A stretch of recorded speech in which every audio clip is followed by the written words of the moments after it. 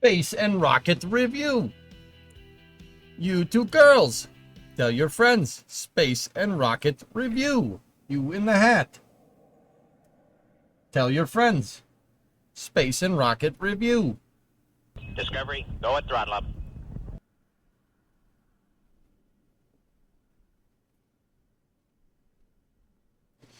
What's going on, everybody? How you doing? Warlock with the 28-month resub. Thank you. Okay.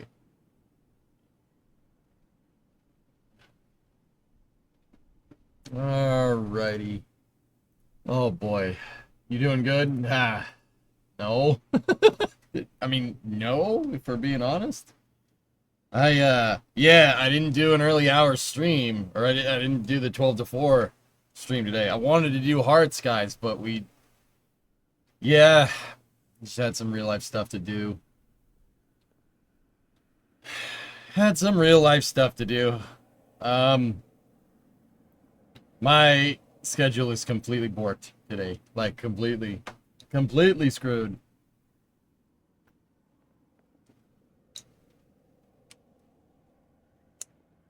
The good news is that I did make some forward progress on the Coronet this morning. Made some good progress. If you look at the rails, they're all smooth. I smoothed them out with the metal grinder and painted them with primer, not full paint, because we still have some stuff to weld. But yeah, that's what I did. Got a lot of that figured out, so that's good. So I made some forward progress on the car, but yeah, I didn't. Yeah, we're getting closer to the trunk. Putting the trunk in.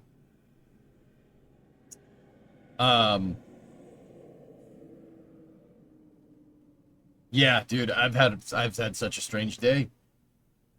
Uh, I I was working in the garage, and then something came to my attention that needed my immediate attention, and that ended up taking a couple hours. No, I don't want to talk about it. No, I don't want to talk about it. So, yeah, here we are, starting up at 4 with Space News. Yeah, I wanted to do Hearts today, but we don't have. Yeah, everything's fine. Everybody's okay, Fluffy. Everything's good. It's just PJ had to get a little sassy on the phone with some people. Don't worry about it. Don't worry about it. Starlink broke. Yeah, yeah. Primo's just fine, Flykin. Yeah, everything's a-okay. And I do have a good amount of space news here, and I wanted to show you guys a YouTube channel that's up and coming. That's done by one of my buddies that works at NSF. But we'll get into that in a little bit. There's been some interesting things going on with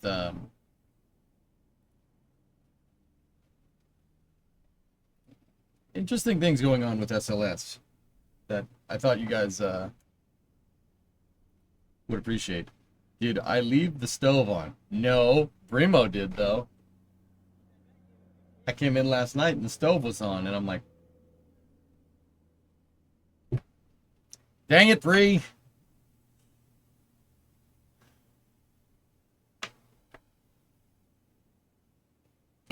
Now listen, melon farmer, I just want to get my melons picked. Yep. No, not the neighbor. No, no, no, no, no. Yeah, it's totally something different, something that I don't want to talk about. But yeah, it was one of those things where I was like, I got a call, and I'm like, oh, that's what's going on. All right, we got to fix this. So I had to make a couple of phone calls about things to some people. It's all.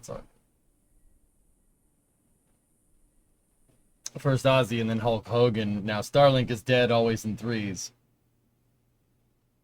Yeah, but Starlink's coming. Oh, never mind. Well, if does the same thing, just turns the knob all the way to low. That's exactly what happened, John. What the hell? What the? There's a big light on the thing that says the burn is still on. What do you mean turn it to simmer? What does that mean? I blew up the building. Why? Because you made a phone call.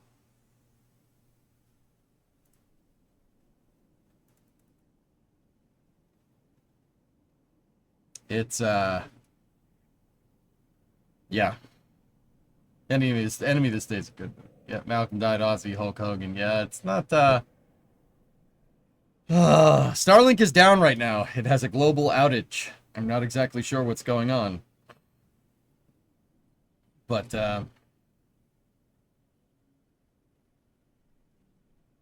yeah, there's a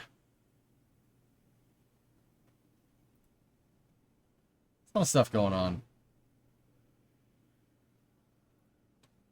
Hey, you guys want to see something funny? Let's start space news with this. We need a good laugh.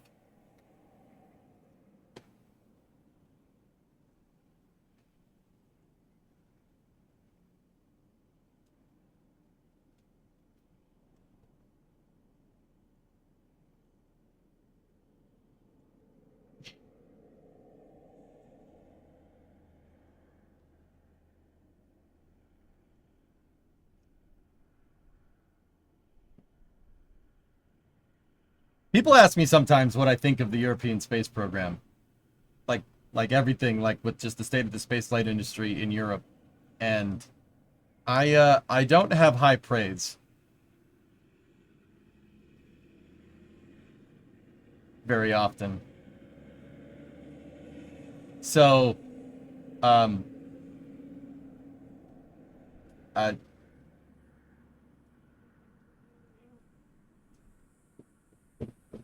that's I don't have high praise very often for a good reason.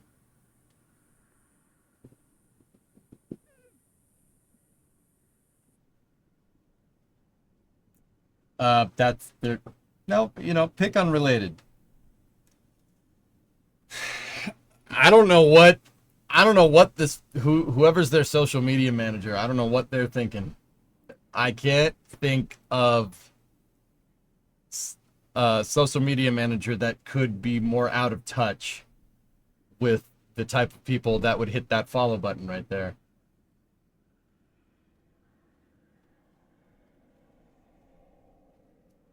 William, I,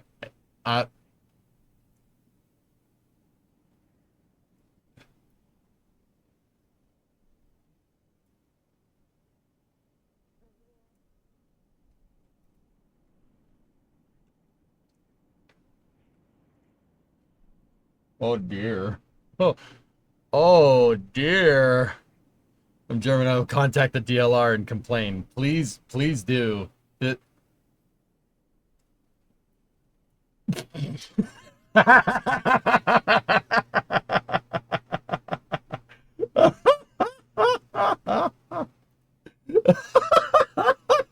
What are you doing?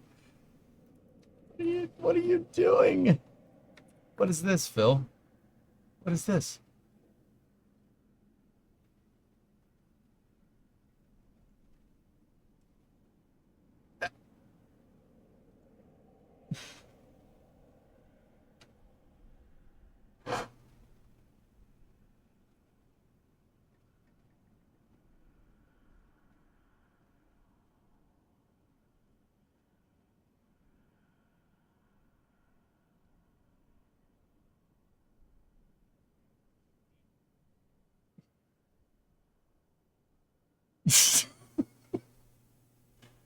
Please just launch a rocket.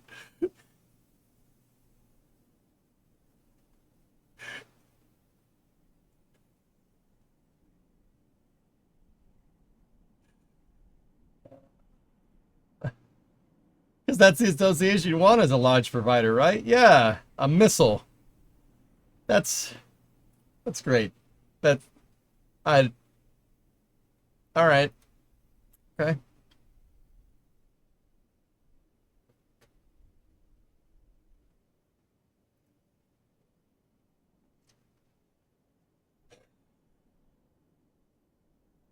It's accurate though, since Mario Kart World never goes to orbit either.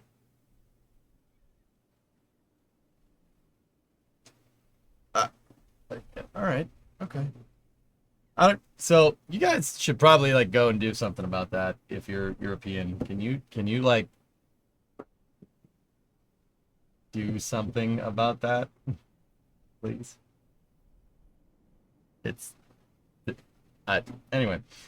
On to more space news. So Check this out. This is the Crew 11 Dragon. That's Dragon Endeavor. It was rolled out to the HIF at 39A in preparation for the Crew 11 launch, which should be in about a week. Anything but launching a rocket. Yep.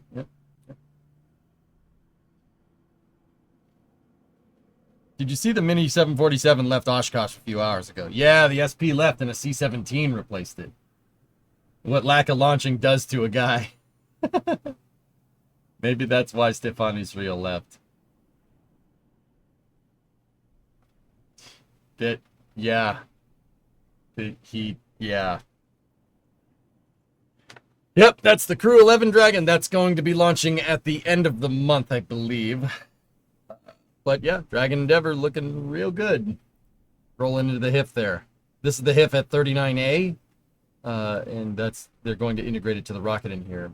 It has this breakover device here so they can turn the thing horizontally so they can pick Dragon up and attach it.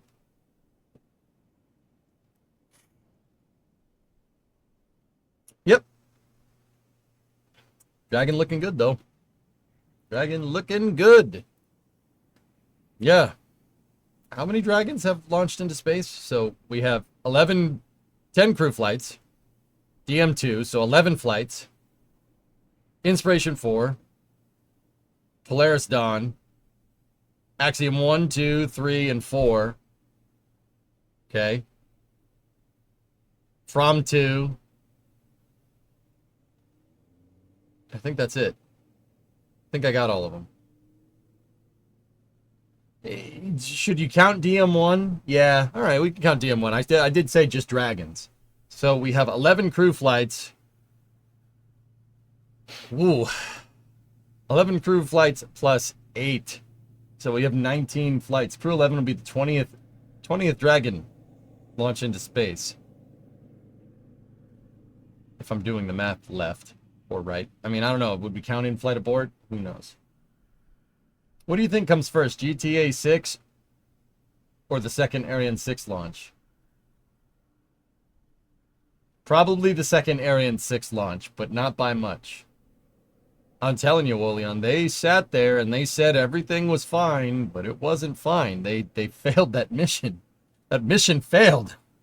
It failed a secondary objective, but it still failed. The APU didn't restart. Oops. Kind of need that. That was a big deal, but they were just like, no, it's a total mission success. So no, it's not. No, it's not.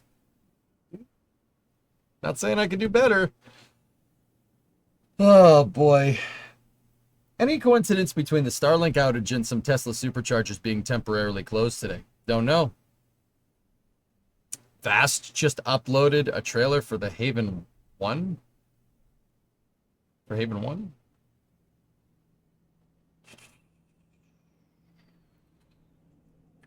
Fast. Then the Blue Origin launch was a fail because it didn't land. I've said many times, Aqualux, they named the stage, so you're saying there's a chance. They fully intended on getting that first stage back. Yep. Dude, if they wanted to test propulsive landing, they would have just had it do a soft splashdown in the ocean and then go and fish it out. They wanted it back, and they didn't get it back. I'm thinking that's probably a big reason why we haven't seen another New Glenn, but I'm just putting it out there.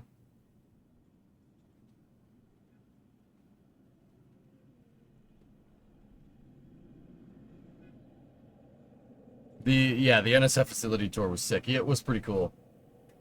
It was pretty damn cool. Ugh. Okay, what else do we got here?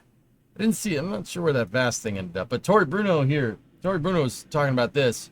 Is it Christmas already in Florida, or is the last girder tree topping on VIF A at the Cape? So it looks like the last bit of steel to expand the roof of the vertical integration facility A for Amazon has been completed. This is the former solid rocket motor assembly facility, and ULA needed to raise the roof and extend the door up so you could stack a rocket in there. It looks like they've been making some pretty good progress. Nice crawler crane. Ah.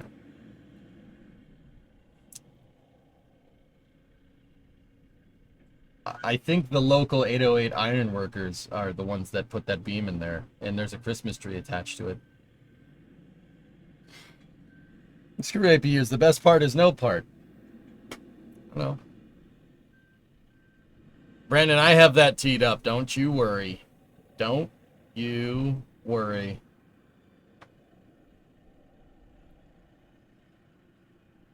All right.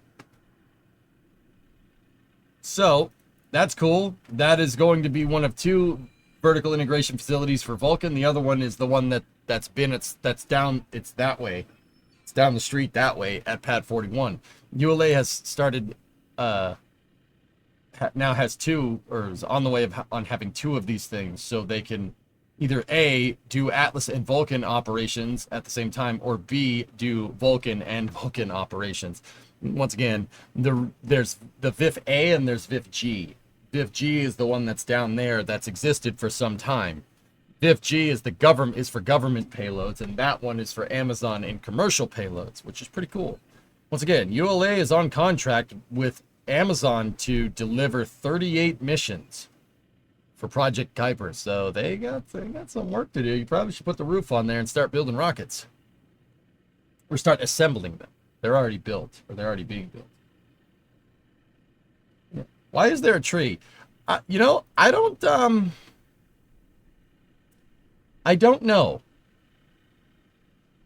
Yeah, I don't know. Do you know when Slick 3 at Vandenberg will be ready for Vulcan? Psychove, judging by what I saw from the Tracers mission when Falcon 9 left from Vandenberg yesterday, because it wasn't foggy, it looks like probably next year, if I had to guess.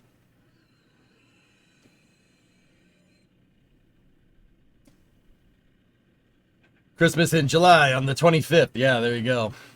So, good stuff. Good stuff. Tori Bruno is, of course, the CEO of United Launch Alliance. And yeah, see, there's VIF G right there, stacking a Vulcan for the SF-106 mission. That is a Centaur 5 being attached there. Hello. Hello. Nice. Good stuff. Good stuff. You could see the old door, the top of the door used to be right there. Because this door was only tall enough for a Titan SRB to be able to be rolled out from it. Because it was a solid rocket motor assembly facility. And they're extending it to be able to basically roll out with that right there. Nice. Very nice. Yeah, only, right? Yeah, exactly. Kind of reminds me of the ICPS. That's a Centaur 5. It's kind of synonymous in function with an ICPS, but I would say that Centaur 5s are better. They got 2 engines instead of 1. I like 2 engines. More engines, more better. NSF on Space Coast Live caught a ULA payload going by the VAB earlier today. It's probably for this rocket right here. It's probably SF-106 if I had to guess.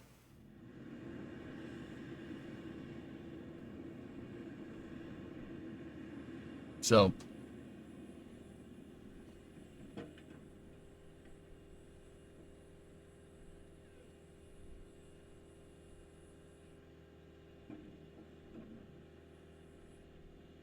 hey Jens, what'd you do?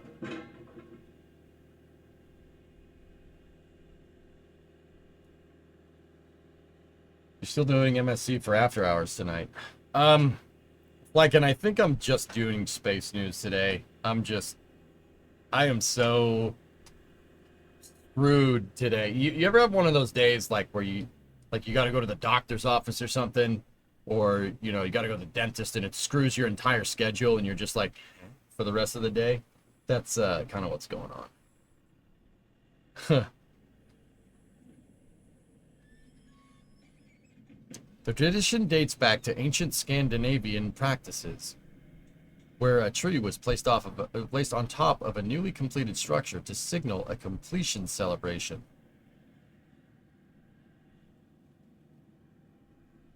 Do I know when the spaceplane is going to be launched on the top of that thing? No. X-37 missions aren't exactly advertised, dude. Will you do hearts tomorrow? Probably not. We don't have enough time. There's no way I have enough time before the flame trench tomorrow, John.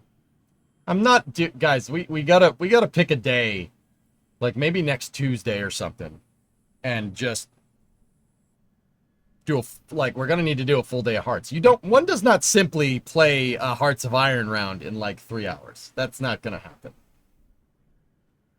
They being Dream Chaser?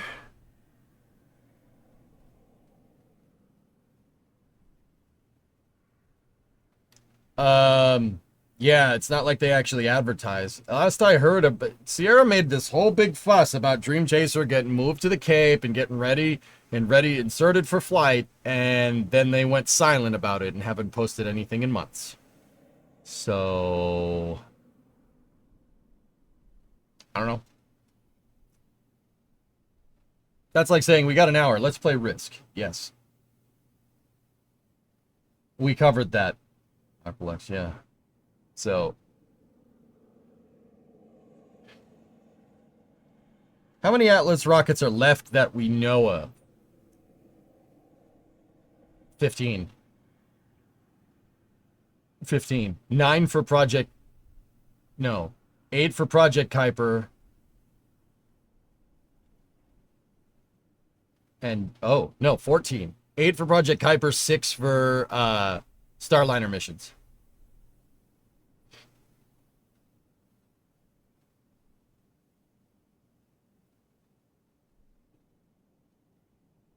Yeah. Been more quiet than blue. Yeah, that tells me that something went wrong. They saw something and they're like, uh-oh. You know, that tells me something is not great. Starliner missions. That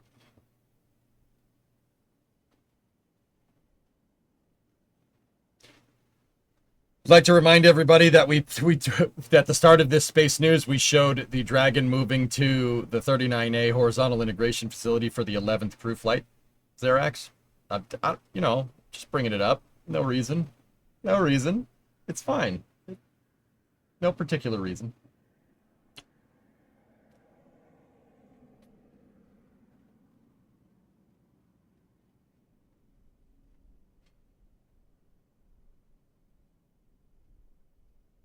Dream Chase earned. That's right. That's right. All right. So let's see. What else do we got here? Let's take a look. Blue Ring. The first Blue Ring mission will carry Scout.Space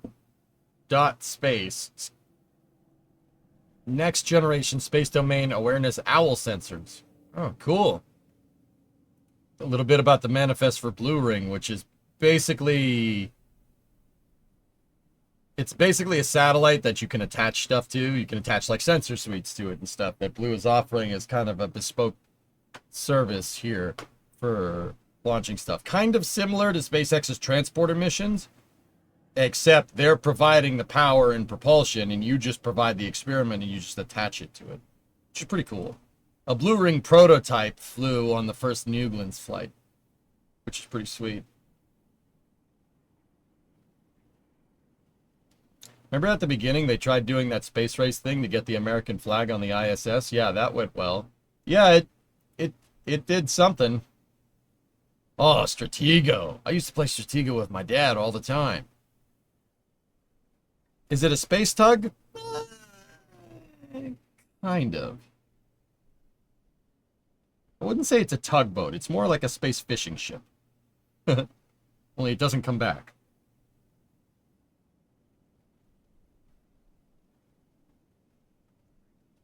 Do you like the first wooden satellite, Ligmasat, made by the Japanese? Is that its actual name? Lignosat?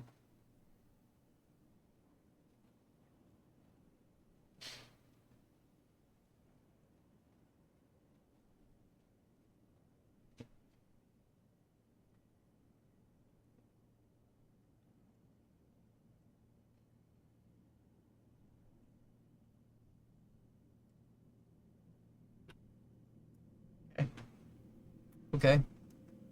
Okay. Here's a comment from Dave Limp on Blue Ring. Looking forward to flying Scout Space's next generation SDA sensor on board Blue Ring. Thanks for trusting us with your important mission. Blue Ring offers several innovative features, including an industry-led Delta V Max. Blue Ring offers several innovative features, including an industry-leading Delta V maximum of 4 kilometers a second, thanks to our hybrid electric and chemical propulsion systems. Plus, it can carry a payload of 4,000 kilograms, which can be distributed across 13 different ports. 4 kilometers a second with 4 tons of payload is pretty good, man. It's pretty good. Dave who? That's Dave Limp. Dave Limp, Dave Limp, Dave Limp, Dave Limp. Dave Limp.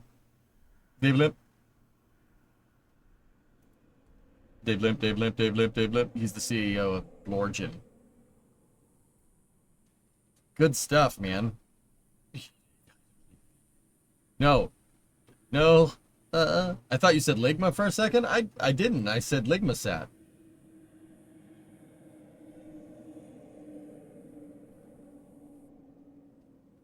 And then? That'll get you to the moon. It could get you on a translunar injection. I don't know about actually like getting out there and staying out there. You need a little bit more than that to get out there and stay out there. You could probably do a free return with it. Ligmasat. Yeah. Ligmasat. Look at this.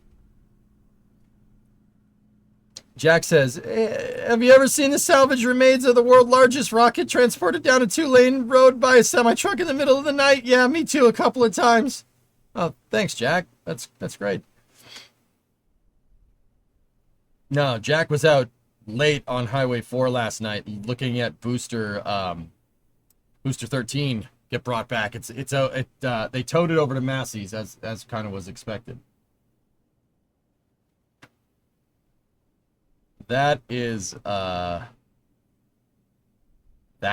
is a super heavy. It's huh. No, nice impression. Nah, Jack's my boy. Jack's my boy. We're pretty damn good friends, dude. It's pretty cool. He's a good friend. Good dude. The one true Yank Canadian moose during mating season.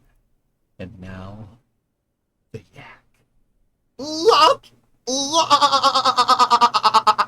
Wow.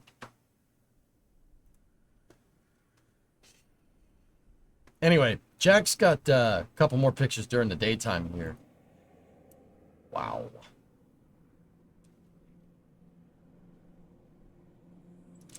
Let's let's take some pictures here. Let's see. Huh. Oh. Oh.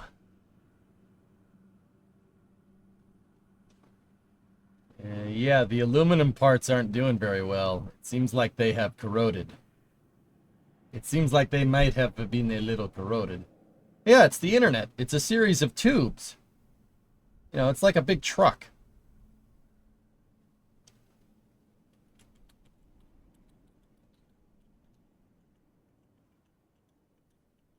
Damn, dude.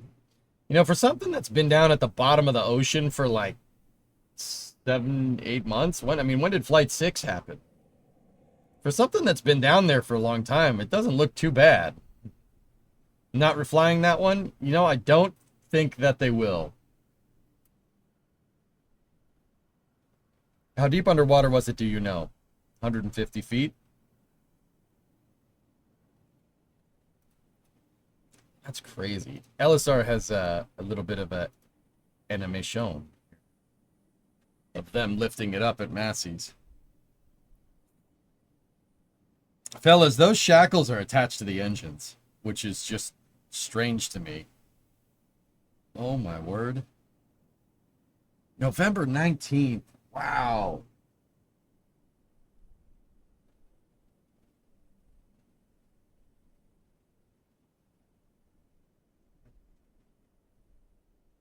Did that guy just poke it with the telehandler?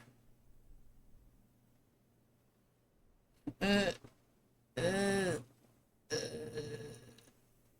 uh, uh.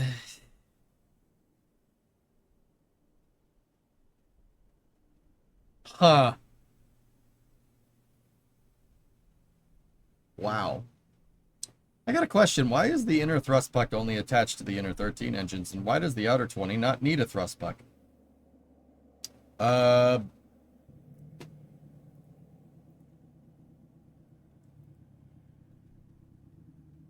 okay, so the outer engines, if you noticed, they're mounted on this this aft skirt piece right here with all those stringers. They're pushing on the outside edges of the vehicle. So look, hooky. So you have the outside of super heavy here. You have your thrust puck in the center. You have 13 here and you have 20 here. The engines are mounted like this.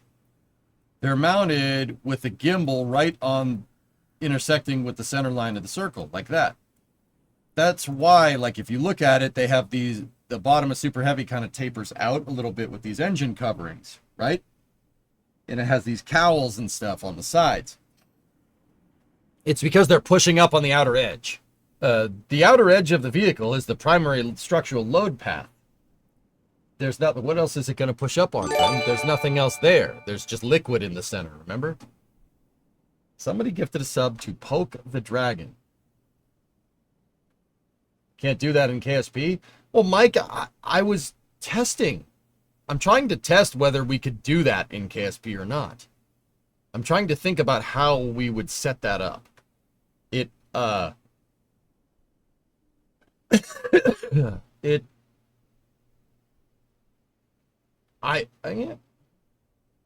We could do it. Maybe. Hey, Vert, what's going on? Yeah, that's interesting. Thanks for the answer. Yeah, exactly. Yeah, no problem. The inner thrust puck is mounted to the aft bulkhead, to the aft dome on the LOX tank, right?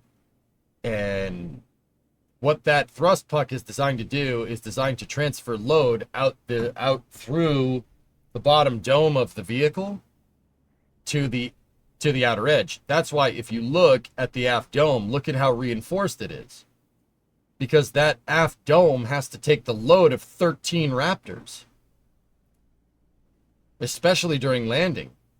You imagine 20 of these things are just dead weight. Well, mass. Think about all that.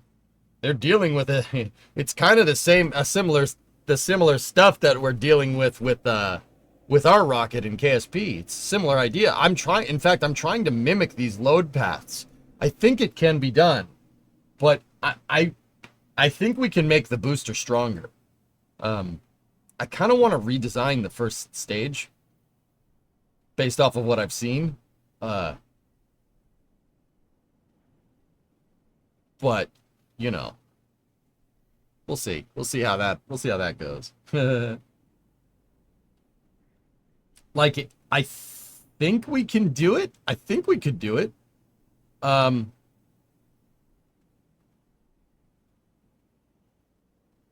you think with the bigger downcomer, it will fix potentially giving the need for...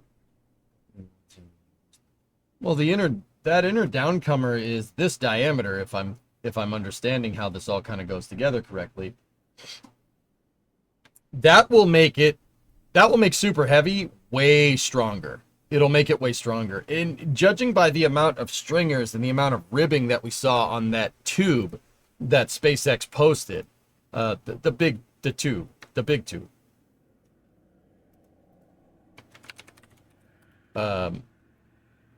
Give me one sec. You guys know the tube. They posted about it. We covered it for Space News a little while back.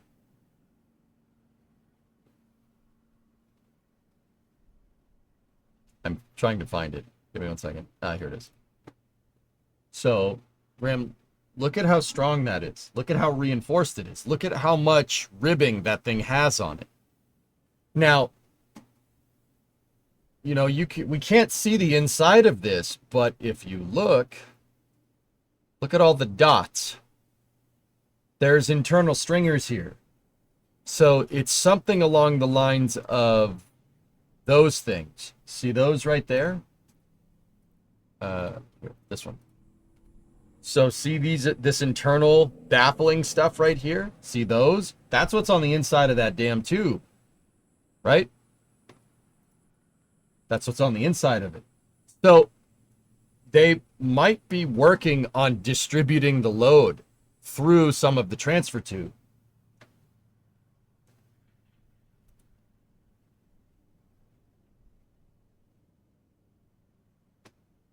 I mean, yeah, that's a good point, all systems. The fact that they can just hold this thing sideways and it doesn't do this shows how strong that thing actually is. Load bearing. Yeah. Hellfish, this tells me that Booster 3 has some real crazy tricks up its sleeve, guys. The Block 3 boosters, they have some real trick stuff. Lot of crazy improvements.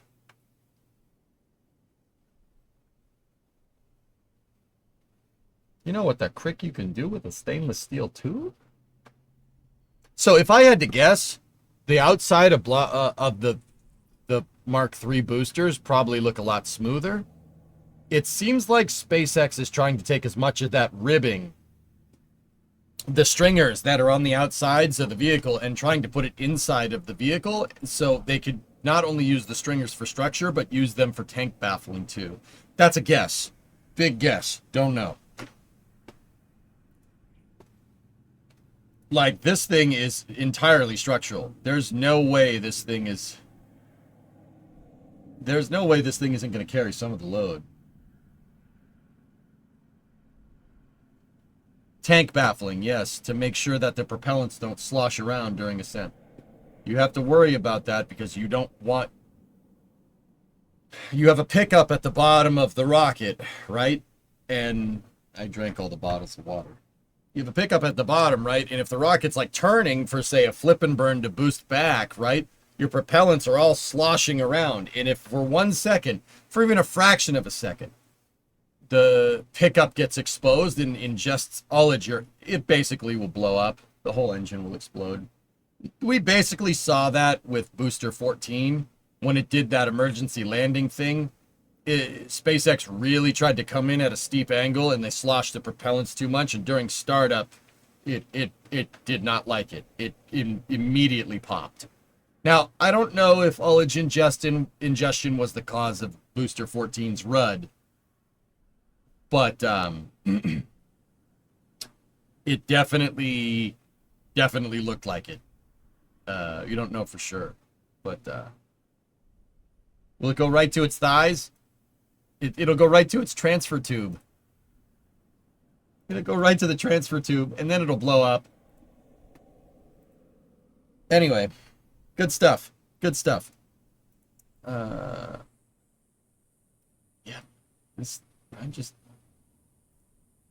That's crazy, dude.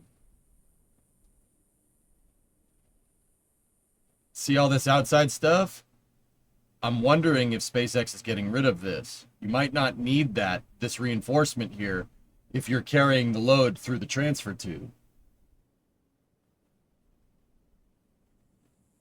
I learned a lot from Block 1 and 2, and I think this will definitely work.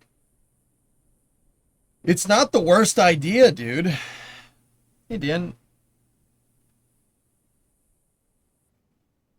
He's excited for Flight 10. Yeah, man. Yeah, the guy poked it with the telehandler. He's like, "Oop."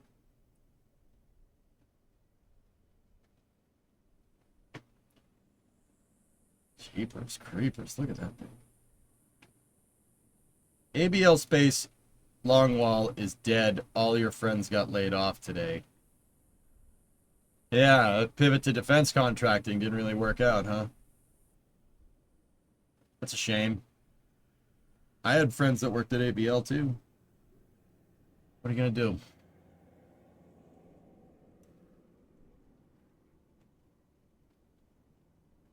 Yeah, Elfish, I get it. I get it. Nova gifted a sub to Ziberon. Space. You gifted a sub to Ziberon? I have a delivery for a Baron. Sucks about ABL. Um, yeah. Yeah, it's unfortunate. Um,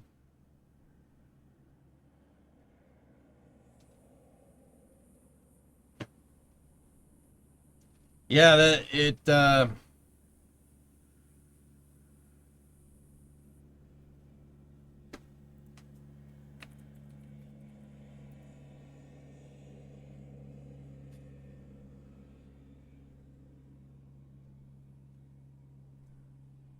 yeah, that's just a shame.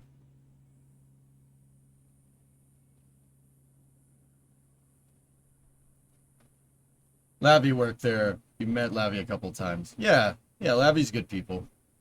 Lavi helped me with my streaming setup when Ernock and I were doing the Excellent Adventure. Lavi helped us fix the streaming setup in an In-N-Out parking lot in Pasadena. Long story short, that was fun. But yeah, hey, it's such is life. Sucks, man.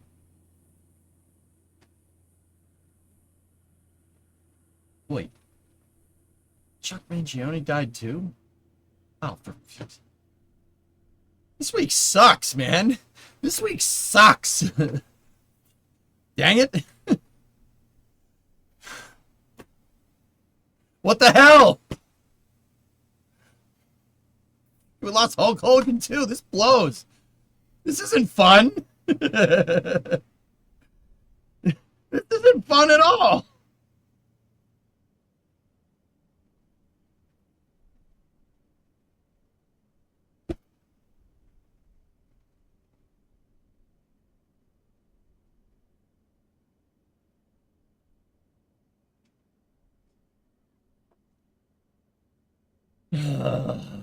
Bulk Brogan. Karen, you're trying your best not to add to this month's tally. Please, please don't. Like, or and like, how about this year's tally? Can we not do that, please, bud?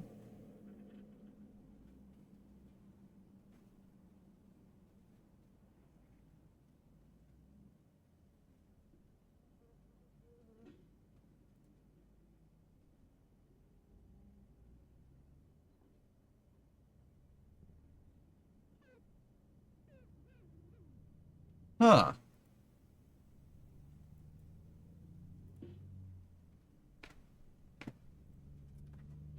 Wait a minute. Wait a minute. Wait a minute. Wait a minute. Wait a minute. What the hell?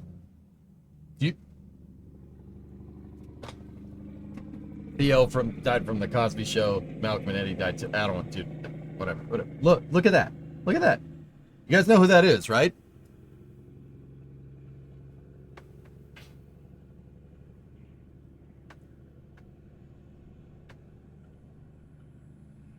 Huh? No, no, no. But we know that's Isaacman's plane. You know who that is, right? No, but I got a feeling you're going to tell us. Really? You guys really don't know? That's Sean Duffy. That's that's the interim acting administrator of NASA. Huh. Huh.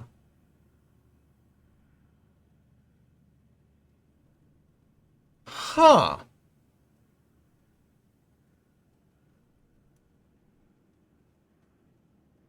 The MTV guy, yeah.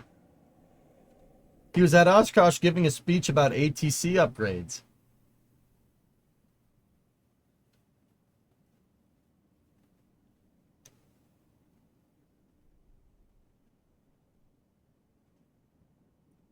Curious. Apparently, Jared Isaacman took him up for a flight in his personal fighter jet, in his MiG-29. Huh. Curious.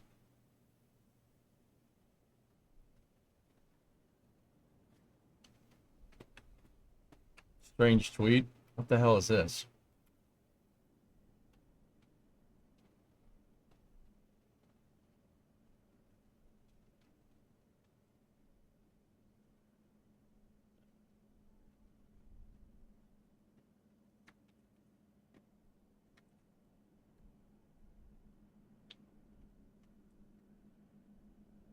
Forgive me, guys. For the light mode, I don't have Truth Social. Okay. Everyone is saying that I will destroy Elon's companies by taking away some, if not all, of the large-scale subsidies Okay, wrong. He receives from the U.S. government. This is not so. I want Elon in all businesses. Everybody is saying that I will destroy Elon's company, take to say some, if not all. No. You got that the wrong way around. You got that the wrong way around, champ. You get rid of all SpaceX's contracts. You get shafted, not him. You got it the wrong way around. Think about it. I'm a police officer. Your life will be over. No, mate. You got it the wrong way around. I'll kill you. Your life's over. And they're not subsidies. They're contractual services. So, nope. Wrong on 2 counts.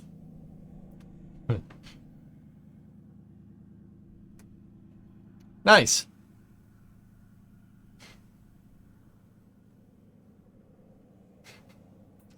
Nope. Nope. Try again. Nope.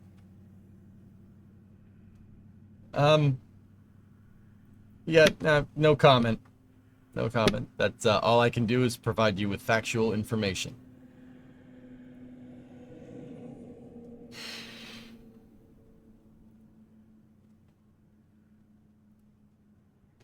You know what I mean? Just factual information.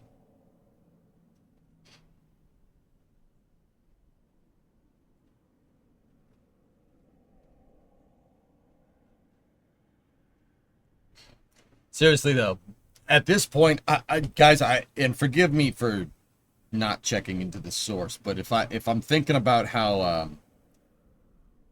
they're making money, how SpaceX is making money with Starlink. Ironically, Starlink is down at the time of this VOD.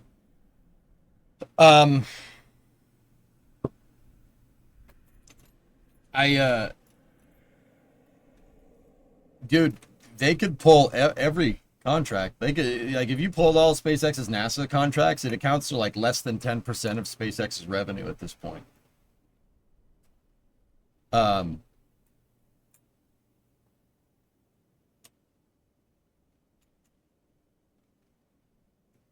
Yeah, that's what I mean.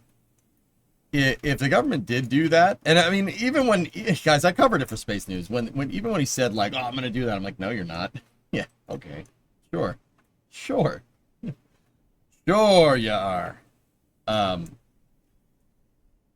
Like, okay, say you pull all SpaceX's contracts, great, you saved yourself a couple $1 billion here and there, right? But now you can't go to the space station, now you can't go anywhere. I mean, I'm just putting it out there. Well, yeah, that's probably not going to happen. And yeah. And guess what? It's still not going to happen. Ride with the Russians. Now, I don't think that's going to happen either. Other than contractual obligations with the space station, you know. But either way, guys, it's something that I was talking about last night when we were playing Summer Car, dude. Guys, SpaceX's income right now, and keep in mind, we don't know for sure. We don't know for sure. We could, you know, everybody, like finance people, could speculate, you know. But even SpaceX, even Elon himself has said this, dude. SpaceX's budget, like their income, is more than NASA's budget. Like Elon has said that multiple times, and then like Morgan Stanley evaluations have confirmed that as well. SpaceX is raking in billions of dollars every year. The Starship has more than SLS's budget at this point, like way more. Like way more. Like, think about this for a second. Out of the $24 billion approximately every year that NASA gets, SLS gets maybe 5 to 7 of that. With SpaceX's revenue is up 20 billion. I mean, I guarantee you more than 5 to 7 billion of that revenue is going to Starship. So the Starship programs, I think it's reasonable to say at this point that the Starship program's budget is more than SLS, which is not something I ever thought I would say. But yeah, It's not Apollo levels of funding, but it's close. It's definitely getting there. It's definitely getting there, man.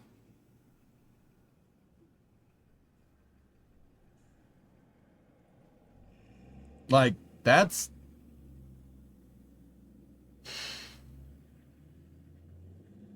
something.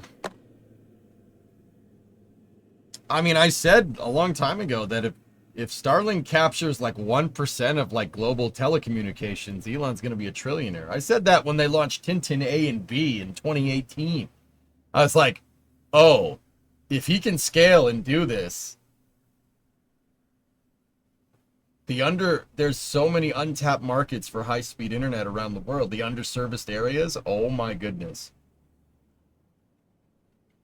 Last, please, if free. I'm busy. I'm busy pontificating about Starship's budget, you jackwagon.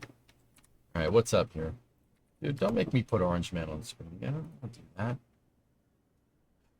News. After Trump officials launched a review of SpaceX government contracts, they determined they couldn't eliminate most of the contracts because they are critical to the Pentagon and NASA.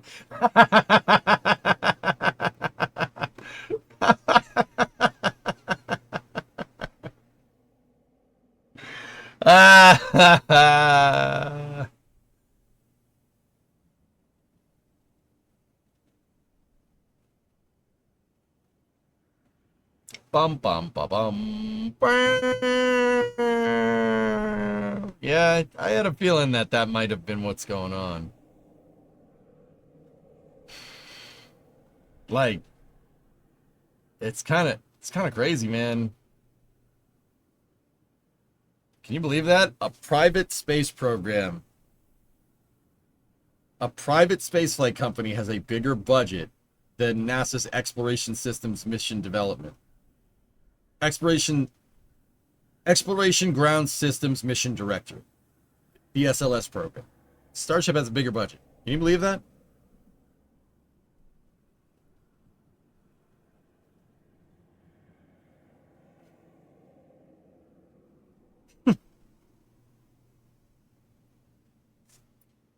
I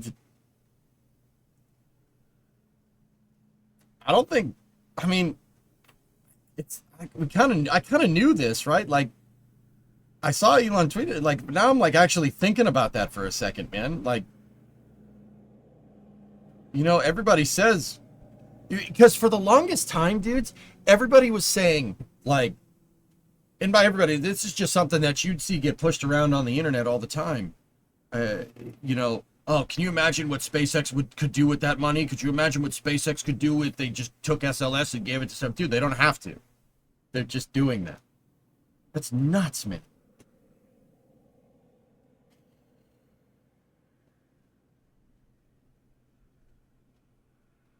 To be honest, I think there's something messed up going on when rich people can. Oculus, I understand the gist of what you're saying. I get it. Um, if we were taking space flight, if we were taking our national space program seriously, there's no way a billionaire could outspend. There's not a chance. If we were taking our national space program seriously, I think I get what you're trying to say, but I think that's the bone to pick. That just spaceflight is not a national priority, and that's a problem. I've been saying that's a problem for a decade, and I think that's something we can agree on. Yes. Goalie had a thought. Okay. Funny you should say that, right? It's weird.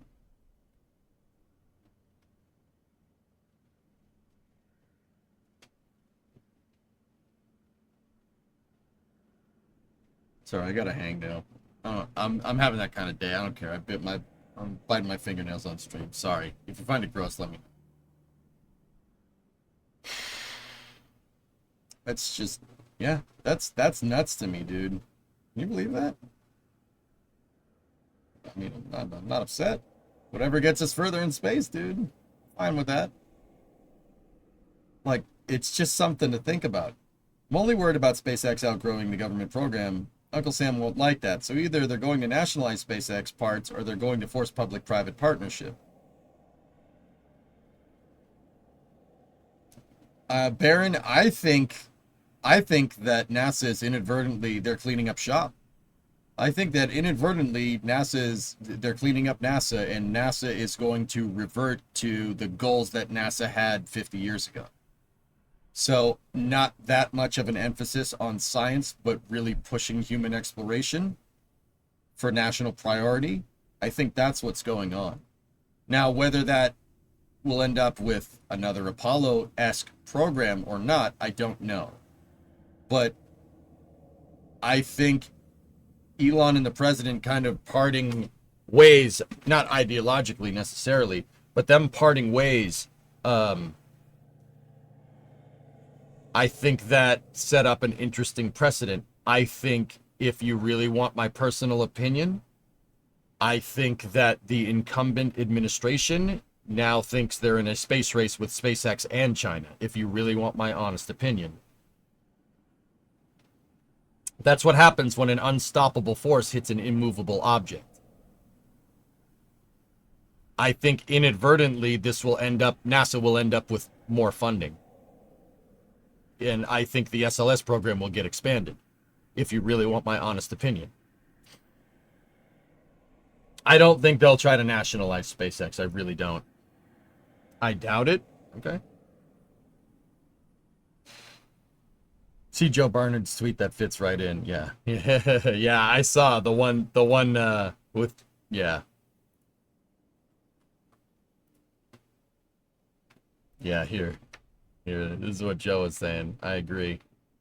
Joe's saying crude exploration of space is such an important endeavor, and I wish it wasn't tied to so much political and social nonsense. I want to talk about this stuff without people assuming I fully support or am fully against some affiliated organization or movement. Everyone needs to touch grass. And then Jack posted a picture of himself touching grass, and then I replied to that. And said, that grass is dead, dude.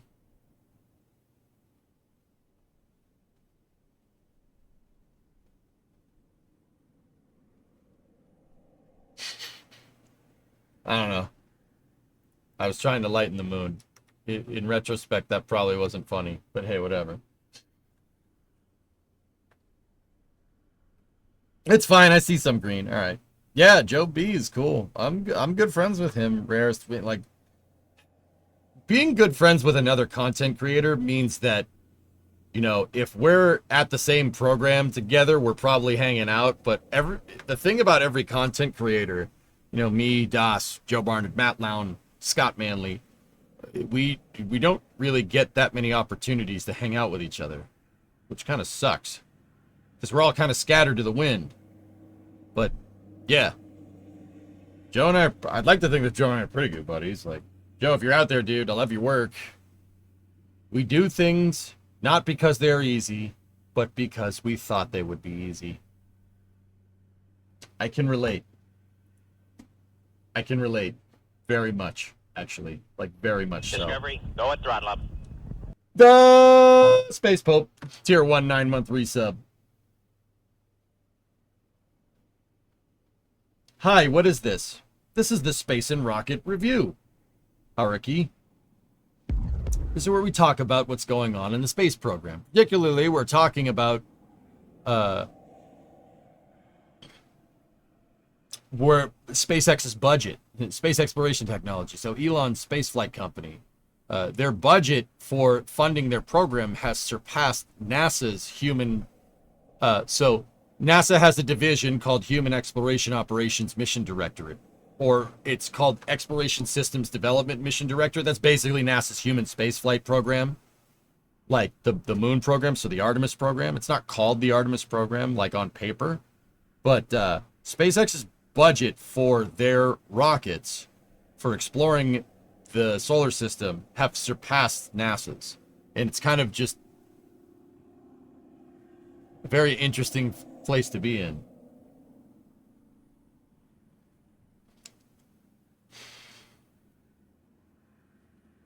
Do the math. 6 million active Starlink customers, $100 a month, 12 months a year, not including any government or private services. That's already like $7 billion a year. And then there's Starshield on top of that, dude. And Element, you know what the crazy thing about this? Yeah, no, the math checks out. The crazy thing about this is that at this point, HLS isn't even... Human landing system is not even SpaceX's, like, that's not even SpaceX's biggest revenue generator. Not even close. NASA contracts are peanuts. Can you believe that? NASA contracts are peanuts to SpaceX. That's ridiculous. Like the HLS contract? Nothing. That's nothing. It's small change, dude. SpaceX makes, you know, element by that math, just including like private services for Starlink. SpaceX makes that in 1 quarter. 3 months, they make as much as the funding for the entire HLS program. $2.2 billion.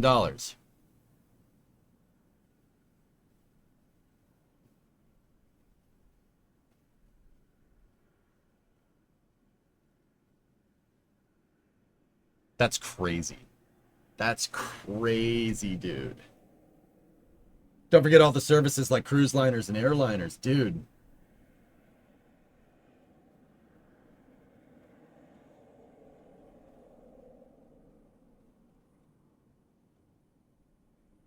How did we get here, man? This happened awfully fast. This happened awfully quick, dude. Wow. Are you going to buy shares when Starlink is spinned off into an IPO? If he does that, I might do that, Knucklehead, yeah.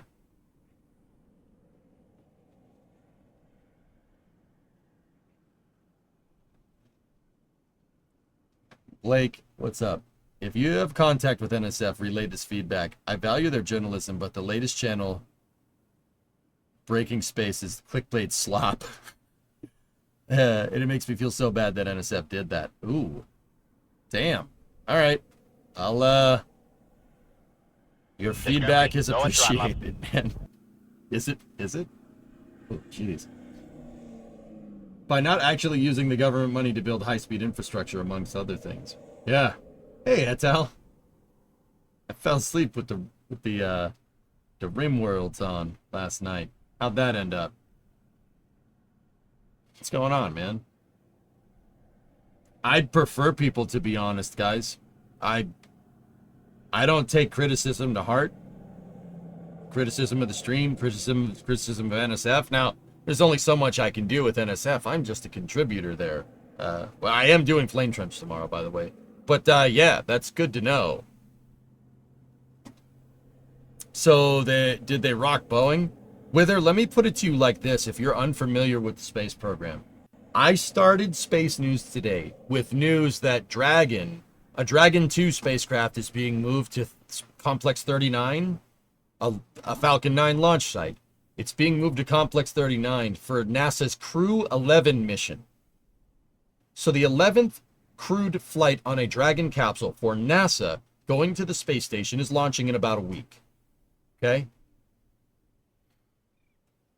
SpaceX and Boeing got the Commercial Crew contract at the same time in 2014, and Boeing got double the money that SpaceX did. And Boeing has launched people to the ISS, but not back. They had to be brought back on a Dragon capsule. SpaceX has successfully moved 9 crews to and from, well, 10 including DM2. 9 crews, or 10 crews to and from the space station, not including, that's just NASA missions. Not including commercial missions. If it's commercial missions, add another 4. All right, so between commercial and NASA, 14 crews have gone to the ISS on a Dragon capsule, with not including the crew 10 that is up there right now, and the next crew that's going to fly. Starliner has moved 1 crew up there, and it was just 2 people. And that's it. Both of them were contracted through the Commercial Crew program round 1 funding. Were basically contracted for about 6 flights, give or take. So, you know, they were both 6 Starliner missions and 6 Dragon missions, operational. SpaceX has not only completed those 6 Dragon missions, they have gone on for another round of 6 to Crew 12. So a contract extension. Starliner has not launched 1 operational crew to the ISS. The crew that went up there was a test flight. So did they rock Boeing? I mean, I could sit here and tell you that space flight is difficult, and it is. And I think one could make the argument that Boeing has no experience making spacecraft, human-rated spacecraft. Boeing traditionally has made core stages. They've made rockets, not the spaceship. That's different. So I don't blame them for being a little bit behind, but at this point, it's just kind of sad. Like, at this point, it's just like, okay. Both got 6 missions. Why did Boeing get more money? Because that's what they put in for the bid, and somebody at NASA was like, "Ah, okay."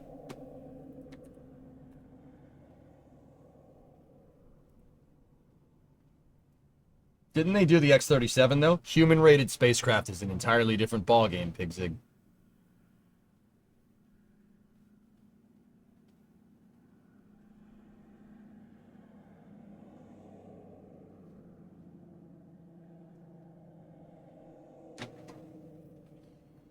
So, okay, fellas. Just...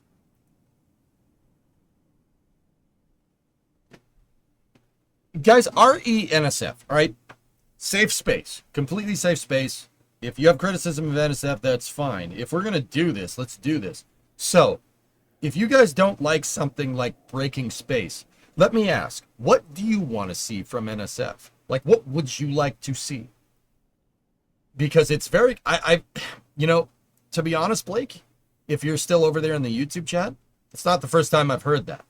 I've seen people on the internet, on X, not happy with it. What would you guys like to see from NSF? Just out of curiosity. Dragon 1 was SpaceX's first endeavor into spacecraft like capsules, though, so that's why they've gotten 2 iterations of Dragon before 1 iteration of Starliner. Well, SpaceX started with non-human rating requirements scrap, and then parried it into human rating, which is why their contract was less. No puns. All right. Flame Trench is your favorite. Look at all the SLS core stage delays. Yeah. Keep doing what they're doing. No need for extra channels. Okay. To be honest, the current coverage of NSF is very extensive, and Breaking Space IMO adds to it quite well. I don't see the clickbait claims of Breaking Space, to be honest. Okay. Sure. Came here from NSF, I love the longer streams. Well, that's something I do.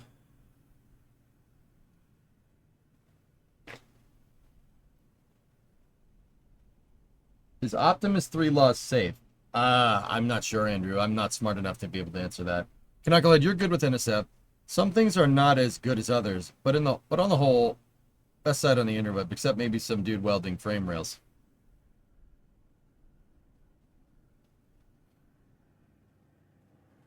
Let's not get ahead of ourselves here, okay? Okay. Tim, Don, Scott, Manley is where I heard the timeline assurance. Personally, I like the content 100%, but the thumbnail style is very clickbaity, okay? Less merch plugs, because last Flame Trench had a lot. Enzo, dude, they were doing it every 5 minutes, and it was pissing me off. I'm not going to lie to you. I'm going to say something. I'll be like, no. Stop that. Stop that. Repost. Okay. I feel that there needs to be a bit more digging before they throw out the breaking news. Okay. SF is like a gem of data and info. Talk about something from L2, shuttle history specials. Just don't do breaking episodes with bad editing and video subject can be said in 30 seconds. NSF pulls 15 minutes out of it. Ugh, yucky. The videos they make are just bits of Twiz and posted days earlier. I prefer dedicated videos or something like that. I was only listening earlier, but that guy was right about breaking space, okay? Not about breaking space specifically, but I wish NSF was more reactive on launch streams. Like some Starship streams, I feel like the commentators suppress their excitement to act professional. That's not the first time I've heard that with her. No, that's a great thing. That's the PBY-4-2. That's so cool. What a rare plane. You think Starship could actually launch in 11 days? No. Jeff, I agree with the merch plugs. There's too many. Okay, not about breaking space. Yeah, Wither, I got you. I love NSF, and they brought me to your channel. New concepts are fine. I'm more annoyed by the ads every 5 minutes on launch streams. It wasn't always like that.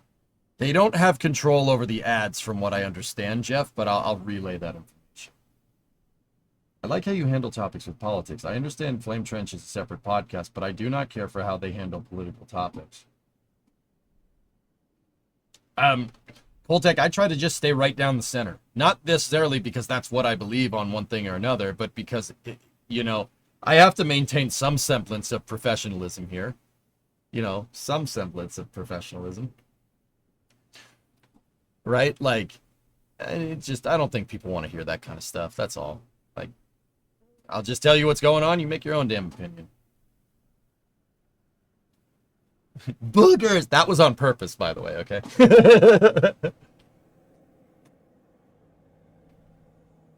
I'm OEJ. Lead, don't follow. Priority on more and continuously improving journalism that breaks new information and makes something more complicated, more understandable than chasing the algorithm.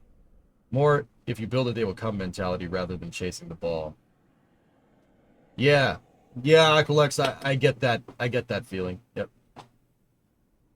You're right. We love space and rockets to escape the reality. Brett, that's always been my modus operandi. I rarely get political. The only time I do is when we're not spending enough money on space. Like, spend more money on space, you douchebags. Like that's it. That's the extent of my axe to grind, dude. I mean, SpaceX is kind of putting their money where their mouth is, to be quite fair, which is why I brought it up, This politic thing is too severe. Really? Really? Huh. That's fair. I thought the creators could push ads when they choose to. Jeff, maybe the NSF stream is different because it's like bigger than mine, but I haven't found any immediate way to push ads on YouTube or have any control over that. I have control over it somewhat on Twitch. Like, I can tell it to run ads every once in a while, but I'm not entirely sure how YouTube works on that end. If I figure something out, I'll get back to you. It might be out of their control, but also, dude, I grew up with computers and stuff, but I find as I get older, I'm turning into an old man, and I'm like, yeah, I don't know how this works. I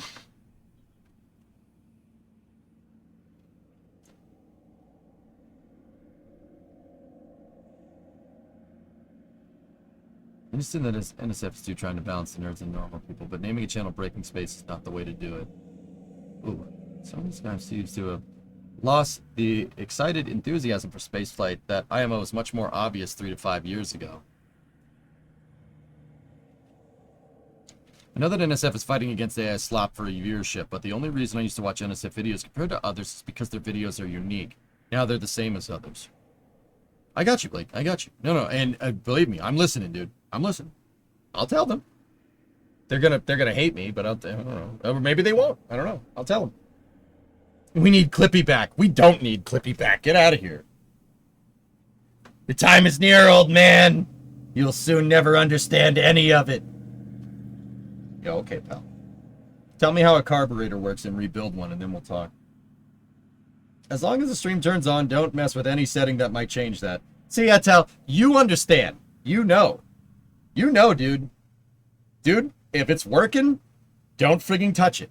You need to rely on that equipment doing the same damn thing every freaking day. It takes an act of Congress for me to change something on my streaming setup. And I know I'm not the only one. Now I know I'm not the only one. That makes me feel a lot better, dude. Hell no. Like, is that light, the light is fine. It's there. It's been there. I'm not touching it. I'm not touching it. Do not change a freaking thing. The constant plugs and the clickbait are annoying. Also, the fake professionalism. I miss it when it was just space nerds talking facts about space. Also, Flame Trench feels cut off at the end with planned topics not being talked about. Yep. Something is different with NSF, but I don't know what. I like the idea of breaking space, but it actually needs to be breaking news. Yeah, okay. Cool.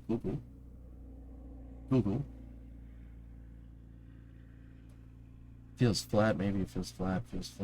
Okay. Alright. I honestly wish NSF would stream on float plane. Huh. Okay.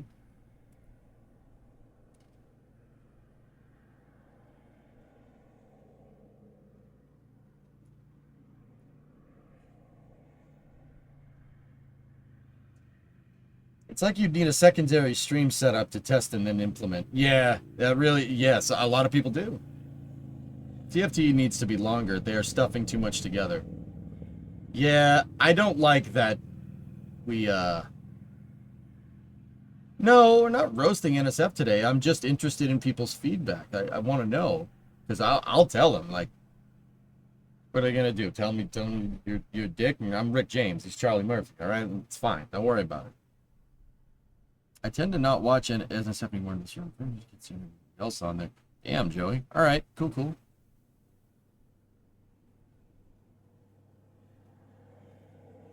James probably never would. I haven't watched the last 4 Flame Trenches, and to be honest, I don't miss it. Okay, one man. Yeah. Doesn't have to like 20% of it is merge plugs. I agree about the Flame Trench. Now that Twist is after it, it feels like it's rush constrained towards the end, along with rushing through the last supports or store mentions.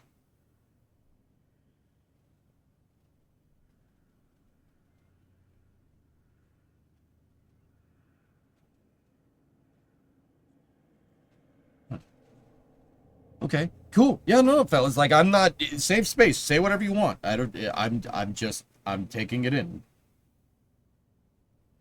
Agreed. Add an hour to Flame Trench. Eliminate the post-stream session with members. Yep. Hey, Blitz. What's going on, buddy? How are you? Could they not just release Twists on Saturday instead? I don't know. I could ask, Spoil. I'll tell you what they say. Found the combination of your coverage and coverage in that of NSF very good and enjoyable. Thanks, sir. Right on. NSF introduced me to y'all. I enjoyed both, so thank you.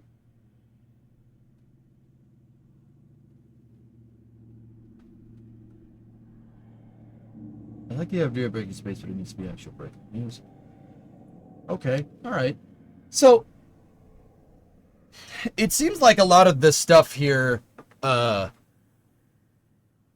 one more start Flame Trench on time. Sometimes that's my fault, David. I will take ownership of that one. Sometimes that's completely my fault. Hey, Muffin. 72 months. What's up, dude?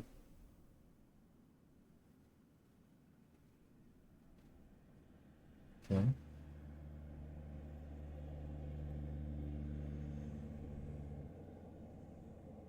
Yeah, all systems. All right, I got you. Elon rebooted Twitter. When actual news networks started using NSF clips, I saw a corporate shift. Interesting. The BO105 is back on the EAA stream? Yeah, all right. I've had that EJ fills the gap that was caused with the loss of Chris G with the random historical space facts. Dude, I had some big shoes to fill with Chris and Thomas. Like, there's some big freaking shoes to fill, dude. I always try to bring my A game when I'm on there. I always try. I try. Sometimes it's hard to get, to kind of get it going, You blame SpaceX. I want to see more documentary videos, not only about rockets, but about astronomy, ground systems, and people on the ground. So, okay, Derek, let me ask you, dude, and this is kind of a blanket question for everybody here. Okay, so you guys understand, like, if, say NSF was going to do, like a documentary on Starbase, or a documentary on Firefly, or a documentary on ESAR, or something like that. Some really high quality, like, hour-long episode, right? Say we're going to do something like that. That means that we would divert more people to that and less people to the more daily content. You know what I mean? So that would mean less launch streams. That's what that means. Would people be okay with that? Would you be good with that? Would you be cool with it?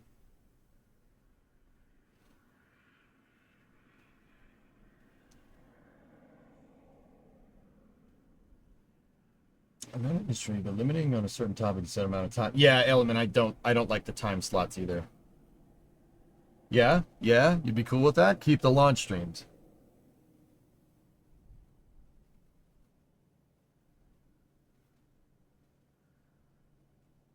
You can also blame SpaceX for launching so frequently. Must keep launch streams. Okay, okay. Some people would, but the general public wouldn't, I fear. Yep, yep. It'd be cool if NSF could do something more with the memberships. I mean, they have the red team. Aren't the options? Okay, Scott. Yeah, I got you. Quality over quantity. Yeah.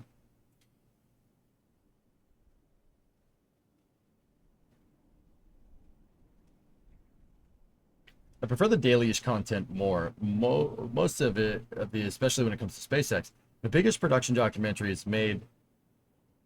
A lot of the things presented might be out of date. That's the duality of it, Bert. I tried to do a Falcon 9 video, a video about Falcon 9 with NSF a little while back. You know what happened? I kept having to rewrite the script because Falcon 9 launches so much. And yeah, I think I ended up going down to a Starship flight, and that kind of killed that project. But that's what I was working on. But yeah, that definitely is a thing. This pattern reminds me of a YouTube channel that was bought by private equity. To my knowledge, that hasn't happened, Baron.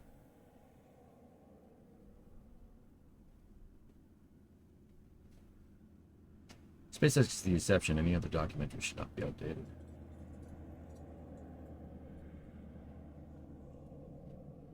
Can't bash NSF between them and you saved my life for Christmas. I got you, Mike. I got you. No, fair.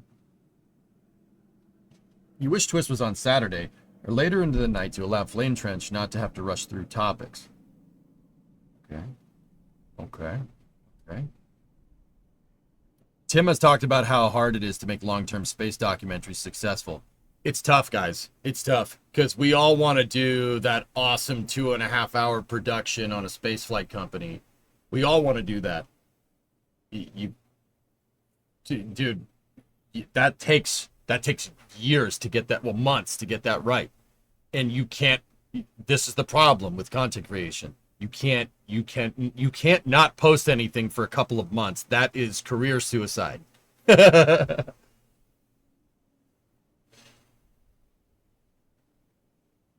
like trying to do a documentary on a race while the race is running. Yep, that's right.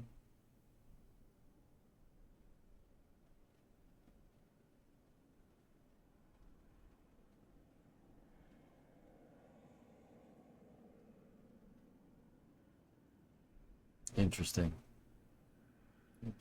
Only Attenborough can do that. Yeah, that's right, man. You love the Bass Tour. After 2 hours, Starlink is back. That one flame trench where Dawson D broke in was a way better experience than the few ones before and after all that. Old school chaos, less prugs, more unscripted.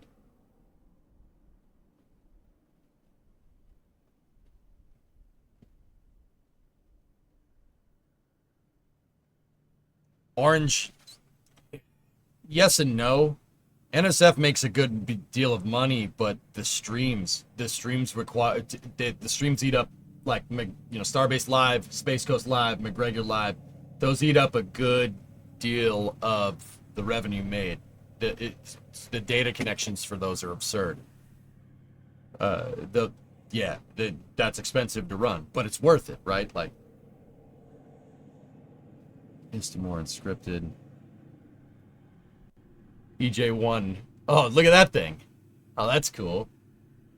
I gotta do some virtual field trips or something like that. VFTs could be a good thing to do. Yeah, absolutely. Really, really like the interviews that NSF does, but they kind of get lost in the algorithm. Got lucky with the fast visit. Only just saw the Stoke interview the other day. Okay. Yeah, keeping those streams going 24/7, 365 is expensive. As far as I can tell, Vance, and I don't have the books. I don't see the books for NSF. I'm not that cool. As far as I can tell, that's where a good amount of cash goes. What about short tutorial videos, about 10 to 15 minutes? Like, for example, different types of orbits and how to achieve them. I could be the VFT guy for NSF. I would love to do that. It's not a bad idea, dude. Yeah, Derek, we could. Yeah, we could,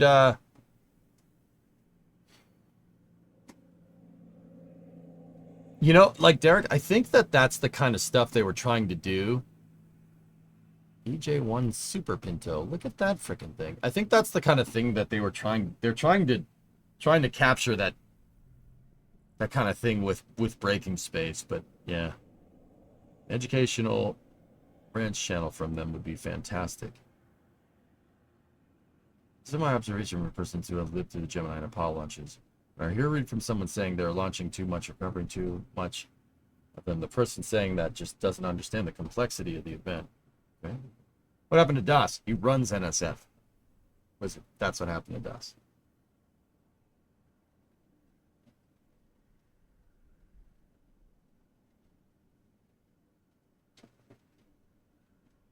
I feel like some of the guys need to find their enthusiasm again.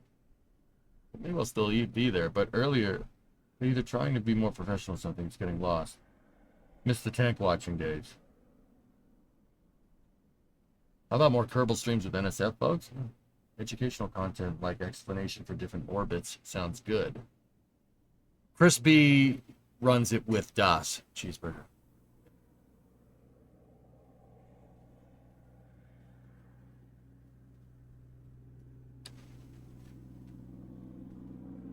What are the chances NSF will feel we're all wrong to make these suggestions? Well, I don't know. Lord, this stream is this stream, and I ain't about to talk to NSF behind their back. I will tell them. I will give them your feedback, dude. Like, I'll give them your feedback. Doesn't bother me. You know? What is Leo? What is the range? What is Geo? Stuff like that would make good technical videos.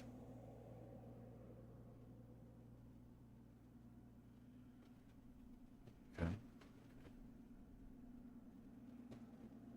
Docking Starliner with broken thrusters, that was amazing. That's my wheelhouse. I was good at that. Please tell me why NSF hasn't done a documentary on both Gigagal from the inception of Starbase to now. She's been there. Incredible story. I don't know if Mary wants that. Like, we'd have to ask. Didn't they do a video like that recently? Yeah, they had the acronym video. Yeah. I feel like they make enough content and variety now that you watch what you want, not watch what you don't.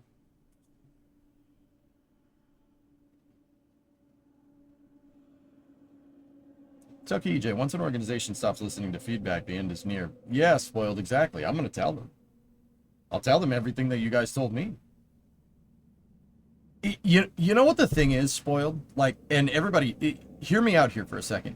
I'll be honest with you. This isn't anything a lot of the guys that are there, this isn't anything they don't know. It's just,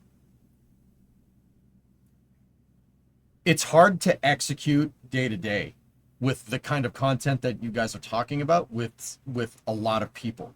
You know what I mean? At least that's my personal observation, and I don't want to air out too much business here. We have a lot of different people. So, I mean, some people have other jobs, right?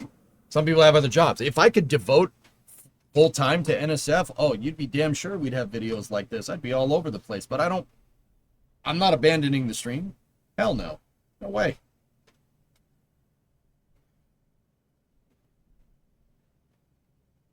You reported breaking space because it was all NSF content, but nothing said NSF. Is NSF struggling? No, not really. Some viewers gave feedback, Hibbit, so I said for this segment of Space News, you guys tell me.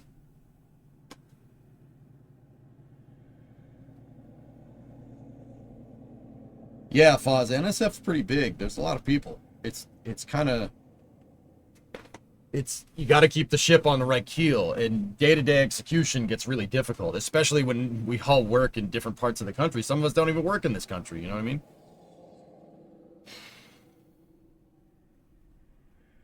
I think DOS doing the voiceovers on the Starbase summaries make them so much more engaging.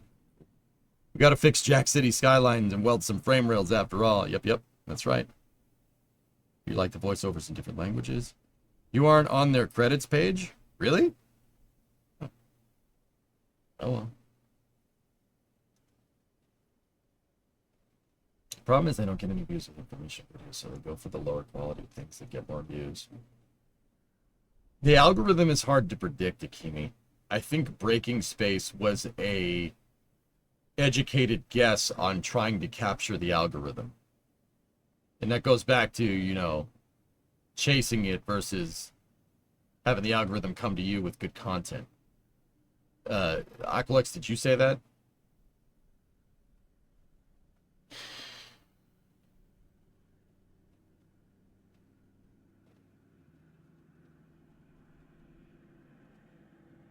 It's a black box. You have issues with it on the RGB team. Yeah, Van, for sure. Hey, Dadder Mage, what's going on, dude? How are you?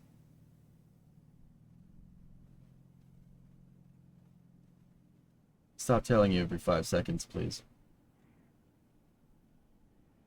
Yeah, Xerax, I very much feel that way. I don't like doing merch plugs, but I'm not the patron saint of, like, managing a merch. I have merch. You can buy a shirt if you want. I don't care.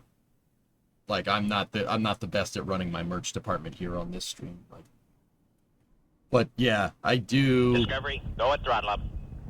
I do find the constant segueing to be a little bit distracting. Must be doing something right for them to have almost 1.5 million subs. Yeah, for sure. Merch is a good bit of revenue, David, for sure.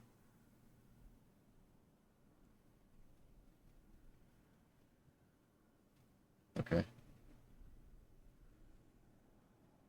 Till EJ, it's the socialist. Oh, yeah. Yeah, that's me.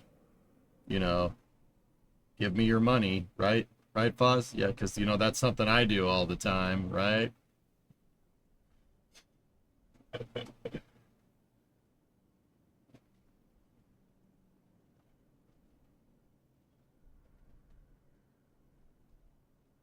Okay, rocket science. Noted. Noted.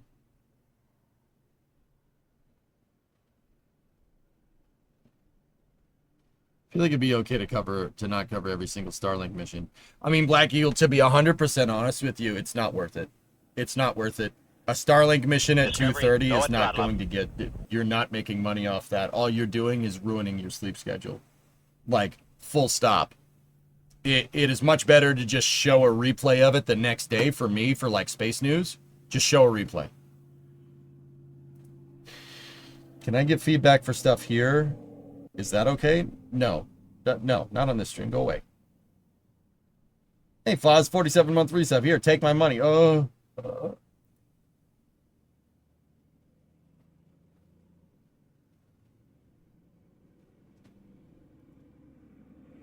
Yeah, any Starlink mission that's at like 2, 3 in the morning, unless it's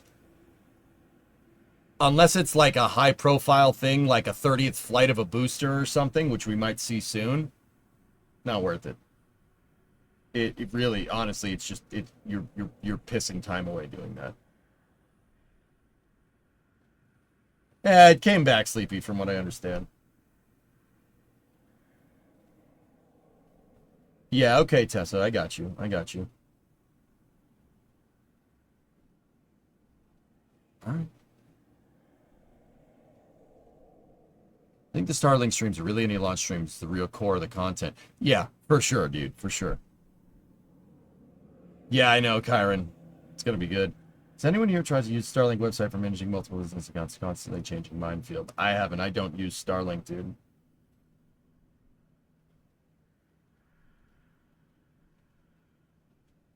Thing is that NSF have caught some drama like the failed landing, but they're so rare. Can I go ahead? Blue Jays or Red Sox? Who's taking the AL East?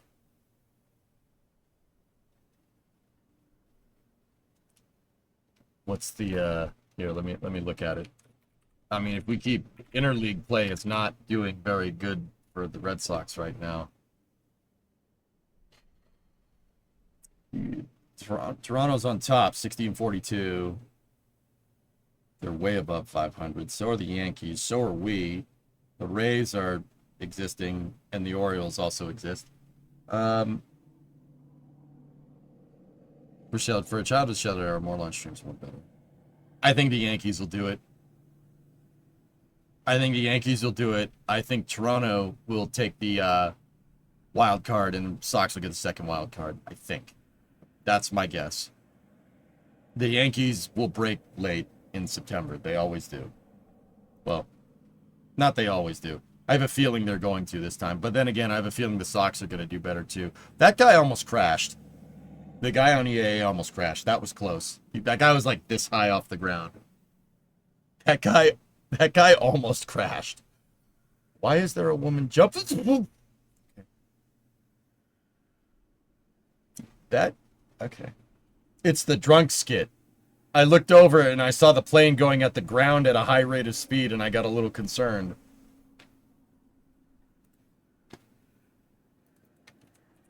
I got a little concerned there.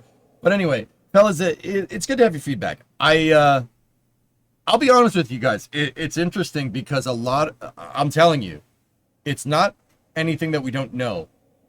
A lot of that stuff was stuff I've heard people at NSF talk about, dudes.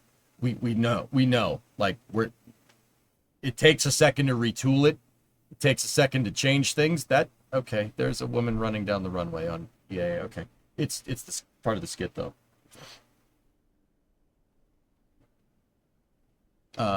One thing I've noticed, it's now popular to dunk on NSF and Tim Dodd on the internet. Not sure why.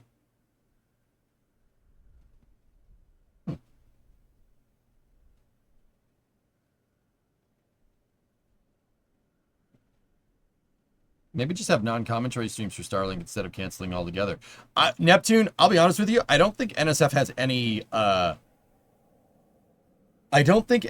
has any plans on getting rid of them. That was just my own personal observation.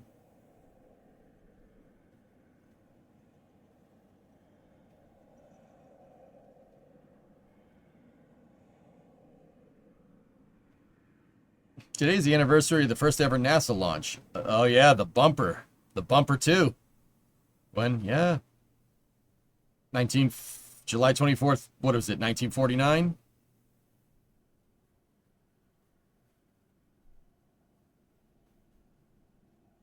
Huh. Okay, what is this? And you guys also linked this. Oh, Senegal joined the Artemis Accords. That's cool. That's always weird. Okay.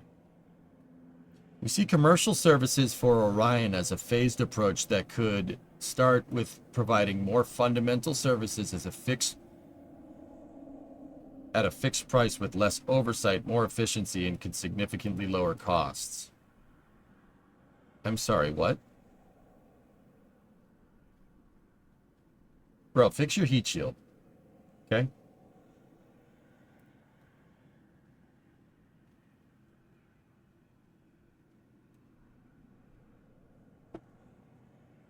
Burn. Yeah, that's the idea, engineer.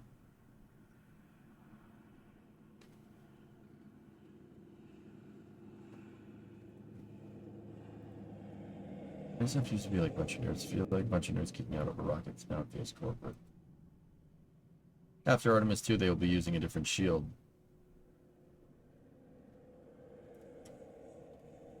Yeah, that's what I'm afraid of, man.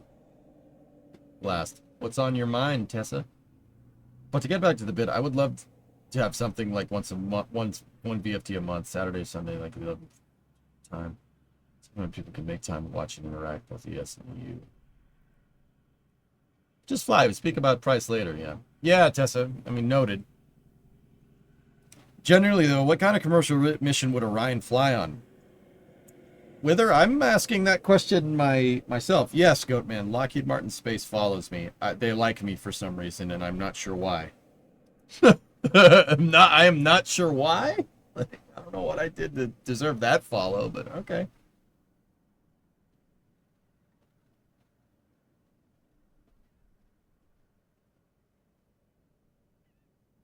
Maybe they figure the heat shield is good for Leo. Yeah, with what rocket, though?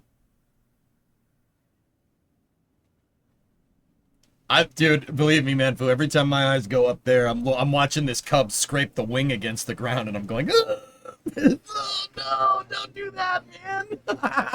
Don't do that. What are you doing? What are you doing? What are you talking about? You have a relatively open mind about old space. I'm just telling it like it is, username.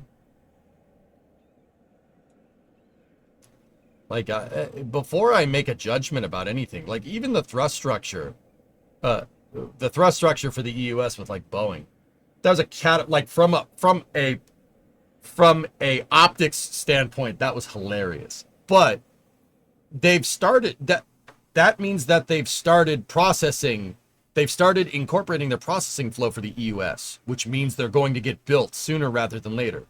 Because with the style of engineering that the EUS is using, and with the style that the EUS is using, you're gonna try to figure out the entire production pipeline for it, including all the testing, welding confidence articles, etc., etc. You're gonna figure out the whole thing before you make anything. Before you make any parts, you figure out how to do the whole thing, and that takes time. Now that we've seen them make a render of that box, the thrust structure, and the aft cargo carrier for it, now that we've seen them start to do that, that means they're initiating their processing flow, which means that EUSs are going to get made very quickly. We'll probably see the STA roll out, I don't know, in a couple of months, maybe. Maybe the first EUS for Artemis 4 by the end of the year, maybe. It's going to start happening a lot quicker. Once you've started manufacturing, you've turned a point with your waterfall style engineering. But, Lockheed is the same way with Orion. But then again, I don't necessarily think that Lockheed is the issue here. I think the issue with Orion is that NASA doesn't really know what they want Orion to do. And that's making it that's making it difficult for Lockheed to engineer something. And that's why Orion ends up carrying a huge price tag. Because NASA's like, can you make this for us? And Lockheed's like, sure, okay, what do you want? And NASA's like, I don't know. Maybe go to the moon? So you want something that goes to the moon? Yeah. How about we go near the moon first? So you want something that goes near the moon first? Yeah. Maybe we'll make a station or something. Okay. So you want it to go to a space station? Yeah. Okay. Yeah. We want it to go to the space station. Okay. What else do you want it to do? It needs to dock to a lander, maybe? Okay, what kind of lander? A small one. Okay, we made this thing be able to dock to a small lander. Never mind, big lander for you. I feel like that's the reason why Orion carries such a huge price tag, because NASA doesn't really know what they want to do with Orion. And the reason why they don't know what they want to do is because Artemis doesn't really have concrete stakeholder expectations to correctly convey a set of criteria needed to engineer the capsule to a T. Does that make sense? Yeah, maybe. What kind of lander? It goes to the moon? Ooh. That is that's the trainer version of the F-80, isn't it? That's flying around on EAA right now. But yeah, I mean, yeah, rocket drone. Yeah, that exactly, dude. Yeah, that's can it do kind of everything? That's what I mean. It's a CT-133 Silver Star. Okay. Yeah, it's the trainer. Yep. Cool. T-33. Yep. NASA knows what they want with Orion. The specs shouldn't be changing anymore. Well, they weren't. They aren't now, one man, but they were. They were pretty much until 2018. Orion went through a bunch of different iterations, even a program name change, and it went from the CEV to the MCPV, the multi-purpose crewed vehicle, or whatever the hell they want to call it. I am Yak. Oh, Mr. Yak. Hello. Yak is over in the YouTube chat. Chat for Yak. Hey, Yak, you want to see something cool? Look at this. Look at this, Mr. Yak. Look at that. Whoa, I'm somebody now, bro. I'm somebody now. Remember, you can't spell locked in without Lockheed Martin. Okay? Remember that. Some good advice. Bro, your boy must have done something right. I don't know what, let's be real. I don't know what I did, but hey, whatever. Mr. Yak, what's up, dude?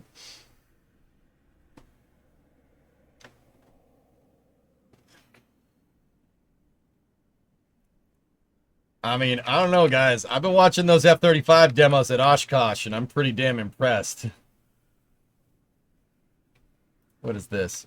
Sources report that NASA Glenn management is planning to close GRC flight operations and move its aircraft to NASA Armstrong as a means of consolidation. Huh.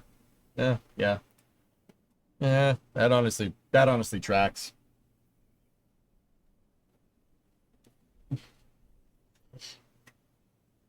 I mean, you guys got to think about it, you know.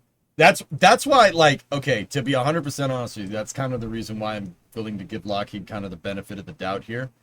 Because look at the track record. Look at the track record. The Orion program is meh, right? But Lockheed was somehow able to get the F-35 program working. And yes, $2 trillion is a little expensive, but that was the investment into the tooling to make a chassis that can do 3 different things. You know, one of them being short takeoff and landing, and they managed the systems engineering and got it done. And F-35s are 80 million a pop nowadays, which is bananas for that capability. That's ridiculous. It's pretty damn good, man. Imagine the systems engineering involved when you're dealing with the Air Force, the Marine Corps, and the Navy as your stakeholders, and export fighters on top of that. And yeah, they made the F-22 as well. Like, that's what I'm saying, bro. That's what I'm saying. Like, I'm just putting it out there. I'm just putting it out there, dude. Anyway.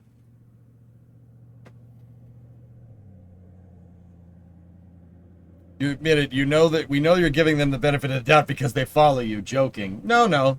I don't have any affiliation to Lockheed. I think that's super cool that they follow me. I also think they really need to get that freaking heat shield working, because the skip trajectory doesn't work too well with a blocked avcoat heat shield, does it now, guys? No, that didn't work very well. Interesting. Maybe if we tested it more, that probably would have been a good idea. Probably smart. Should probably do that. Nobody's above criticism with me, dude. Even friends. I don't roll that way. Oh, snap, they follow you too, Jack? Let's go. There you go. That's awesome. Yeah, exactly, Element. There's people on the next flight. You really can't screw around. Can't screw around. That heat shield better not char. Skip trajectory equals skip testing? Yes, that's right.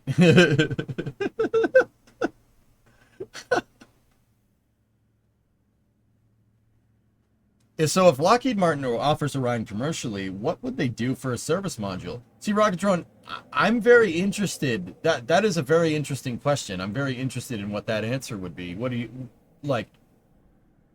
Because, you know, public partnerships between countries works with national space programs. But if you're trying to sell Orion as a commercial service, a horizontally integrated supply chain like that is not going to work very well. That's just speaking from what I see in the industry. I rip on my friends the hardest. That's right.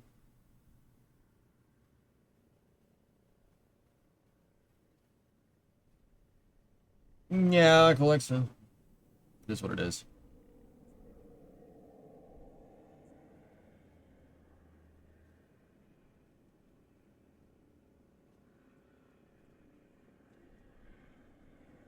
To be honest, the heat shield doesn't seem like a Lockheed problem, IMO. It's sad. The heat shield, once again, the heat shield is NASA.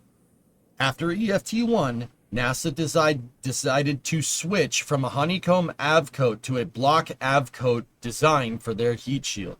The reason why they did this is because with the block avcoat, you can test the heat shield on the ground, and it's a little bit easier to manufacture. The honeycomb heat shield is extremely difficult. It's very manufacturing intensive. It's not that it couldn't be made. It's very manufacturing intensive, and because you have to build the heat shield essentially, you have to make the heat shield essentially in one piece, right? You can't test individual components. Now you could test a block on the heat shield and make sure it's working, and if that block doesn't work, you can put another block in, right? something goes wrong with the Avcoat honeycomb heat shield, you have to replace the whole damn thing. Now, to be 100% honest with you guys, you know what that tells me? Start mass producing heat shields with the honeycomb, because you know the honeycomb works. The problem that NASA had on Artemis 1 is that Orion did that skip trajectory where it goes out of the atmosphere. And because the heat shields are made of block segments that are kind of fit together like bricks, the reentry heating, the pressure that builds up from reentry heating in the point of stagnation between the heat shield and your boundary layer permeated those cracks and basically liberated the heat shield from the back. It basically burnt the back of the heat shield and caused pieces of the heat shield to fly off. If you combine that with a skip trajectory, right? You go up, you don't have that pressure pushing against the heat shield comes apart, and then you come back down again, and you get more charring. That's what happened, right? I've read the papers, right? That's why they switched to the block heat shield because it's easier to manufacture, but they switched that because they thought that would be a better way to do it. It wasn't actually based off of any testing. It wasn't, I mean, it was based off of what they could test on the ground. But at the end of the day, I still think that, you know, the block heat shield is great. The Avcoat blocks is a fine way of doing it, right? But who cares about optimizing manufacturing process if it doesn't freaking work? Who cares? All your manufacturing optimizations were for nothing because it doesn't work.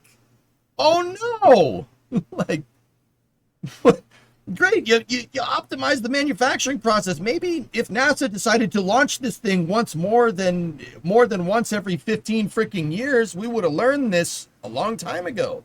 But now NASA and Lockheed are in a very interesting position where the next flight has people on it and the heat shield doesn't work. So NASA's solution is to just fly on a trajectory like Apollo and hope that the pressure, you know, even though the heat shield will get charred from the back, right? They're hoping the pressure of not skipping off the atmosphere and just kind of leveling off like Apollo, they're hoping that the pressure from constant reentry, albeit like a little skip, not a big skip, is going to prevent the heat shield from charring through reentry. That's the solution. Oh, just make it reenter more. And you won't have to worry about the heat shield totally coming apart except after reentry. That's the solution. I can't say that in plainer English.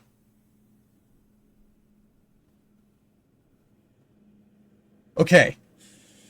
I am an armchair engineer. I just talk about the space program. I don't do this stuff as my job.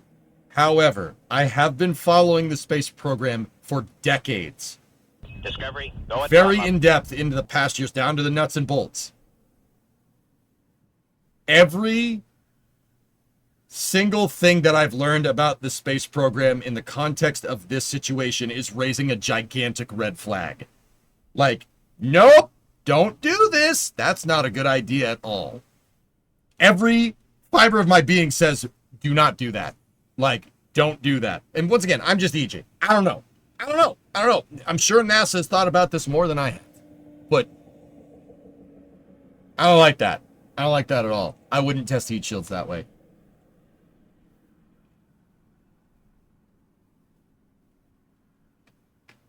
Would the damage on Artemis 1 have been dangerous if there was crew on board? No, it would have been fine. Cheeseburger, if there was crew on Artemis 1, they would have been okay. But that's the thing. That charring is deviant engineering. You do not go into reentry with the expectation that your heat shield is going to come apart. Pretty sure NASA's done that in the past. It has not worked correctly. I'm talking about the Mercury missions. The retro pack got stuck to the heat shield. Not wanted behavior during one of the Mercury missions. Bad idea. There are other instances that resulted in casualties, and I don't want to talk about that. But deviant engineering like that is, and just saying you understand the problem and we're going to do this slightly different is kind of, in my mind, that's ignoring the fact that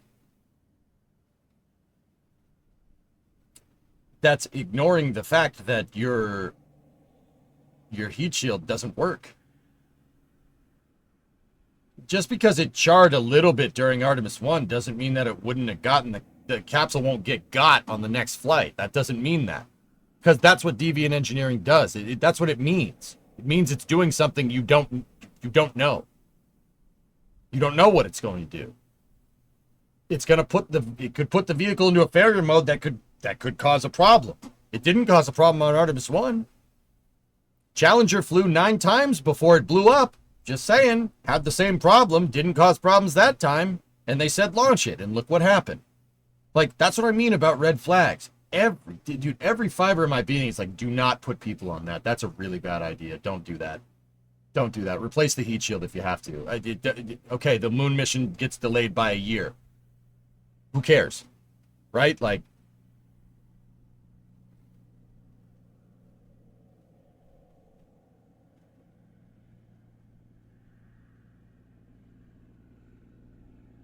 anyway.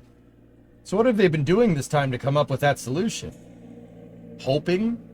No, they've been doing some analysis and testing, Cirque, but there's no arc jet in the world where you can test a 5-meter ablative heat shield. There's no way to test that heat shield down here, and that's what I'm getting at.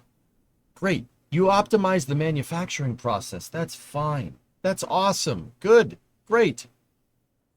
You optimize the manufacturing process and the damn thing doesn't work. All right? Why would you start optimizing manufacturing processes with no flight data? Because they flew EFT-1 with an Avcoat heat shield, a honeycomb Avcoat heat shield like Apollo. And they figured that they basically said that this is too complicated. This is too complicated to make. We don't have the resources to build a heat shield like this every time. We're going to manufacture it like we manufacture the Mars heat shields. Same idea. Blocked Avcoat, right? Like what Curiosity and Perseverance used, right? We're going to do it like that. You know, that's easier to manufacture. There's an industrial base for it. And, you know, guys, that's all fine and dandy. But you refactored your entire heat shield and then started optimizing manufacturing processes based off of no flight data.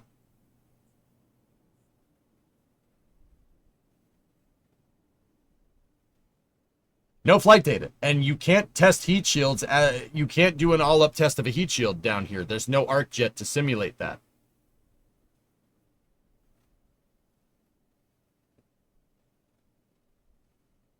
They'll be using a different heat shield block per fill slots. Yeah, that's all fine and dandy, Hellfish. That's great. You can make all the mitigations you want. You're going to put people on that and then hope that your analysis is right? No, it needs another test flight. Sorry, it needs another test flight. You got to test it. You got to do another Artemis 1. But see, we can't do Artemis. We can't do another Artemis 1. You know why we can't do another Artemis 1? Because some bonehead decided to make SLS's upper stage dependent on a commercial contractor under the guise of saving money. And guess what? They retired the rocket. They retired the rocket. The tooling for those stages doesn't exist anymore. Seemed like a good idea at the time. You know? That's great. And there's no doubt in my mind that NASA could figure this out. But guys, at the end of the day, brother, you test how you fly. And if you can't test this on the ground, testing as you fly means flying it and making sure that it works. And I don't think that's a good idea with people on board. I mean, I'm just putting it out there. Like, I'm not saying that Lockheed and NASA can't get it done. And if anything, Lockheed and NASA probably could figure it out. They probably will. It'll probably be fine. But I don't think probably would be fine is good for lunar exploration. That probably will be fine did not work very well on Apollo 13. Just saying.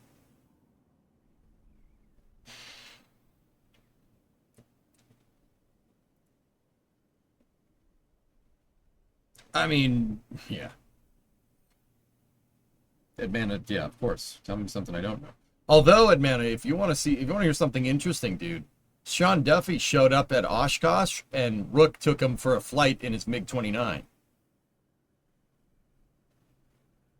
Curious. Yeah, Logan, that's what I'm saying, dude. That's what I'm saying. It's not great.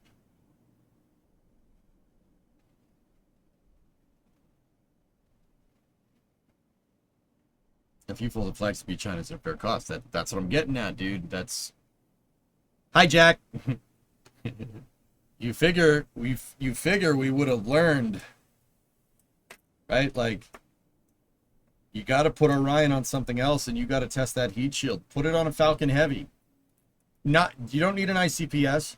Put the SPS on top of a Falcon Heavy second stage, with an Orion adapter. Just put an adapter to Falcon, from Falcon to Orion. You don't need an upper stage. Put it on Falcon Heavy. Do a repeat of EFT1, and repeat and re-enter from a high ballistic trajectory. Have Falcon Heavy could probably stick that thing to GTO, maybe, or close. That would be fine. Do that.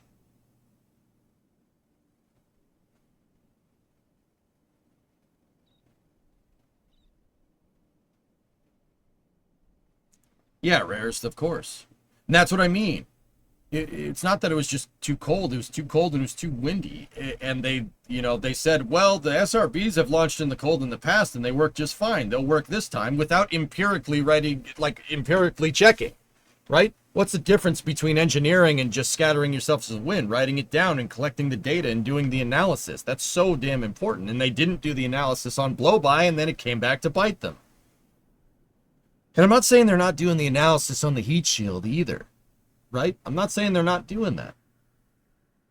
If anything, probably got the best people working on it. NASA has pretty good track records with heat shields, but it's not good enough in this particular scenario. You have to test that damn thing again. That's putting people on it is a ballsy move, and it's a bold move, and it's not the right type of bold. That is not an Apollo 8 level of bold. That's bold with a little bit of stupidity sprinkled on it. Like,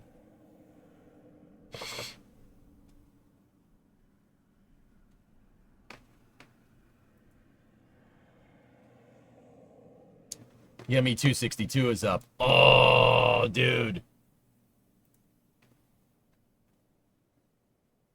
Oh, man, that is a pretty damn good repop, dude.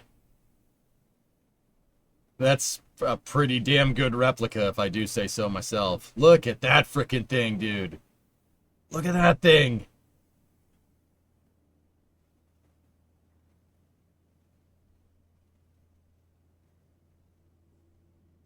Wow.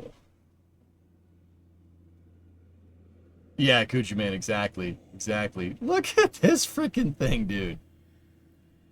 Yeah, Oshkosh has an ME-262, dude. Look at all the L-39s just hanging out back there, dude. There's four L-39s. There's a couple of MiGs just chilling over there. What the heck? There's another MiG right there. Nuts, dude.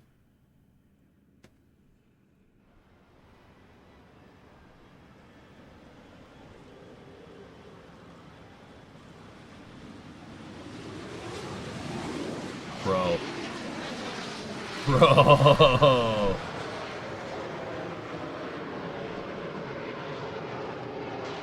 Relatively short takeoff roll.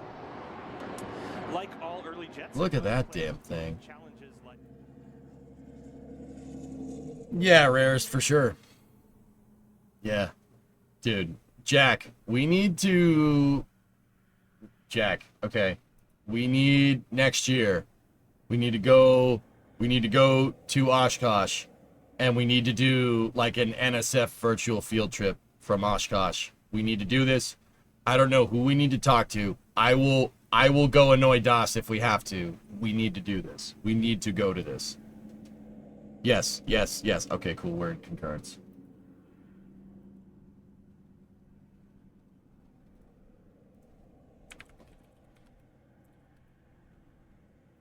Like, we need this needs to happen. I was talking with chat about Jack, before you popped in, I was talking with chat about stuff that NSF could do, like other things that we could do and like what we could work on and what do better.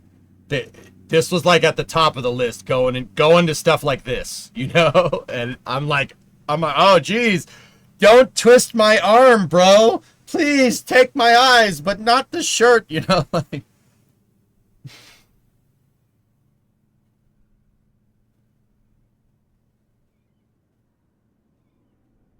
yeah, man. I actually got a lot of good feedback, dude. We'll talk about that later if you want. Look at the swallow. Very nice plane. And here's a shot of some people. Oh, that dude's got a mullet. That's all right. That's kind of cool.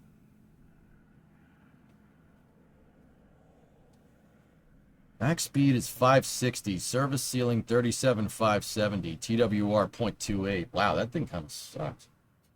Thing kind of. I mean, it's good for that's good for 1944, but the thing kind of sucks.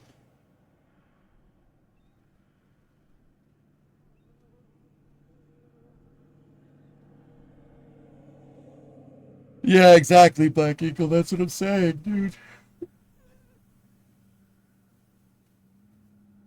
It was the first jet fighter. I was gonna say, 37,000 feet service ceiling. That's plenty good enough to get at B-17s and B-24s. That's actually fine.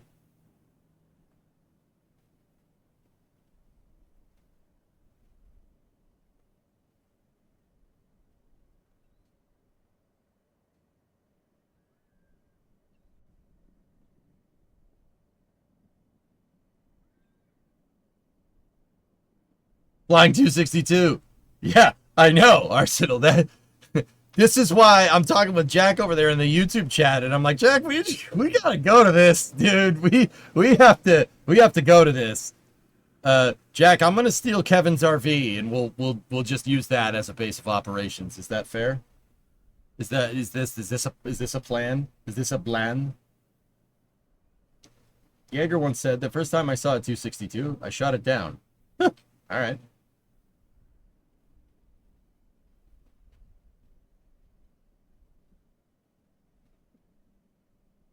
Can we steal Kevin too? Okay, sure. More aerospace related content that's not SpaceX related would be your wish. More trips to New Mexico for university rockets, battle watch submarine races. All right, man. Noted. Noted. Dude, look at that damn plane.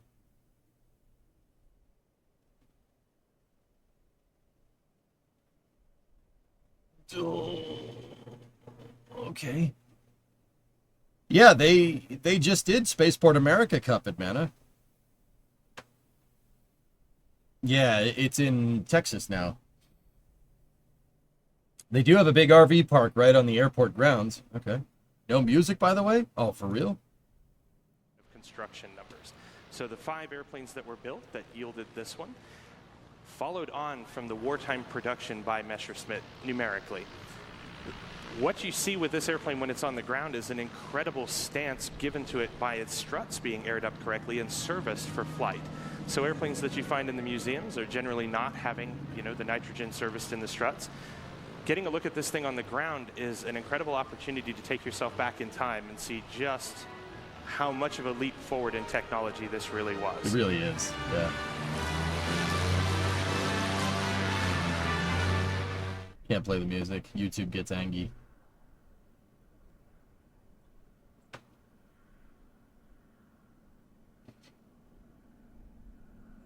Struts mentioned.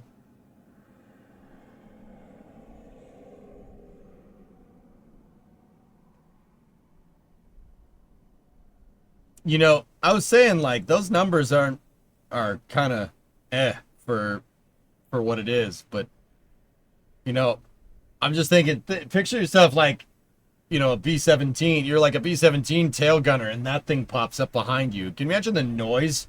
You'd be like, what?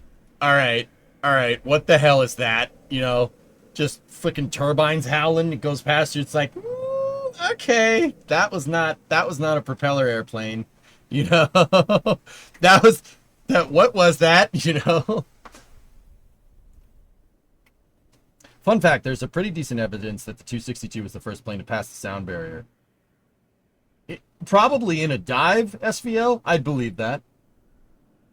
Dude, you could get a P-51 transonic in a good enough dive, but those straight wings. But the 262 has those swept wings. I think you're right. I agree with you.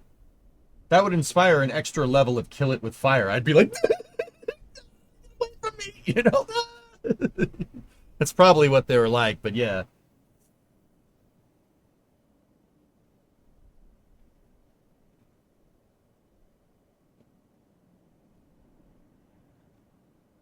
Right before you turn on the audio, they were talking about how accurate this 262 is. Messerschmitt gave it an actual serial number.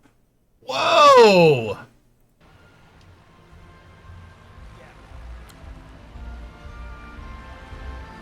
That's crazy. Dude, that's high praise. The Germans gave it a serial number. That means it's pretty damn good. And here's some guy's beer belly.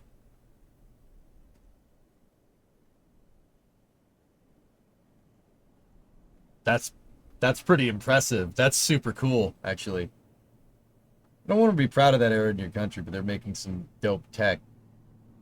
You can separate the technology from ideology, Black. We had no problem doing that when we took Von Braun. Tech is tech, baby. Tech is agnostic of ideology. Better believe that. That's how mutually assured destruction. That's why you could be assured that mutually assured destruction is just that. Does that make sense? I'm American. I'm a red-blooded American. You know, World War II, that was the enemy. Shoot it down. But I can appreciate the technology for sure. I don't like the people that flew it. I'm not going to lie to you. But also, tech is agnostic. Tech is tech. You know, the plane doesn't care who's flying it. Right?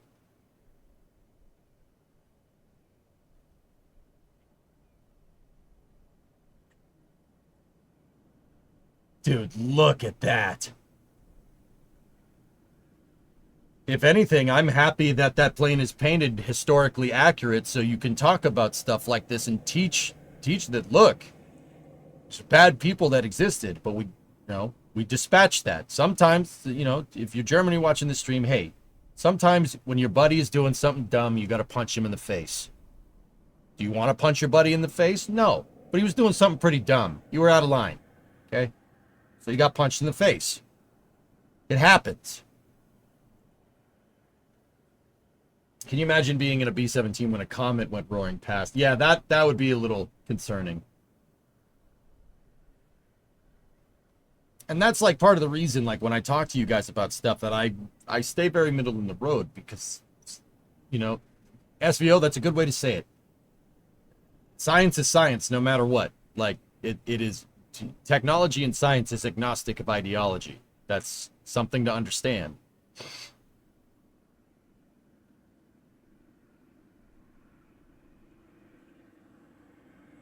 There you go, man. Yep. Hey, you gotta go. All right, Jack. I am Yak. So, if you're Germany watching this, you should be proud of that tech. That's pretty damn good tech for 44, even though, well, to be quite candid, douchebags engineered it. But, hey, folds of honor. Hell yeah.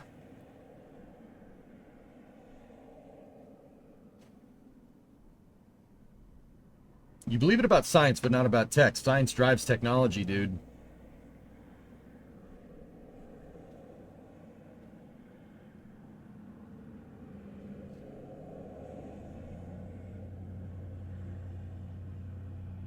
I know what happened at Middlework, Black Equal. I'm very, very educated in that subject. I watched way too much military channel as a kid. We had something like that. It was great. Learned a lot about military history.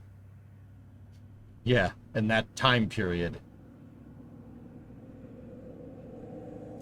The Folds of Honor biplane is pretty cool. It's a Pitts.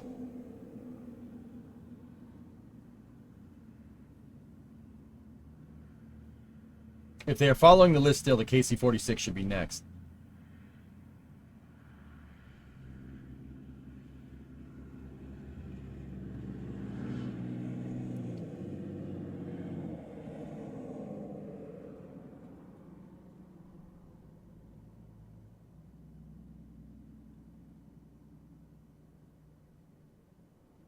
Yeah, baby.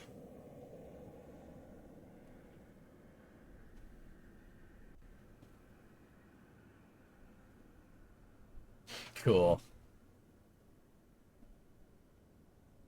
What is the TWR on a Pitts? Actually, I think a Pitts is pushing 1.0. It's, I'm pretty sure it is a very high thrust to weight. That plane doesn't weigh anything, dude. Where's Oshkosh? Wisconsin. Pitts are stunt planes. They make stunt planes. Biplane stunt planes, which is pretty cool.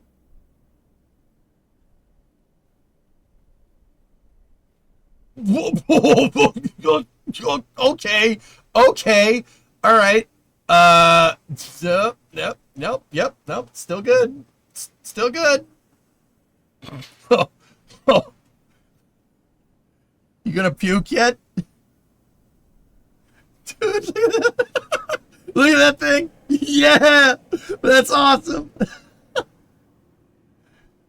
Dude, think about, that plane is super freaking light, but think about how strong that thing actually needs to be to do something like that and not have the wings just go, like,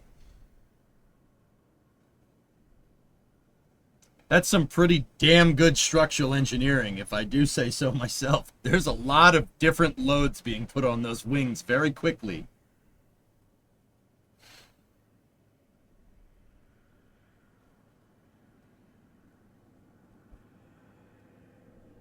Oh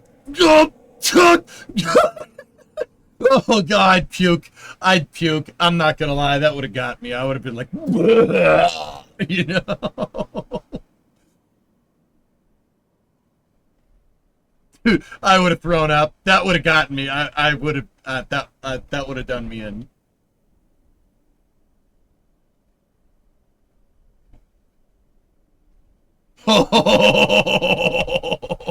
That thing is crazy, dude. It looks about as light as an RC plane. Dude, I'm telling you, Pitts has an insane power to weight ratio. Or thrust to weight ratio. It's crazy. Dude, look at that thing. Side slip climb like that. That's crazy, dude.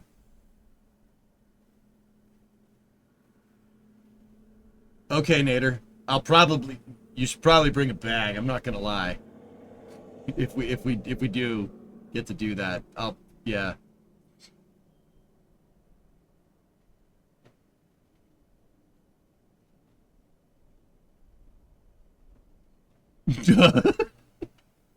That does look like fun. I'm not gonna lie. I'd throw up, but that doesn't mean I wouldn't be having a good time. Oh man, that turn! Oh my goodness! Oh, it's behind me.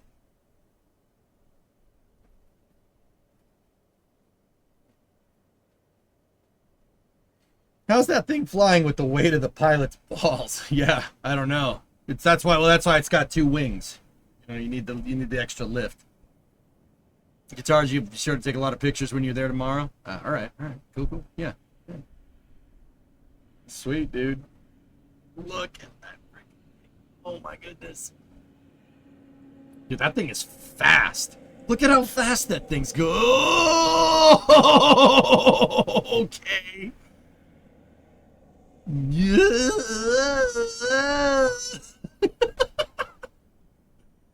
We gotta go to the Jack. We gotta go to this, man. This is awesome, dude. Yeah, negative G's to the inverted loop. Oh God, I'd puke. I'd blow chunks.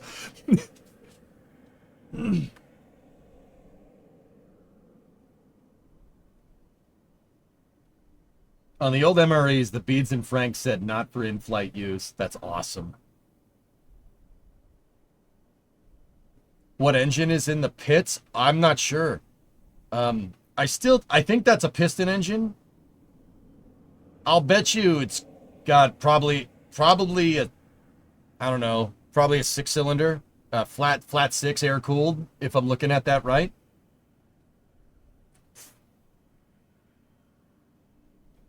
Oh yeah, Sad. It does look pretty sick. What do you think the highest G-forces during any stunt like this air show have been so far? I'll bet you that F-35 pulled some Gs. It's stalled and you show the dude with the camera? It's not even a good camera. It's just a Nikon. Why do they do that? I want to see it hover when it stalls. Stop it! It's a Lycoming 5400 in the S2C. Lycoming 5400. Or Lycoming 540. 6-cylinder horizontally opposed fixed-wing aircraft and helicopter engine. 8.9 liters?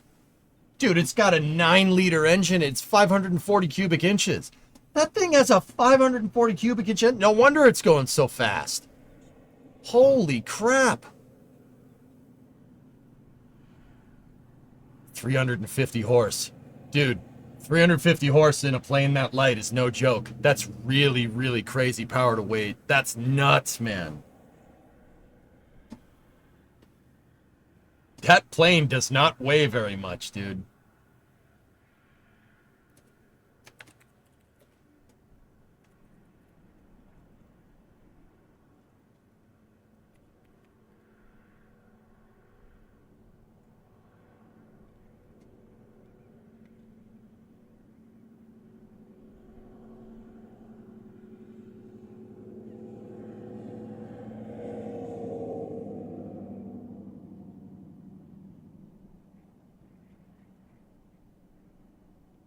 That's crazy. That's crazy. That is a lot of power, man, for that thing. You have a Lycoming AEIO 580. Oh. In your extra. Huh. Okay. And yet this dude's just, you know, doing his thing. Whatever. Just chilling. Where's the fuel? I don't know. I don't think this plane has wet wings. If I had to guess, the fuel tank is right behind the O in honor, the first O in honor. It's probably right there. Keep it on the center of mass. You wouldn't want wet wings with a stunt plane like this, because it'll slosh around in the wing and make it go all over the place. It's probably a tank right here. That's a guess. I know nothing about Pitt's biplanes. I know nothing about that, but that's what I would do. Like, if I was engineering this plane in KSP, I'd do something like that. To the cruise as the Yeti.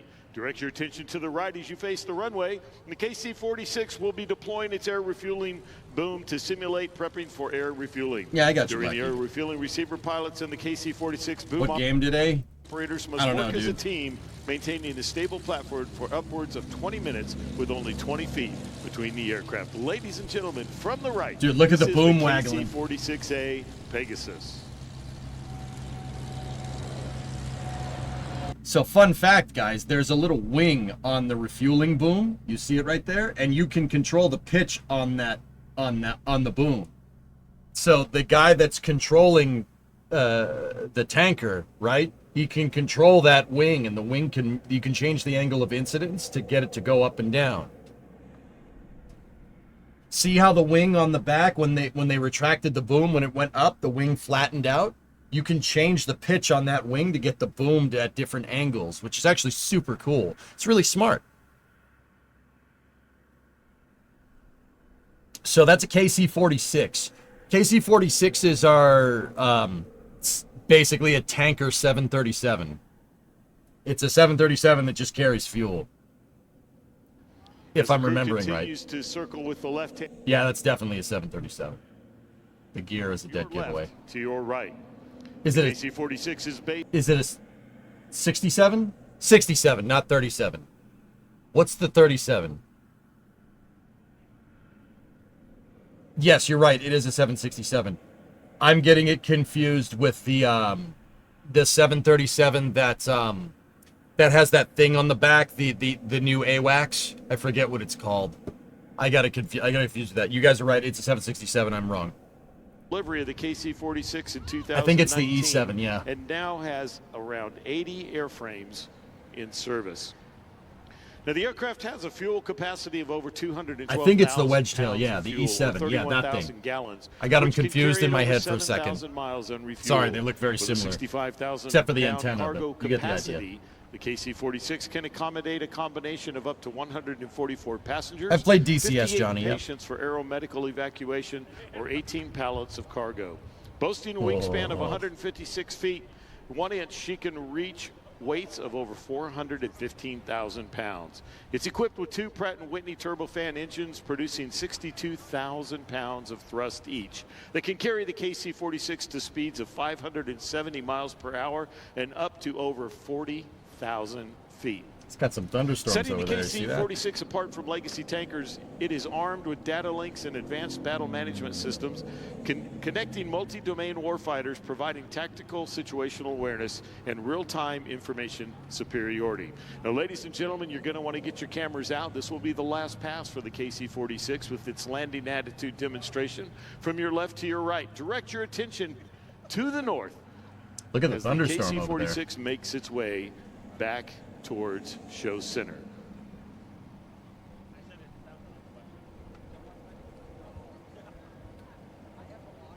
$65,000 pounds. It's definitely, yeah. You guys are right. 7.6, not a 7.3.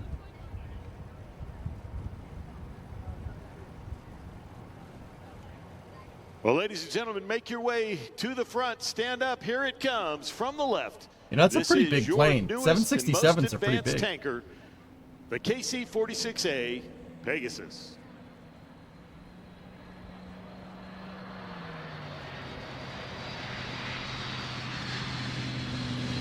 It's a beautiful plane. There you go. Oh, he bounced. Oh, no. Oh, okay, he's touching and going. All right.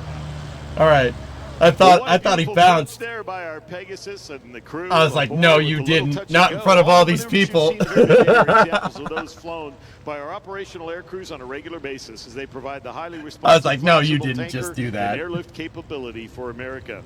Ladies and gentlemen, this concludes today's demonstration on behalf of the men and women of the United States Air Force, Air Education and Training Command in Altus Air Force Base, Oklahoma. We thank you for being with us today, and we hope that you've enjoyed this brief look at the KC-46, the future tanker for the United States Air Force, Core Air Refueling Operations, which continue to provide rapid global mobility for America today, tomorrow, and well into the 21st century. Danny, that was Thank you, really Rob something. Lowe. By the way, Rob Lowe, you were talking earlier during the demonstration of the A-10 So, Thunderbolt, fellas, so that it would be the last performance. Nader's actually right. The KC-135 actually came around.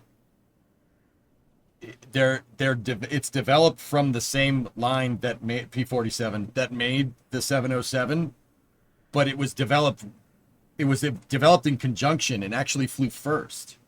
I mean, the 367-80 was the first one, no doubt. But oh, what a sick plane. But yeah, he's right. The interesting thing is that, guys, Boeing in the 60s needed a short-range plane. They were trying to capture the short-range market because they had the big planes that could go long distances, but they needed a smaller jet plane that could go shorter distances. So what they did was they took a 707, they shortened it, and gave it 2 engines, and they called that the 737. Interestingly enough. And then eventually, the 737-300 switched, I think it was the 300, switched to CFM56 engines. And the KC-135s ended up getting that same upgrade because there is lineage there between the two. So 707, 727, 737, and the KC-135, albeit all different planes, do share a lot of common components. Like if you look at the front of a 707, look at the flight deck of a 707, like from the outside, and you look at a 737, they're very similar.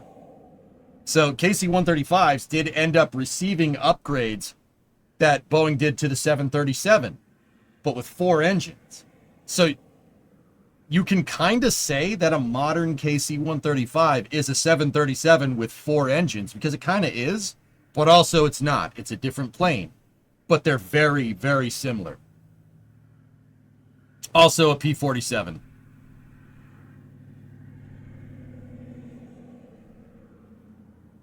That's why over the years, Boeing just took the 737 and stretched it and stretched it and stretched it and made it longer because they could. They knew that they could from the 707. They knew that it would be fine because the 707 is a long 737 with 4 engines. Fun fact.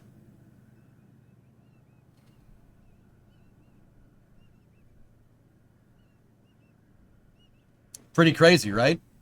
So they, on the outside, they all look super similar, especially like a KC-135 and a 707. They do have a lot of interchangeable parts, but structurally they're a little bit different. The wing box is different because it had to be reinforced to carry the damn fuel. Fuel is a little heavier than passengers, unless they were moving your mom, in which case your mom would need to fly in a KC-135. No, I'm not sorry. Whatever reason, Watch the due to P-47. damage with the controls by being shot or engine problems, it is said that the pilot would rather I agree, fly the Meta. airplane down to the ground into a crash landing than bail out. Why? Because the reputation of the airplane was that it would protect its pilot in a ground emergency landing.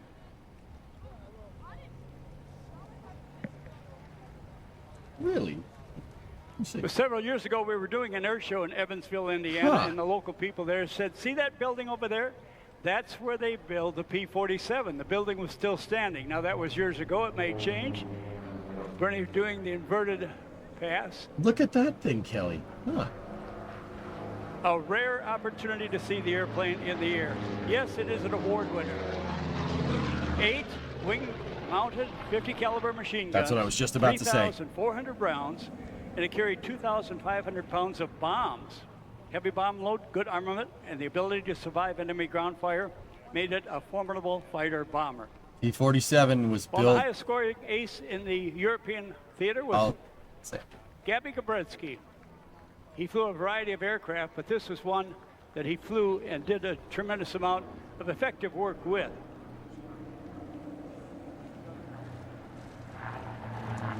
And the record books say that over 15,000 of these aircraft were built in the 2 locations, Farmingdale, New York, and the town of Evansville, Indiana. P-47s flew more than 500,000 missions and dropped more than 132,000 tons of bombs and targets. And by the way, going into research about the aircraft that were in Europe, P-47, high and to your right, carried and did more sorties, more missions by far than any other of the aircraft.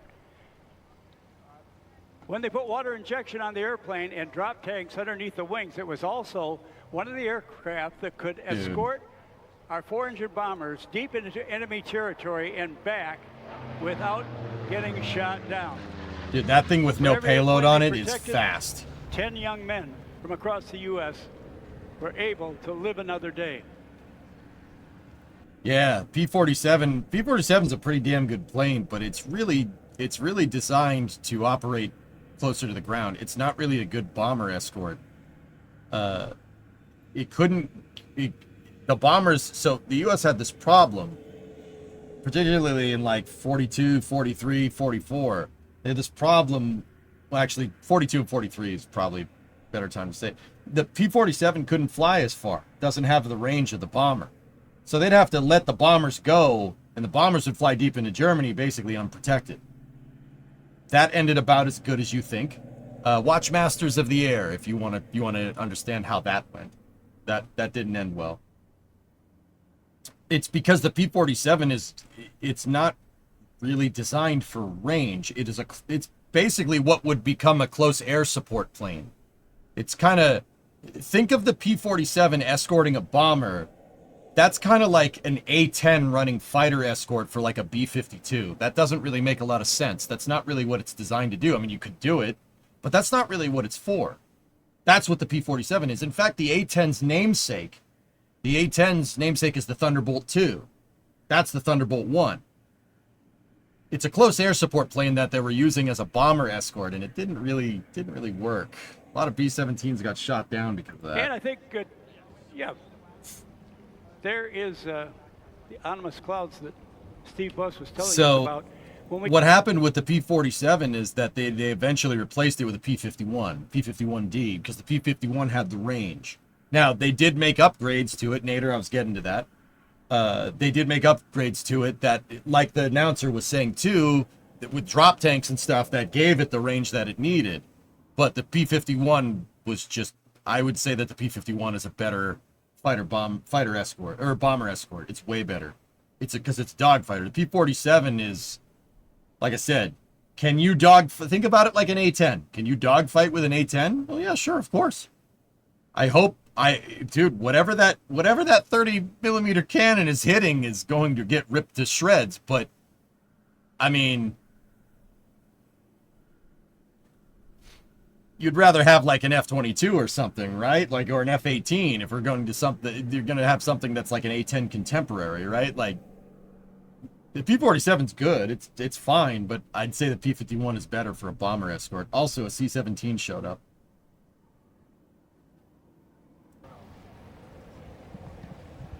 Starlink update. The outage was due to the failure of the key internal software services that operate the core network. Oof. It's funny because the P-51 and on the other runway. I hope the P-51 and the P-47 basically swapped roles. Yeah, exactly, Pigzig. They hadn't really figured out ground attack yet. Like, they hadn't really... Like, close air support became a thing during World War II. Like, that was a thing that happened. Like, they weren't like, oh, we need this plane to fly close to the ground. Why would you fly close to the ground? You can get shot there. That's terrible. Like, that... it wasn't a thing, and then they kind of figured it out. It's like, oh dang, yeah, we should have that shoot at the ground, not at other planes. That's a good idea. I know you saw on the schedule the F-35B Lightning II. Metric, we're going. Unfortunately, they've had a Metric, bring the Coronet. You bring your Coronet, I'll bring mine. I'm serious, let's do it. F-35B scrub, dude.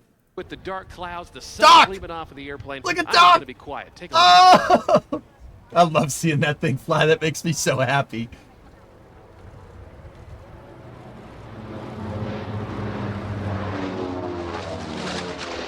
Listen to that noise, dude.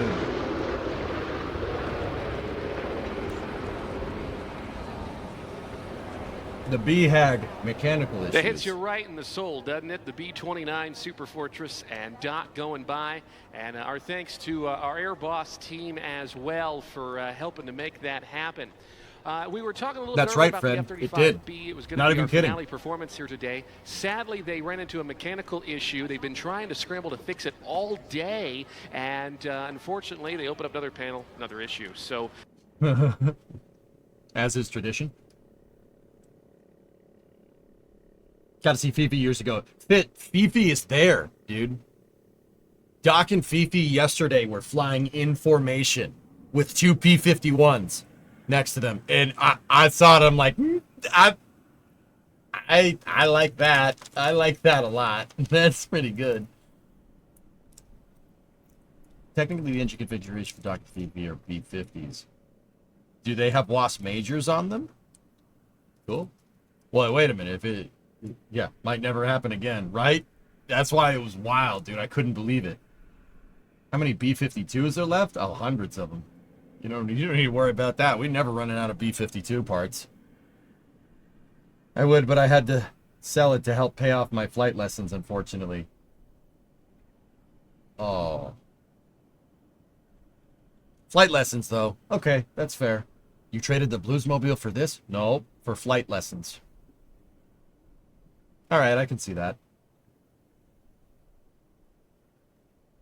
And that's it for the show today. Rob, can you tell us a little bit of what we can expect at the Fun Tracers Fly is happy and healthy on orbit. There, Perfect. Folks, at 8 o'clock Good, tonight down good. at the Fun Fly Zone, we will have Twilight. Early trade? Flight Fest. Yeah, I can see We got that. an amazing lineup for you there, full of excitement. We're going to start off with the STOL demonstration. We've got 12 pilots going to take all the action up to the max of the excitement meter right there. It's going to be 12 aircraft. Dude, NSF has to get a press pass for this. We have to see if we can get a press pass and like have like a streaming setup in the booth over there or something. Get D and DOS out here with the tracking cameras and like have Jack and me do some commentary and get Gene up there too. Like, dude, this has to happen. Like, can we get press passes for this? Is this a thing? Like, can we get media accreditation for Oshkosh? Like, I think you can do that, right? Like,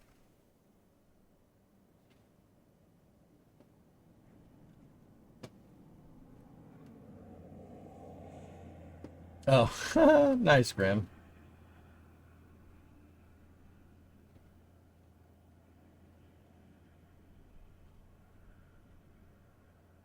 There's stuff you have to do to be able to stream there. Yeah.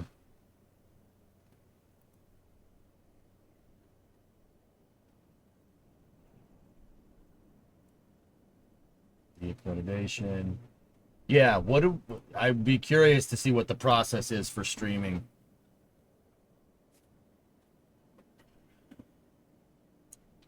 What did you do in Archie? And I bet they have devved the game a lot more since then. I don't know. I built a truck, I think. C-17. Whoa, that wasn't there before. What do we got there? That's where Samaritan's purse was. What is that thing? A DC-6, maybe? Cool.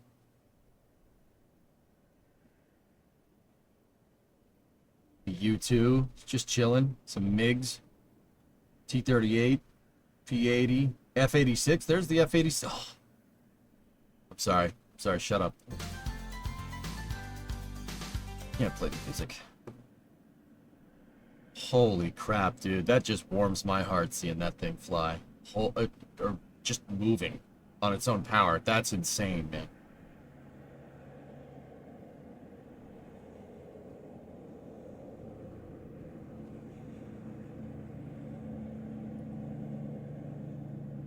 Look at that damn airplane.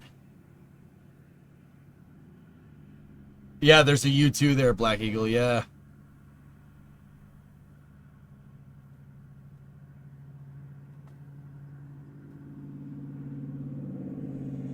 That's a working B-29. I can't believe that, dude.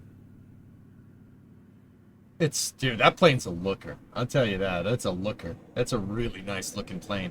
I don't know if it looks as good as a B-17. B-17s look amazing. But B-29s, they were cooking when they made this thing, man. But the B-17 just looks like,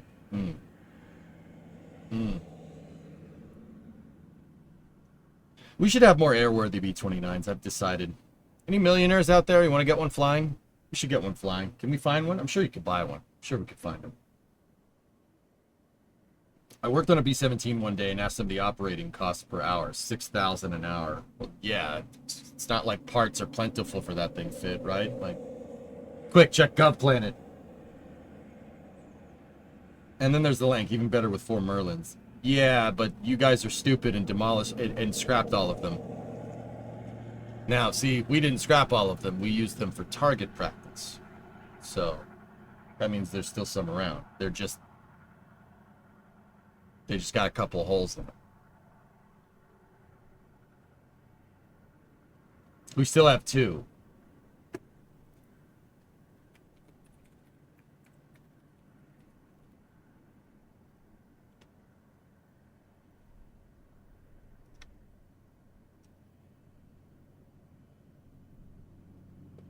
Explain yourselves. Explain yourselves.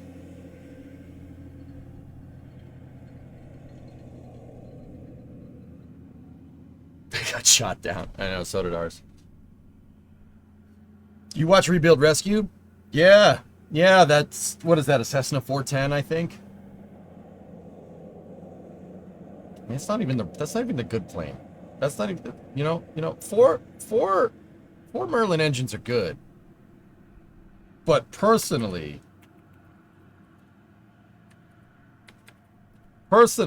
I'm a fan of power to weight.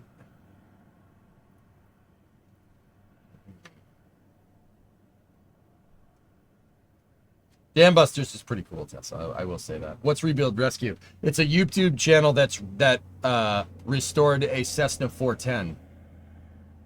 Power to wood. Yes, correct. Yep. They're trying to rebuild a third to flying status. Just search Jane. Carlo, that's the one in Canada, correct? Right? What is a Cessna 410? What is a Cessna 410?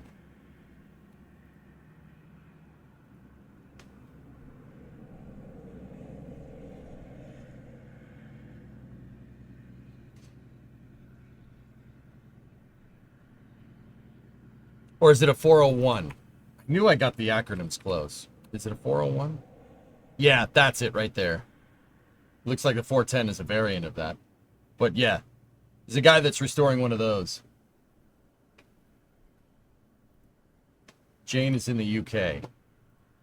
Well, actually, you know what? Let me go back to that thing on the Lancaster. Welcome to the rabbit hole that I spent way too much time looking up last night because I'm a nerd. I looked at how many B-29s are still around. We got about 30 of them in varying states of decay. And there's more crashed. There's probably like 50 or something total. How many of these things are still around? We got to go down to surviving aircraft. List of Lanc survivors. All right, let's see.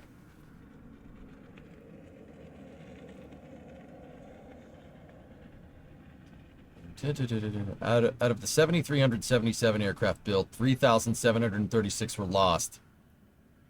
Oh. 17 remain in complete form, 2 are airworthy, and 2 others are in taxiable condition with working engines. Of the preserved airframes, 8 are preserved in Canada, where some of the Lancasters were converted and used for Cold War maritime patrols until 1964. Yeah, we saw one of those at Pima, the damn Shackleton. That thing was cool.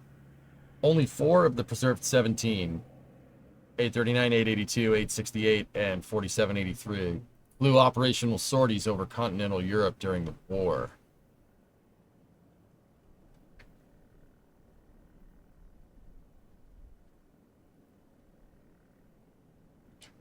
Is it bad, fellas, if I see something like this and I'm like, okay, that plane looks in pretty good condition. What's it going to take to fix it? What's it going to take to get it airworthy? I don't want excuses. What's it going to take? What, do we not have enough Merlin engines? I'm sure we could find some.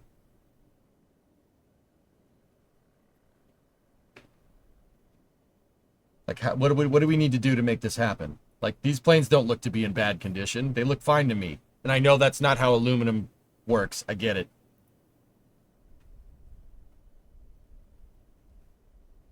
The Lancaster was going to be used as an atomic bomber if the B-29 and the B-32 didn't work out. Interesting. Like, look, see, that plane's stored inside. That can't be that bad. Fix it.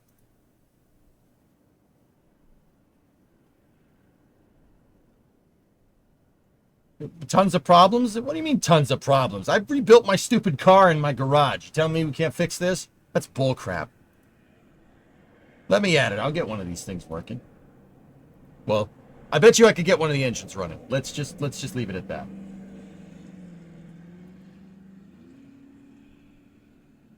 Hey, we have one?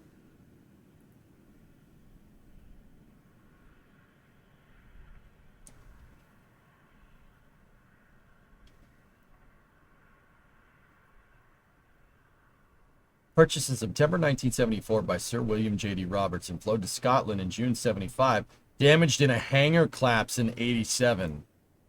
Oh, no. That sucks. I'm with you on this. Yeah, what do you mean we can't get the damn thing flying? That's bullcrap. Look, there's some parts. You tell me those parts are in bad condition? Let's get it. Let's go. Come on. That one might be a little rough. Yeah, that one's probably that you probably can't take parts off that one. What about this one? Yeah, probably not that one either. Yeah, that's probably.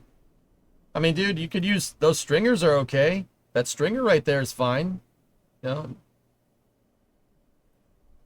that engine mount looks good. We should get Concorde back online. We should get Concorde back online. It's a good idea. All right, which one of these is Jane?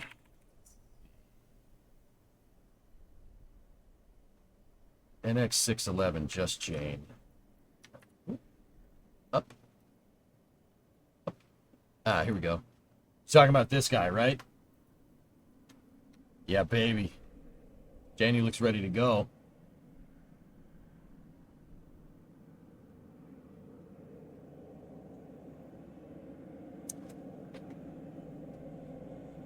Good. Fix more of them. 4,300 Canadian, you can fly for one in 1 hour. Nah, I don't need to do that. Oh, that's at Duxford. You tell me Duxford has one and that's not airworthy? Come on. Come on, guys. Drop the ball here. Jane can be taxied. All right, cool. Cool. Look, all these static displays. Nah. See, that one's airworthy. All right. We need more. More.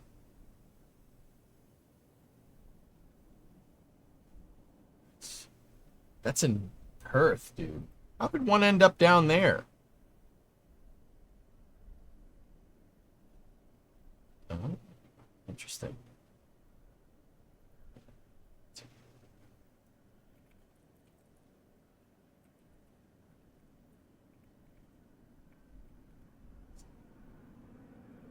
How many of these we got? You guys lost 3,700 Lancasters. What the heck are you doing? You guys were doing the night flights. What the hell's that about?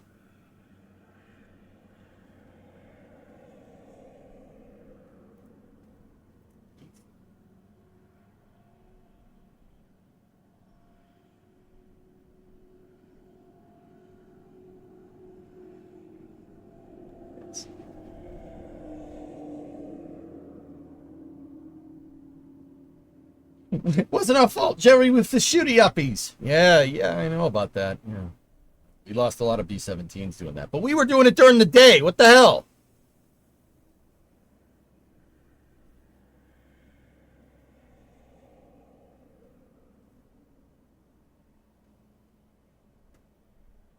Nice. See, look at these. These planes don't look bad. What do you mean we can't? Dude, for start, you just letting it sit outside?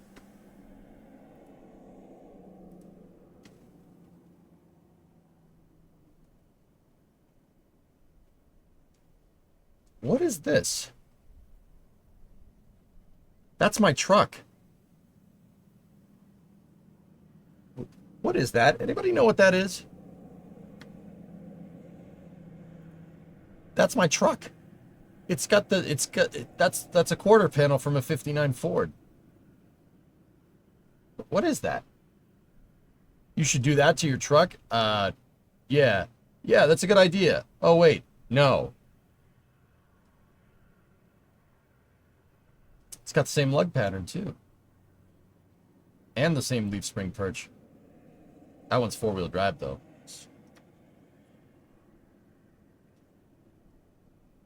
See, these planes aren't in bad condition. Like, look at that one. That one's in California. What are you telling me? We can't fix that? It's a Dodge M37. It's got Ford parts on it. This aircraft survived only as a nose section, recovered from Aberdeen Proving Grounds. That's a shame. Oh, that one's in Duxford, too. Flew 105 missions over North Korea. Wow. 105 sorties from that plane.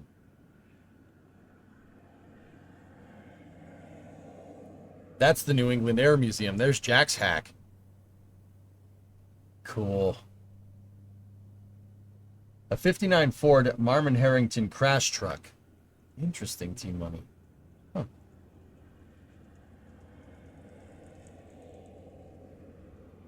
Hey, what's the stream about? Seems cool. Hey, and I'm EJ. This is my space and rocket review. I am an aviation nutcase, aviation and car and spaceflight nutcase. I usually I use this to talk about what's going on in the spaceflight industry, but Oshkosh is going on right now. The EAA Air Venture Air Show in Wisconsin, and I have planes on the brain, dude. Right now, what I'm actually looking at is how many B-29s are still around. And I'm like, the only two airworthy B-29s are Doc and Fifi. And they're both at Oshkosh right now. And I saw them flying in formation. And I was like, that sent me down a little bit of a rabbit hole on stream, right? Like, you know, how many B-29s are still around? We have 26 in complete form. Right, and then there's a bunch of other ones that are just crashed or used as target practice. And I'm thinking, like, what the hell? Like, come on. I mean, well, we don't need to make that plane airworthy. That one can stay where it is. That one probably could be airworthy. But let's just leave that plane where it is. Sounds awesome. Subscribe. Right on, man. I also play, I play Kerbal Space Program a lot, and I work on my cars in the shop. Right now, we're working on that. I'm restoring this pile. It was a pile of rust. Now it's just a pile of scrap metal. We got to take the pile of scrap metal and we got to make it into a car. I'm working on that, though. Yeah.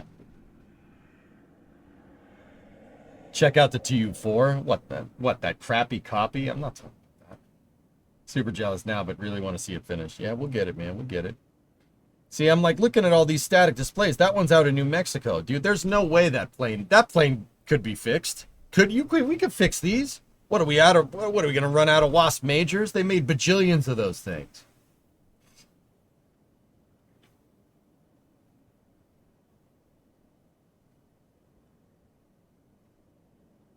Kermit Weeks has a few B-29s in a private collection. Potentially one should be flight restore capable. Yeah, like, look at all these things. Dude, that plane looks fine. The sheet metal looks fantastic. But then again, that looks like it's been restored, but who knows? See, known wrecks. Look at this thing. Slicks chicks. Crashed. Oh, it collided with another one. Higher shelf stones in Breaklow, or Bleaklow. Yeah, that one's not... I'm going to go ahead and say that one's probably not getting restored. Yeah, that one there. Yeah, okay. We would have Kneebird if some dope didn't burn it down. Who doesn't tighten the damn fuel lines on the AP or on an auxiliary power unit? What the frick, dude? I watched that as a kid. I watched that Nova episode as a kid. It freaking traumatized me. I was like, but the plane's gonna catch on fire. I'm like, no. Key, pronounced key, yeah. I always say key, but yeah, I know about keyword.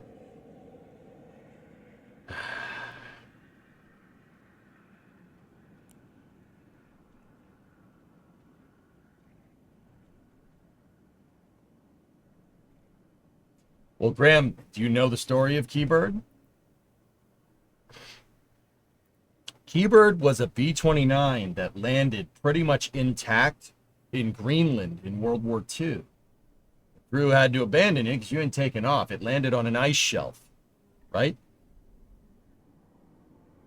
And in 1995, a test pilot, a retired Lockheed test pilot, raised enough money to go and restore the B-29 to airworthy condition on the damn ice shelf.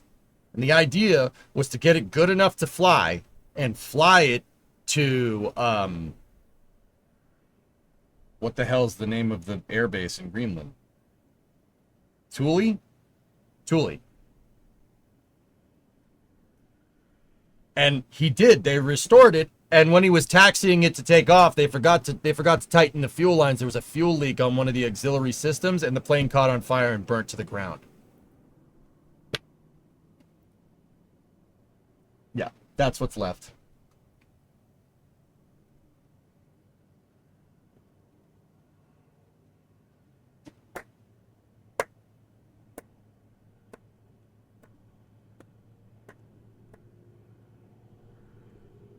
And there's no firefighting services. They couldn't put it out. They had to sit there and watch the thing burn to the ground. That's what's left. After they fixed it, dude.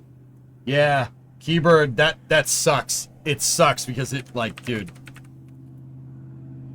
Like, they have pictures of it right before they fixed it.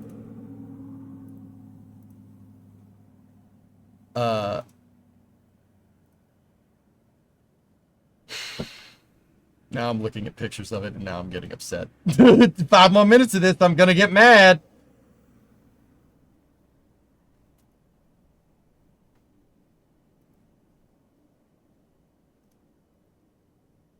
Like, look, they were...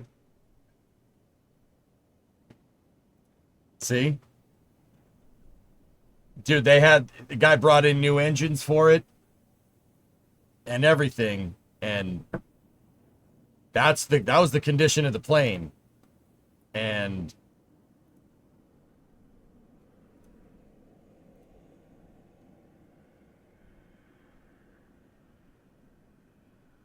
not like this.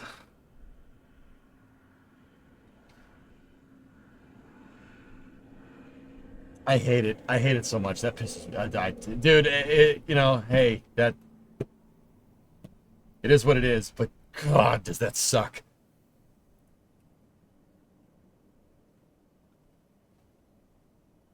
It's so upsetting. It's so upsetting because that plane was in mint condition, like, because it was just in the ice shelf. Like, that's the thing. It was in the ice shelf and it's absurdly dry up there. It's just cold. There's no humidity because any humidity that would be there gets frozen, right? There's no humidity in the air. Anybody that lives in the wintertime knows about this. You get chapped lips in the wintertime because it's so damn dry. That plane was basically not intact, but basically intact, which sucks a lot.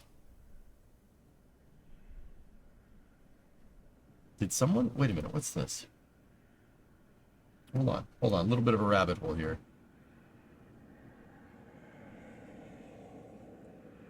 Three years ago...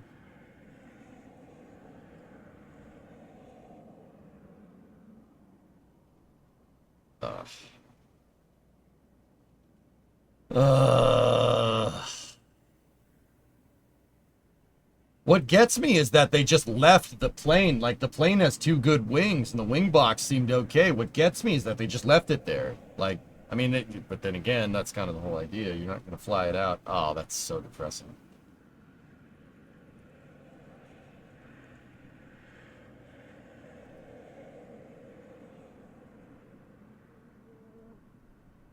That sucks.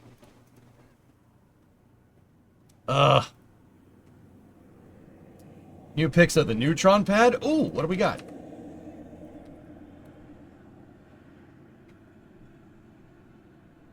Launch Complex 3 is almost complete and on track for its official opening next month. See, and this is what we usually do. This is what we talk about here.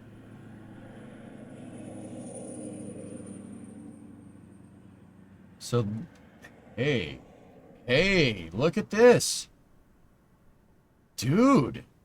Whoa. That's made some progress since the last time we've seen it. Oh, wow. So this is Rocket Lab. Rocket Lab is a commercial launch provider. This is their next generation launch pad for their rocket called Neutron. Neutron is a not fully reusable. It's a partially reusable rocket. And that's its launch pad. And that's its launch complex. Dude. That's the progress here is wow. I'm impressed, dude. That's quick, man. That's real fast. This thing looked like a skeleton a little while ago. It looked like nothing. But see, there's the 4 hold down points. These things right here that looks like sprinklers, well, they're sprinklers for a sound suppression system. And they're flame trench, dude. Look at the trench. I like it. I like that. I like the ducted trench. That's pretty cool. This is Rocket Lab, Straken. Yeah, Rocket Lab's going at SpaceX speeds. Look, guys, all the pipes seem to be in place, dude. Water systems are over here. That's they have a gravity-fed suppression system. So the water comes down here, right? It passes through the manifold, goes through the valves right there, goes into here, and then that pipe is connected to all these sprinkler heads right there. It's going to just shoot water all over the pad. More like flame tunnel. Yeah, I kind of like it. And then there's a retention and diversion pond right here for waste process stuff. What do we got over? Dude, this pad is close to being finished. Pneumatics right there. Heat exchangers right there. Tanks right here. Wow. Dude. And then, see, they have pneumatics and fuel, I would guess, over here, and then locks over here. Oh, nope, that's fuel. Pardon my French. That's fuel. This has the purge flame. So this is methane, and that's liquid oxygen over here, and that's nitrogen right there. Nitrogen and or helium. It's probably both. They say opening next month in the post. Really? Dude, this was nothing like a month ago. This was a hole in the ground a month ago. I'm impressed, dude. That's really fast. Good for them, dude. Peter Beck's a freaking G, man. What is the difference between a trench and a tunnel? Does a tunnel affect the rocket? No. I mean, goalie, most flame trenches are ducted like this, but nothing has a diverter like that. I've never seen a canted out diverter trench like that. That's kind of cool. And then they have a separated diversion. They have a separated diversion retention pond that's like going sideways out the duct. I've never seen anything like that. Usually the diversion pond is in front of the duct or like out here somewhere, but they obviously don't want them dumping stuff into the ocean. And it looks like they have a test stand over here, or a cell for a test stand. Man. This is drainage. Drainage and retention over here. And over there. You see the drain pipes?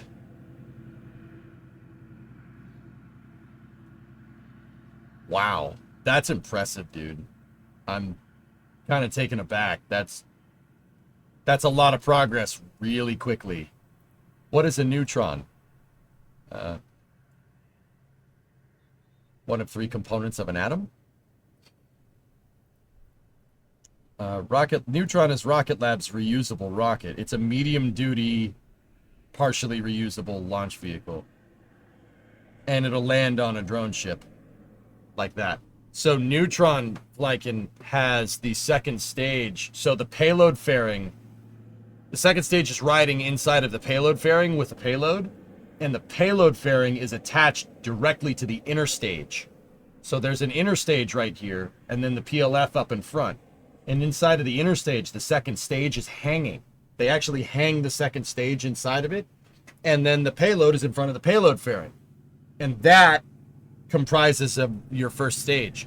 So when they get to main, the thing ascends, when they get to main engine cutoff, the fairings open like this, and it ejects the second stage and payload out the front. PLF closes, it retracts, it closes back up, and then the first stage turns around, and it's going to land on a drone ship. It's got a chopper fairing, yeah. Super cool, actually. Rocket Lab ship is way cooler looking. Well, and man, I understand what you're trying to say, but there's this thing. SpaceX's drone ships actually exist. 3 of them do. Rocket Lab ship exists as a render. But I get what you're trying to say.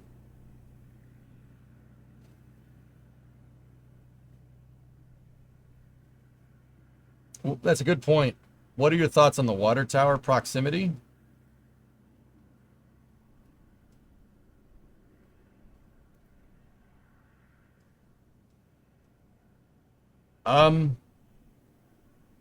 I would probably put some kind of cladding over the manifold, maybe. But that pipe looks to be pretty heavy duty, and they seem to have a catwalk over the valves right there. Those are big valves to let the water go. This is to let the pressure gradually build up in this stuff so you don't hydraulic hammer your pad, because the water has to fall a long way.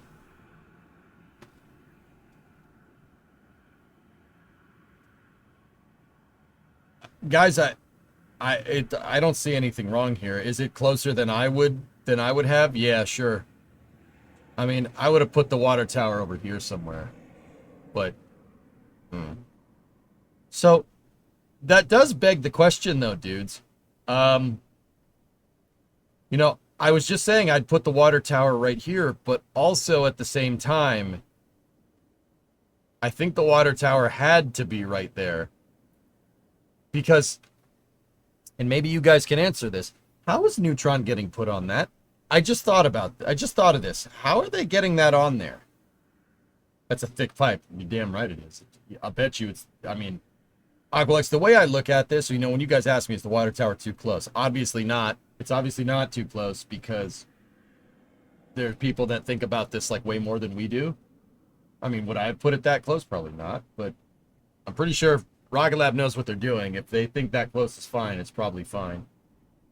Helicopter. I don't think so. All right, End. Have to go now. Bye. All right, man. Welcome in here anytime. Don't be a stranger. Yeah, you might see that with Starship. Man. The interstage PLF can be removed as one unit. Yeah, that's right, Black. It's a really good idea. Rocket Lab's, that's pretty damn smart, dude. Loading it from underneath like a breech-loaded gun. When Rocket Lab Proton. That's the joke that everybody makes, dude. Look at the second picture. It looks like there's a HIF.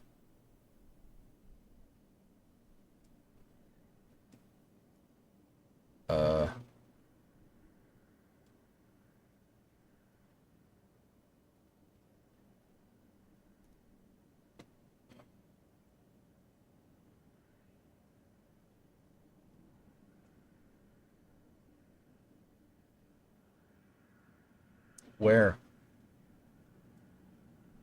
I don't see any HIFs here.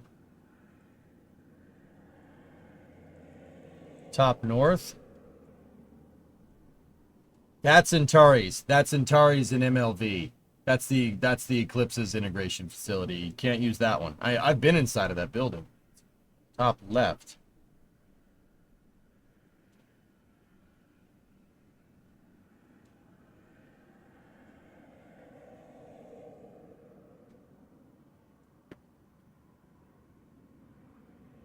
Send it to me on Discord.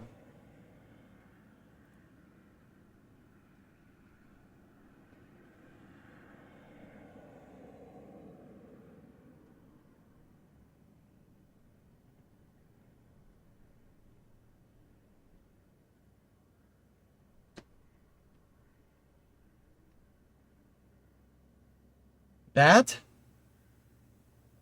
Electron's pad, dude. That's the electron transporter. That's the electron erector, dude. In all honesty, they could load it using a mobile strong bag. So, how are you pivoting a rocket up onto this, Jacka? Like, that's what I'm thinking. It looks like that pad needs a stack. Like, you got to stack the damn thing. That's water. Okay. How do you get the rocket up there?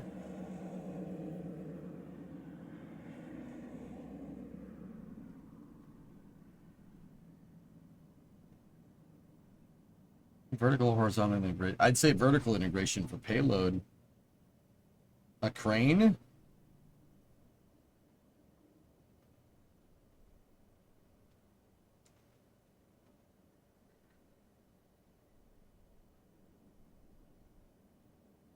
That'd be kind of cool, Black Eagle.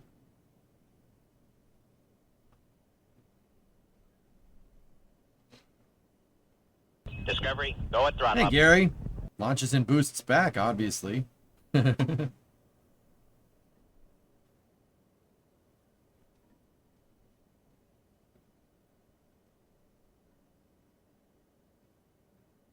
booster does not land on them. And even if it did, how do you get it up there in the first place?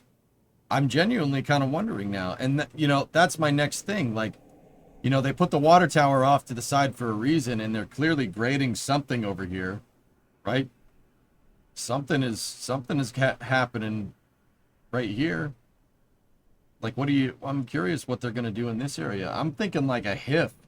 Or, not a horizontal, a vertical integration tower, like a mobile service tower is probably going to move back and forth. But see, then again, if that was the case, don't you think they would have started building this already? They clearly have another solution, right? Because if this needed a mobile service tower that needed to move back and forth, like, clearly, don't you think they would have built it? Maybe a ramp? That's not a bad idea. Houston, Tranquility Base here. The Eagle has landed. A neutron walks into a bar and asks, "How much for a beer?" The bartender replies, "For you, no charge." Also, hi Jason.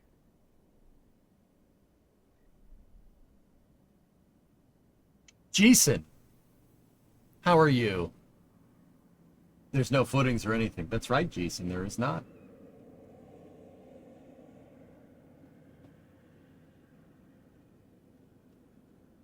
What about a subgrade erector like Delta 4? Don't you think they would have built it, T-Money? Now I'm just genuinely wondering what the heck how did you get the rocket up there? G-Son. When are you building this in KSP? I don't know. Huh. It's interesting. Either way, pad looks great.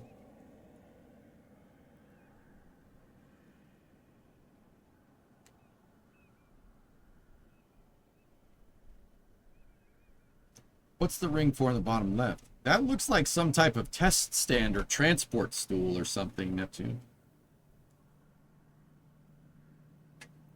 Dude, you know, Rocket Lab might just have a crane. They just take a crane and just lift the damn thing up and stack it, you know? Like, that might be what they do. It really does help us, yeah. I know we talked about it weeks ago, but this is where they have to dredge. This is where they have to dredge to get the ship back.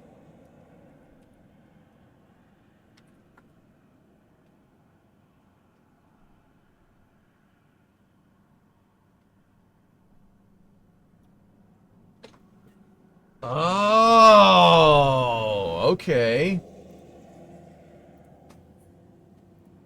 Quick, to Google Earth. Shut it. Boop.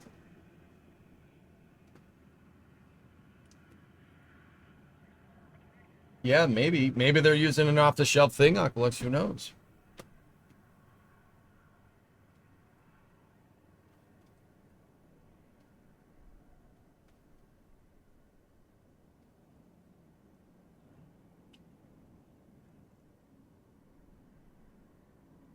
So Mutter, they're going to use that. They're going to build a heavy dock right here.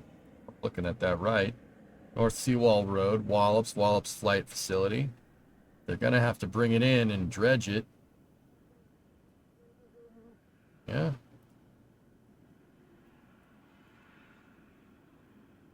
Yep. They're going to use that, huh? Okay.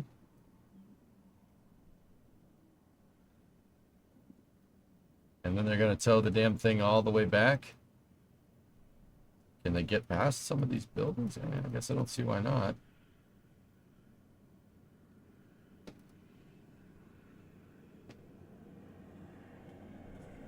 That's in Tari's horizontal integration facility right there.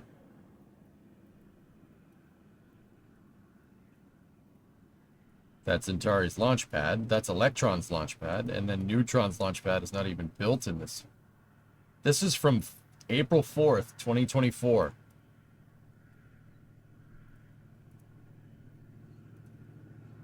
Wow.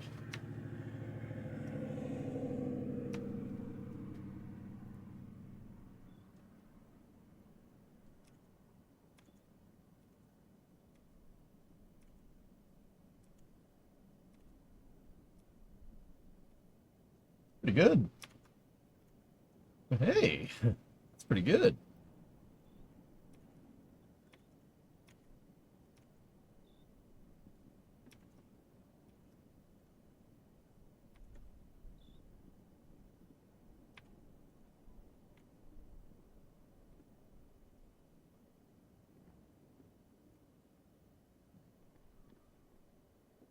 Pretty fast.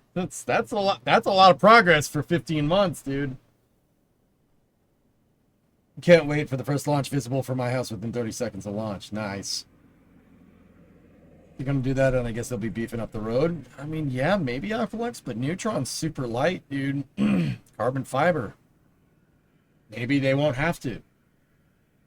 Wallops and parts of Florida launch places look like Louisiana. Okay. Look at LC2. That white roof building wasn't there in aerial imagery. I understand that, Creeper. I get it. I know, and I acknowledge this. Yeah, they built that because of the transporter erector. Keep it covered. But what does that have to do with Neutron?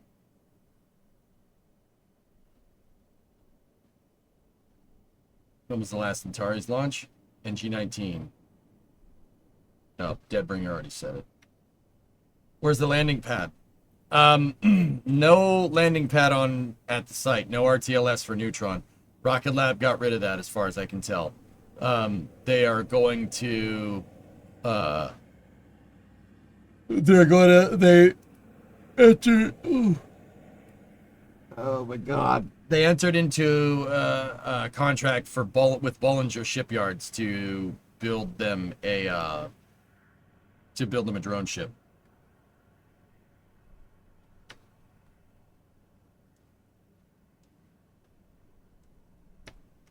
That's Minotaur's launch pad right there. Minotaur, Neutron, Electron, Antares, and then sounding rocket pads everywhere.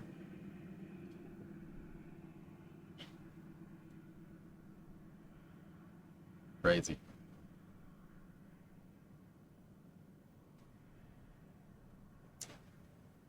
From the Neutron user guide, during launch operations, the launch vehicle and all launch vehicle assets are transported between facilities using the Neutron transporter assembly.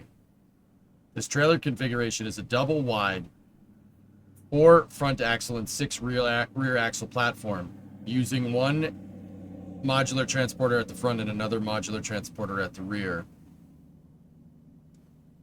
That doesn't really explain how they're going to get that up there, but that's cool. Hey, Warlord. What's up, man? Been a minute since catching you live. Is there any reason the new playlist on YouTube show the newest episode first instead of the original or first episode? If it's on the VOD channel, it's just the order the drummer's uploading it, dude. Or something that YouTube changed.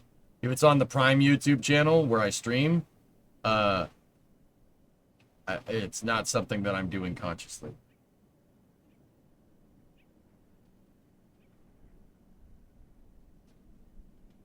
All right, dudes. Well, we ended up talking about a good deal of stuff.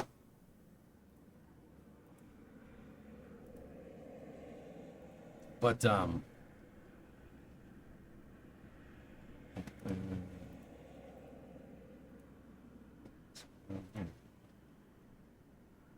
DC-8 has its strobes on.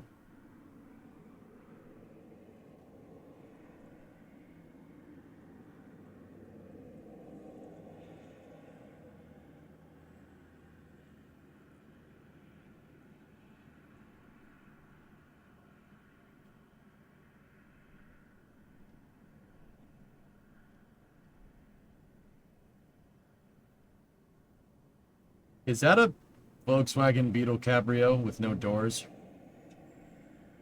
In the rain?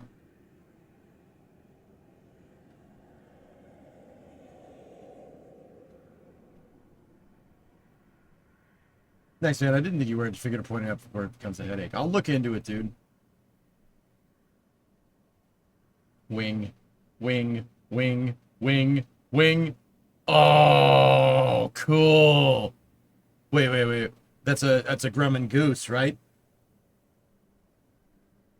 Look at the landing gear on that seaplane. Look at that thing. That's cool. Hey, Geeson, look, a goose. Jason. Look at it. It's got a little nose. You can boop the nose. Boop, boop, boop, boop, boop, boop, boop. Honk.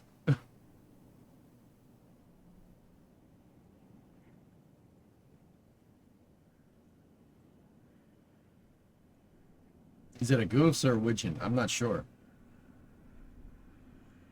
Yeah, seaplane, but it has deployable landing gear, dude. That's pretty damn cool.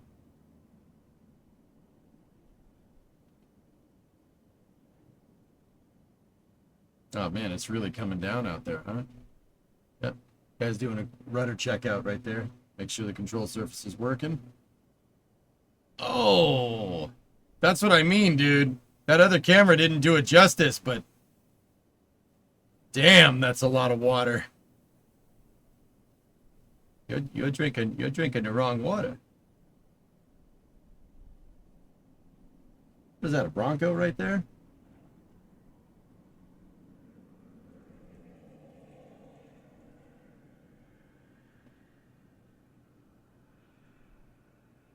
Yeah, the UH-1. I see its blades moving up and down.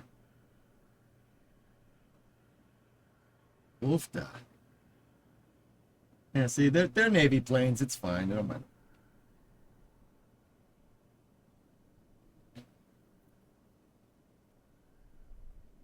That's not a plane. That's a Honda.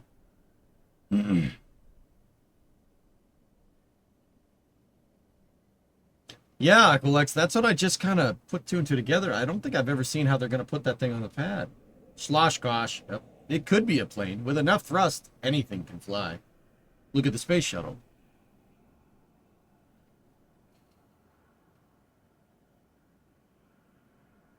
Nice, Jeff. There you go.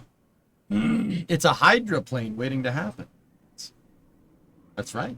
Goes in the square hole. Oof. See, I don't know about you guys. As long as this isn't a thunderstorm, I'd be out here. I don't care if I get wet. I'd be out here looking at the planes. You know why? No one else is going to be out there right now. You got the whole place to yourself. I'd be out there. I'd be like, yo, look at this plane.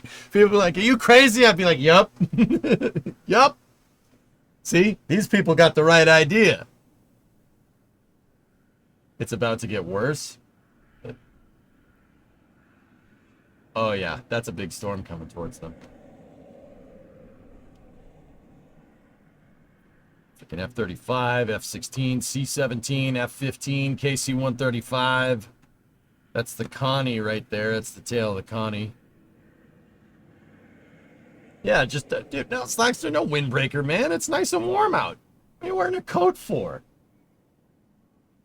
What's that big plane behind the C-17 with a yellow stripe on its tail? KC-46.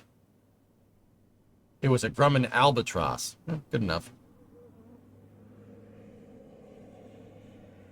Actually, you know what you'd need for this? Goggles. You'd need goggles for this. I'd be out there with wife beater and a 6-pack of beer looking at all these nice planes. There's a P-38 sitting right there. Bell 47, Bronco. I think you guys said that was an F7 right there. That's an F6. There's an F4 right, the F4F right there. F6F. I'm not sure what that one is. I'm not sure what 55 is. I'm not familiar with that plane. It's a UH-1, a Cessna 337 or whatever the military equivalent of it is. That plane has 2 engines in it. It has a pusher and a puller prop. That's Doc. 469972. He's the doctor. Hey, Kate. Discovery. 6-month go and throttle. resub. There's an official render of Slick 37 from SpaceX on the refreshed website. Go to upcoming launches and scroll through launch sites.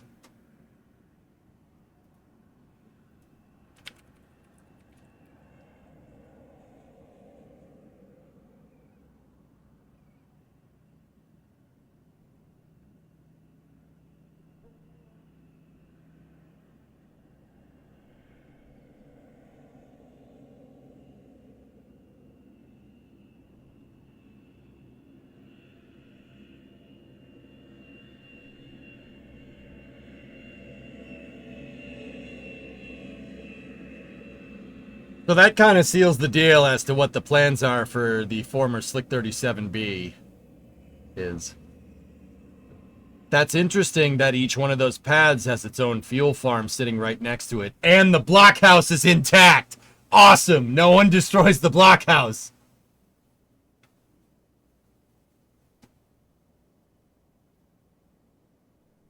Yeah, exactly. Exactly, man. Water.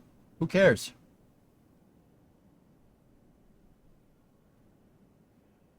Catch tower, though. This leaves a lot of space for catch towers, dudes. Suppose they sell tickets for the blockhouse? I would not be that close to a Starship launch, dude. That, even in the blockhouse, it'd be like a 9.0 earthquake in there. It's interesting that these renders have the fuel farms right next to the pads. Like, I don't mind that, right? That's cool. But, very interesting.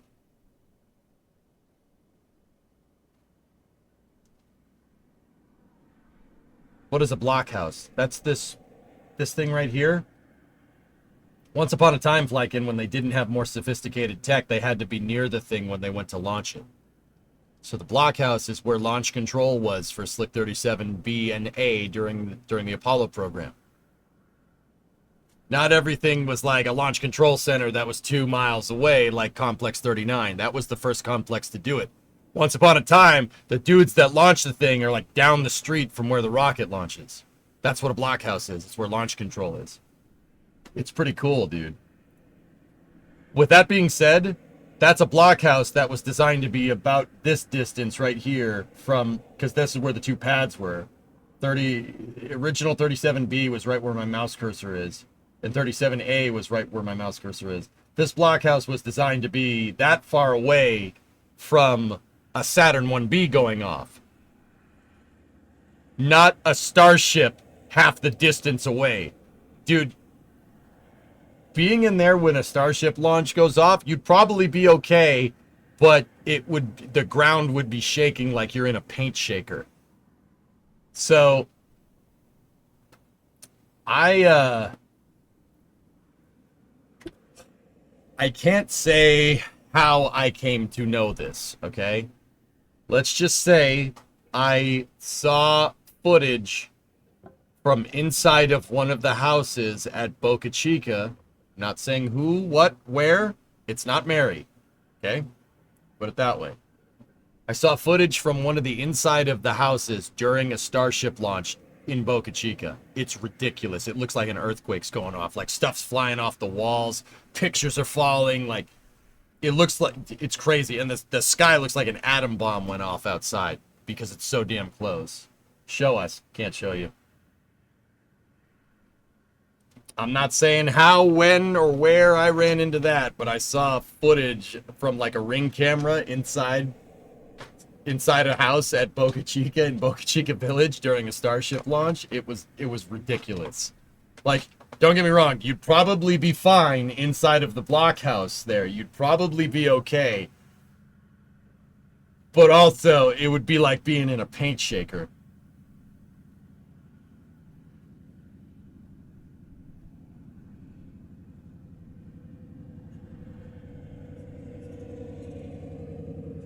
I've seen a YouTube video of the thing you're describing. Maybe that video went public. Maybe somebody posted it. Want to trade videos? I don't have the video. It was shown to me, dude.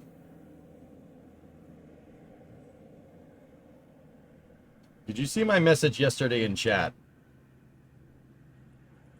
No, Seagrass. If I didn't reply to it, I probably didn't see it. What's on your mind?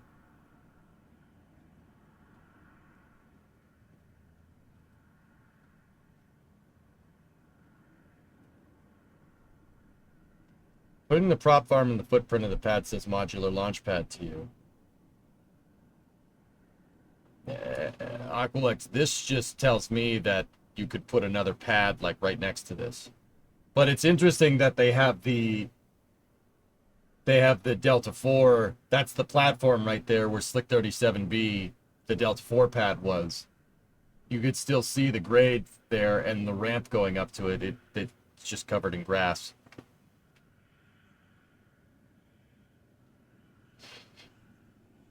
But this clearly, I mean, Aguas, you ain't kidding. This clearly shows room for expansion. You could fit 2 more of them right here. You put another one right there, put another one right there, have the fuel farm feed the second one there, have that fuel farm feed there.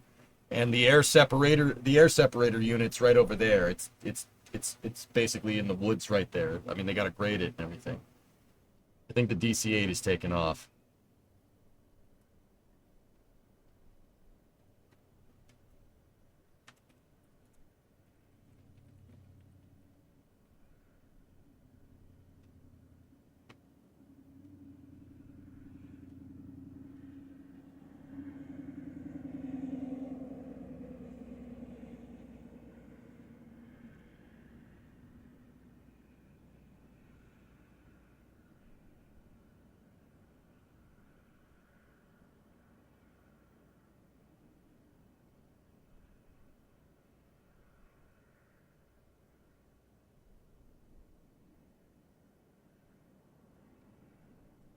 Dang, dude. You know, that DC-8 is owned by Samaritan's Purse, which is a disaster relief charity. Dude, they have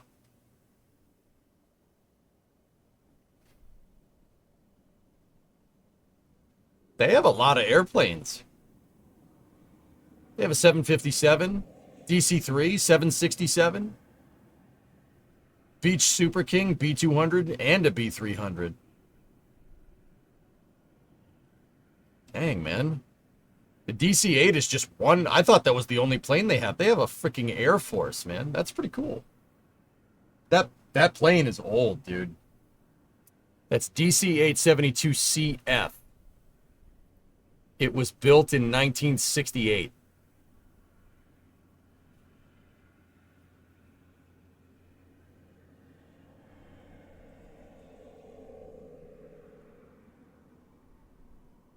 The DC-8 is getting replaced by a 767F. West, when you're ready. Roger, we're looking at it right now. Pretty awesome. We're still IFR, sir, but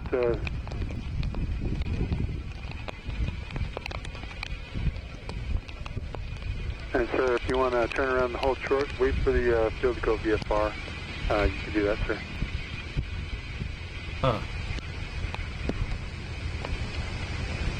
You're going to be in Boston on the 13th for a pre-operation screening. After the 13th, at some point, I'll be at Mass Medical having open chest surgery. Oh, jeez, man. Well, hey, Boston is the best of the best, dude. People come from around the world here, so you're in good hands. But I'll keep you in my thoughts, man. Good luck and Godspeed. But that's cool. I mean, the chest surgery part is not cool. You fit? You got the day off? No ATC, please? All right. That's fair. That's fair, man. Well, Tigris, I hope everything goes well, man. I'll keep you in my thoughts, okay? You're gonna be cleaning out your pulmonary artery. Yeah. That's probably a good thing, dude. You kind of need that. That's kind of important. You don't. Yeah, you need that. You don't want to lose that. That's kind of important.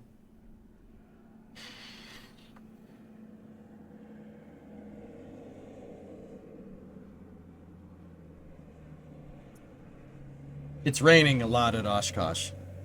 Respect the hell out of folks for all actions, a little talk. Yeah, exactly. Edmana, yep. SpaceX updated their website. Yeah, check this out.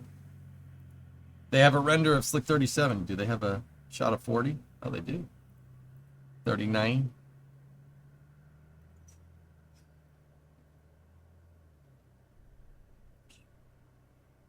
Wait a minute.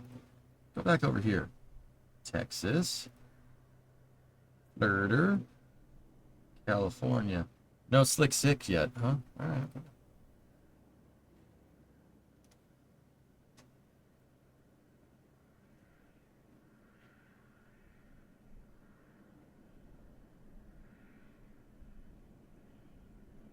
Yeah, but do they have a render of a box?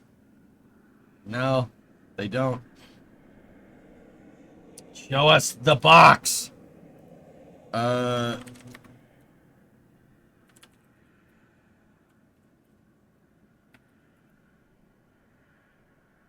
Okay.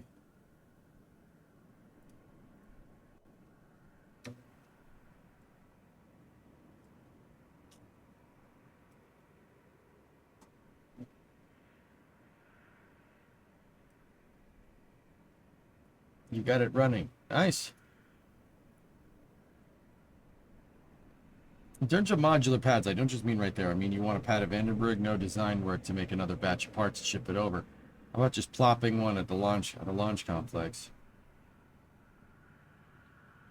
My only question with that Oculus would be the trench. The trench, but yeah, yeah, no, it's definitely mass producing pads is definitely on their radar, dude. There's no doubt in my mind.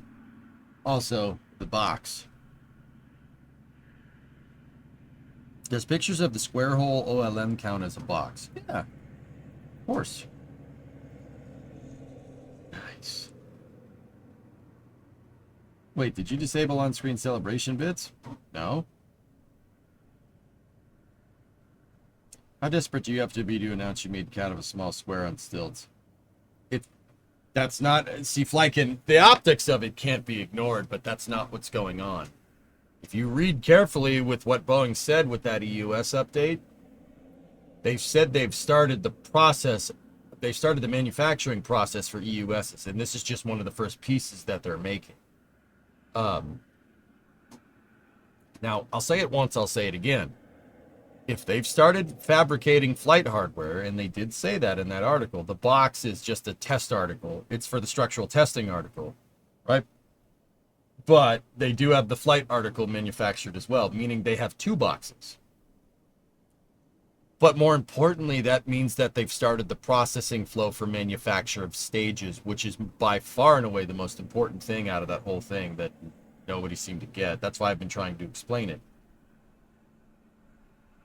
That means they've started principal manufacture of all of EUSs, which means they're going to start building them, and they're going to start building them, well, let's be real. They're not going to start building them fast, but they're going to start coming at us quickly, faster than what we've seen, considering we have seen nothing over the past, well, how long has the EUS been on the books? Since like 2016 or something. So it's updates. It's not just about the box. Updates are going to come at us pretty hot and heavy over the next couple of months, if I had to guess. That's just a guess, but once again, the optics of it can't be ignored. That's hilarious, dude. You guys, they couldn't even show you. They couldn't even show you. Like, what is so secret about a jig with a box? Like, ITAR, what are you talking about? Like, it's a freaking box. It's a thrust structure. I'm pretty sure China knows how to make those. Like, pretty sure.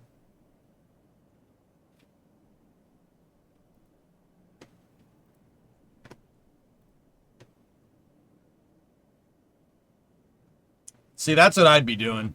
I'm not gonna lie. Mutter, I'd be doing that as a grown man. I'd be walking up and down into planes, playing in the water. Just dive into it and slide through the grass, man. It's like a natural, it's a nature-made slip and slide. There's a freaking B-17 over there. How come we haven't seen that? It's B-17, B-25, B-25, B-25, B-25, B-25. A bunch of C-47s. Actually, that one looks like a DC-3. That's a C-47. That's a C-47, at least the paint jobs are. Man, look at all this stuff. That's a VOR right there.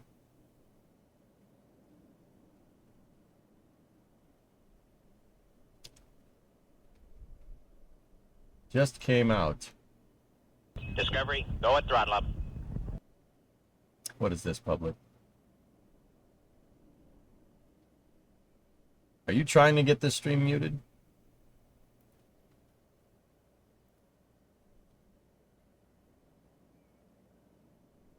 Going to Echo Victoria, check SpaceX's website, human spaceflight, and scroll down to destinations. Oh, okay.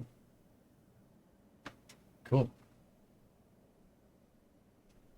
You ever catch the neutron sound suppressor test? I did. Yeah, we did. Maslam, 119-month resub. KFC serves chicken in boxes. Human spaceflight. Making life multiplanetary.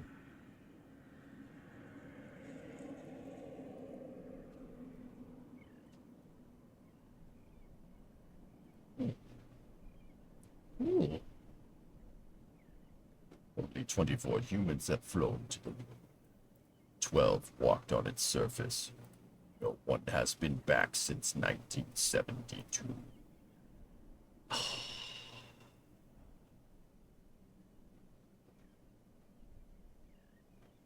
Damn, that's cool. Still, yep, okay, yep. Just needed a daily dosage to remind me that Apollo is one of the greatest achievements of humankind. God, is that cool? Look at that thing. The DC-8 just took off. I freaking... Oh, there he goes.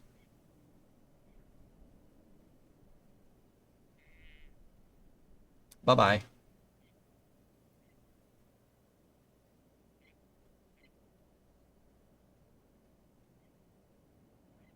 So that plane was made while the Apollo program was still going, by the way. Yeah, it's old.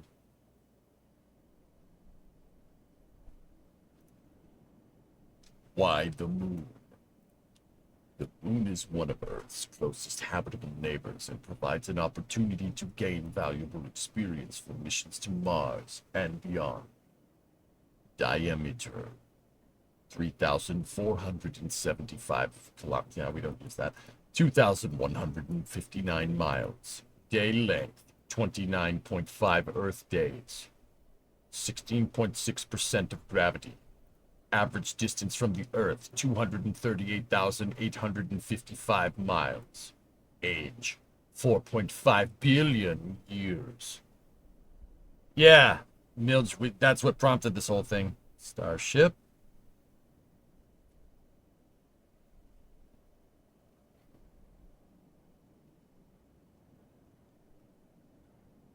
Whoa.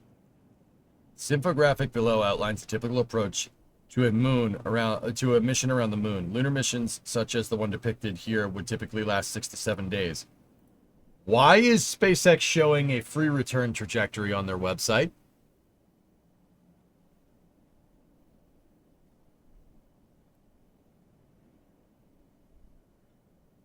Yeah, of course. Yeah, Jeebus and stuff. I'm gonna put that up there in case that albatross takes off.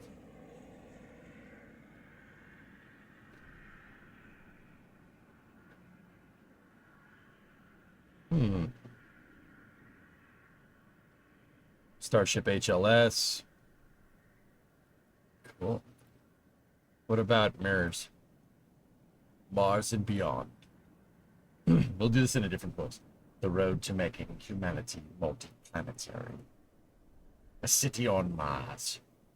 Establishing a self-sufficient city on Mars will require upwards of 1 million people and millions of tons of cargo to be delivered to the Red Planet. I'm not doing that.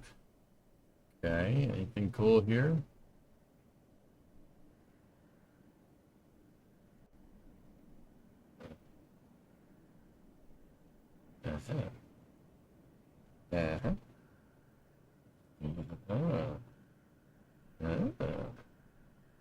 Yeah, we've seen this render before, but also, I like that. That's pretty darn nice. Look at the end of the moon timeline.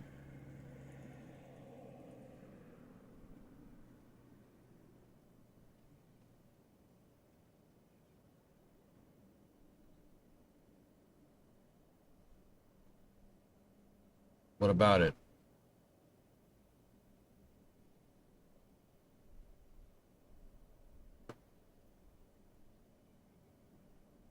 The albatross is taking off. Hold on.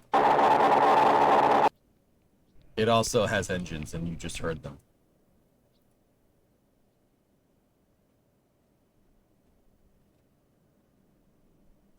Dude, we gotta make the a cargo plane in Kerbal look with the hull like that. Has to be like that.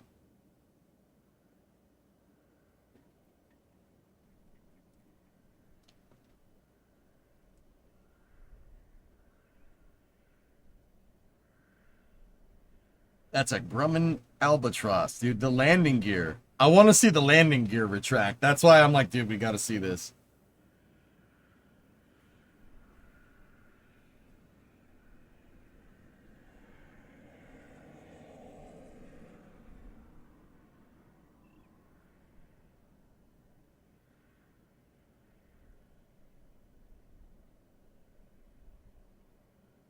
Come on, baby.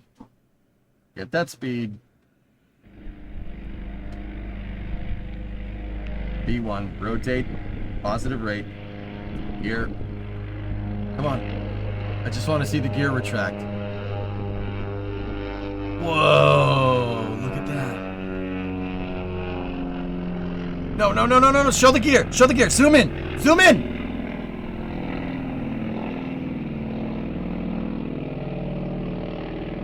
Wind 300 at 4 gusts 12, departure by runway heading, or correction heading 270 to 360 on still leaving the south. Look at the freaking gear. The tire retracts into the hull. That's super cool. On runway 27 minus weight on the right side, passing off runway 27. They're going to be turning to the northwest, so once you're clear to the north, you can resume on navigation. TBM on the right side of the runway, passing range stop. And Diamond Star, runway 27, line up and wait on the left side, past turning stop. That's behind the Diamond. That's good. Cool. There's the seaplane ramp. Yeah, also, fellas, like, for the people that haven't seen it, Oshkosh has just, the airport is connected to a, there's Lake Winnebago. That's what it's called. And there's a bunch of seaplanes there. You could go see a bunch of seaplanes. Yeah. And you can see a lot of other planes too. Yeah, Brandon, the pontoons. The problem is getting Kerbal to understand what the hell a pontoon is. We could do it, but yeah. Talked to a goose owner in the Keys. He never puts it in the water. Said the cleaning needed after it is just too much. For a private plane fit, I'd believe that all day. I mean, it's cool, but yeah. Mute it. Okay. Hey, Doc. Yeah, Mutter, I want to see this. Hold up. We're kind of geeking out on this space and rocket review, so sorry. Sleeper, we saw the Rocket Lab news. It's pretty cool. How does this thing freaking work, dude?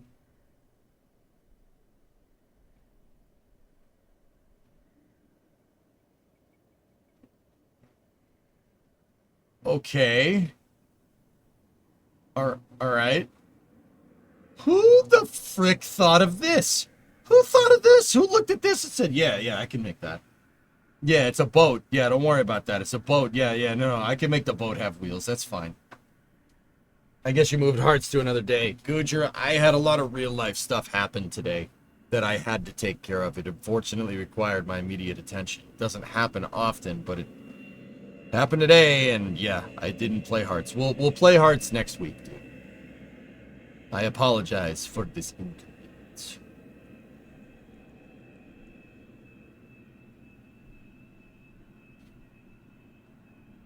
Yeah, see? It locks. See this strut piece and that thing right there? That's a lock to make sure the thing doesn't collapse under the weight. Watch. The first thing when it goes to retract, the first thing that'll go is that thing. It'll open, see? It unlocks the gear. And then it'll pull it.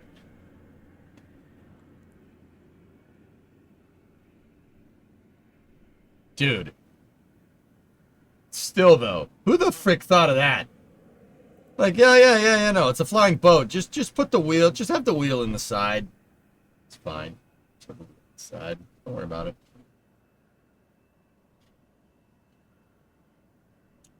I'm not 100% sure, Slackster, we could do this in KSP, just because the wheels are a little finicky. I might, up to, maybe. Probably Kraken tech the hell out of this thing, but the gear would be freaking gigantic. This is a Grumman Albatross, yeah. Grumman actually made a lot of seaplanes, dude. The Goose, Albatross. Oh, look at all the B-25s. They're all just stacked in a row there. Look at all the trainer planes. There's so many. Look at the VOR. There's only one of those.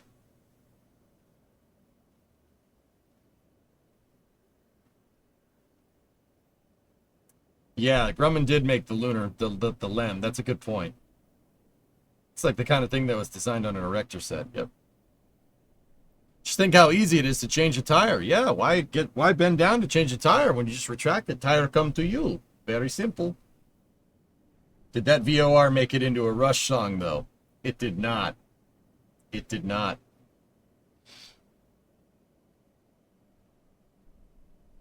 Yeah, it's definitely to protect the gear and the assembly from water and stuff, for sure.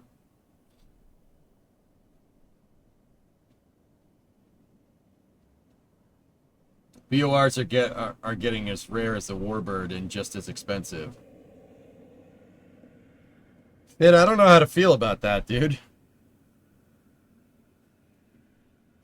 I don't know how to feel about that.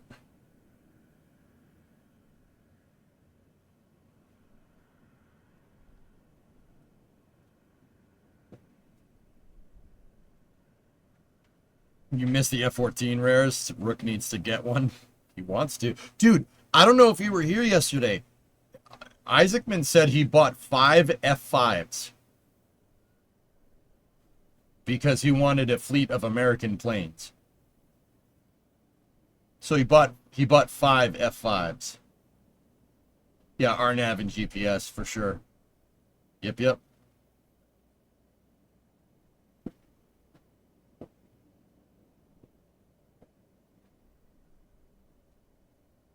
Yeah, you were here for it in Stoke. Yep.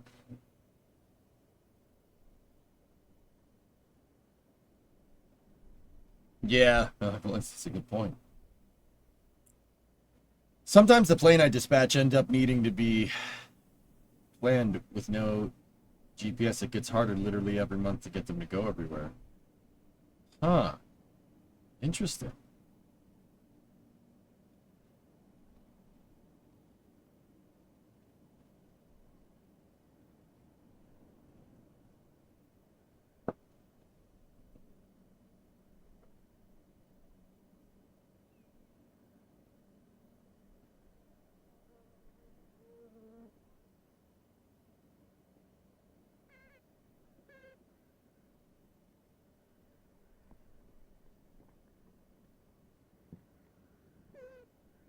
I wonder if Jared's at Oshkosh. He flew a demonstration show, Jonathan.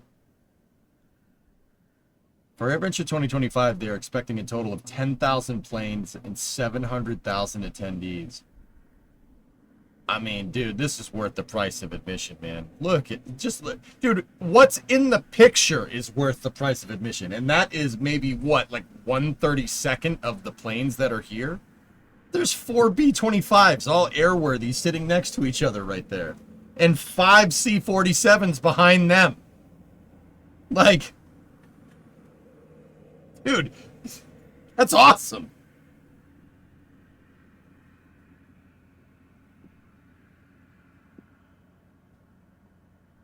Thanks for showing what's about to come to you, outdoorsman. Sorry. Rook wants American plates. You could get a few well-used F-16s from Draken. Yeah. You could get F-16s. It's an export fighter for sure. Not gonna lie, I'd be geeking out about the C-47s.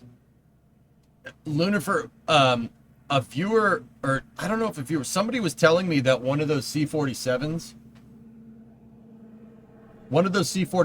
with the black and white stripes is its original livery, if you catch my drift. That's crazy. Dude, one of those C-47s flew over Normandy, which is, all right. I mean, obviously it's been repainted, right? But that's the livery that it came out of the factory with. I feel like spaceflight has been sort of underwhelming. I wish we got some major mission announcement like Polaris 2. Trey, it always slows down in the summer, dude. This always happens. I'm serious. This always happens. It slows down right now in July, and then it slows down again in January. Don't worry about it, dude. It's just a lull. It ain't no problem.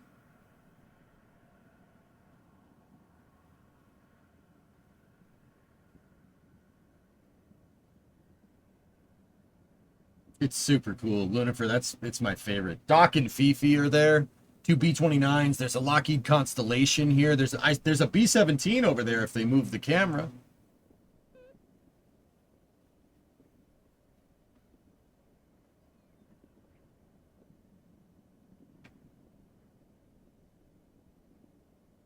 What's up with the timing of the lulls?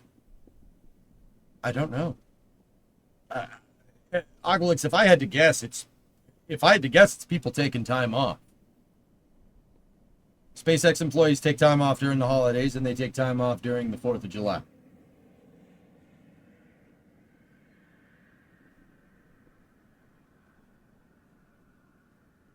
There's a looky an RC-12 Recon King Air. Middle left screen. Oh yeah, I see it down there. It's at the very end. I do the cha-cha. I like to do the cha-cha. You're tempted to spend $1,500 flying Fifi for an hour. If I had $1,500, I'd do it. Like if I had $1,500 to spend, sure, absolutely. What's a lull? Like a downtime. It's slow. The space news, guys. Space news, like unironically, like yesterday was an hour, because there's not much. There's not much to talk about. Thankfully, thank God, Oshkosh is going on this week, because there's nothing. There's not a lot to talk about, dudes.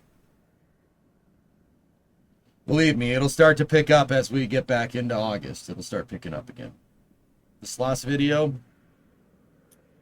I'll probably watch that off stream, Hellfish, and then I'll come back and tell you guys about it. I gotta shoot a message over to Phil to see if it's cool to watch the video.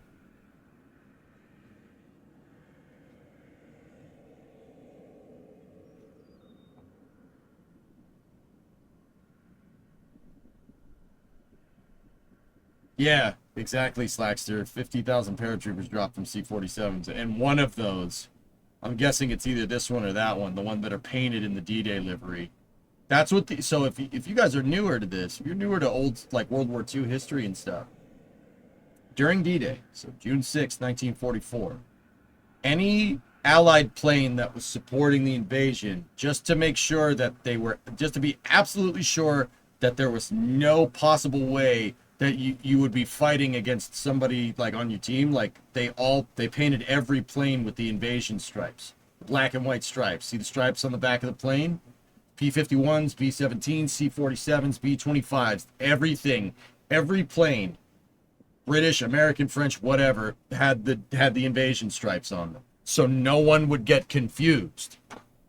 So that's how I know, like, if one of these planes was a plane that flew at D-Day, it's either this one or that one over there, the ones with the D-Day stripes.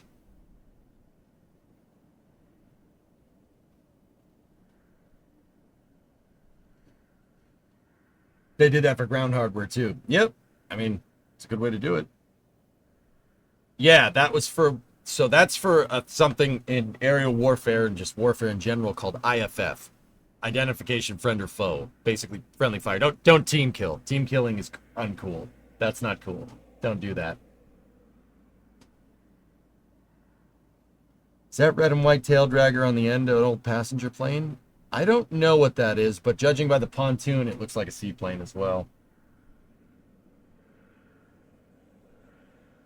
Both of them flew at D-Day. The one on the left is Placid Lassie, and the other one is Virginia Ann. That's cool. Super cool.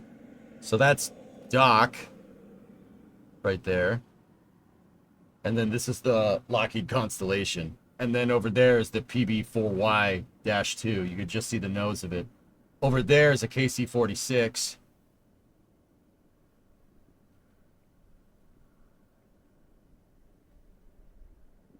The circus paint jobs they had before IFF transponders. Yeah, pretty much. The IFF system eventually evolved into modern transponder codes. There you go. That's a GMC CCKW with a Fat Man replica on the back. I did not notice that. That was there before. It's a GM deuce and a half right there with a fat man on the back. What the hell? Where did that come from? Has that been there the whole time? Wait a minute. Has that been there? Has that been there?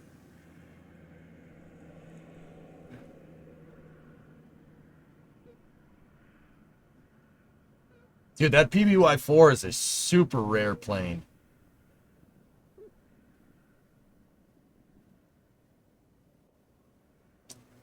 Harrier. Dude, I didn't see the Harrier before. All right.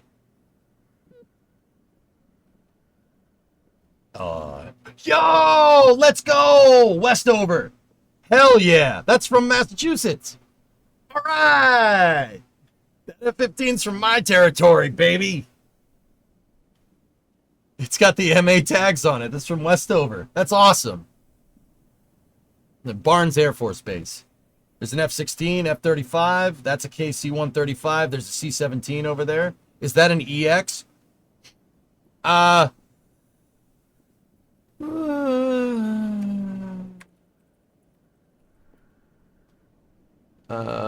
So that would be the 104th Fighter Wing. No, F-15C.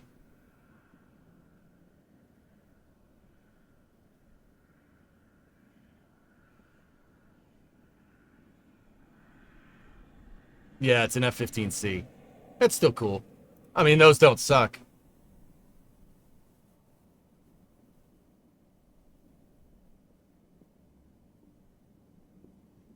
Yeah, the F-15EX, and I've been going down plane rabbit holes, guys, so that's why I know this.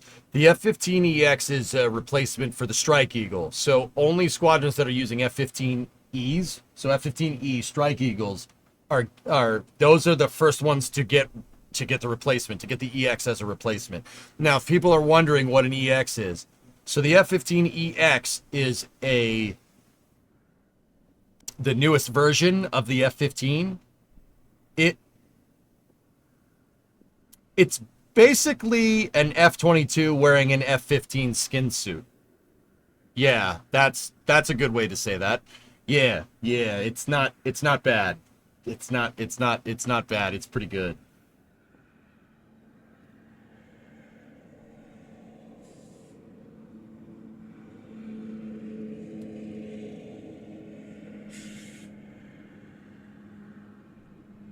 Yeah, you don't want to fly in the rain, Chris. It just makes things more difficult.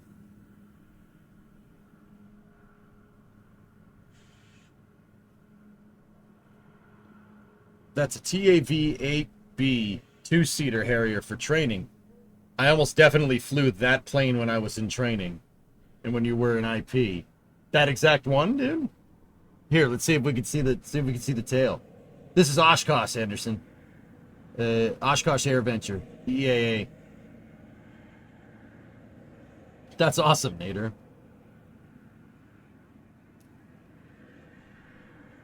Dude, there's a F-80 over there. Intake is a dead giveaway. It's kind of just chilling. There's an F-86. I can't see the tail, Nader. But yeah, I was thinking that cockpit looked a little strange.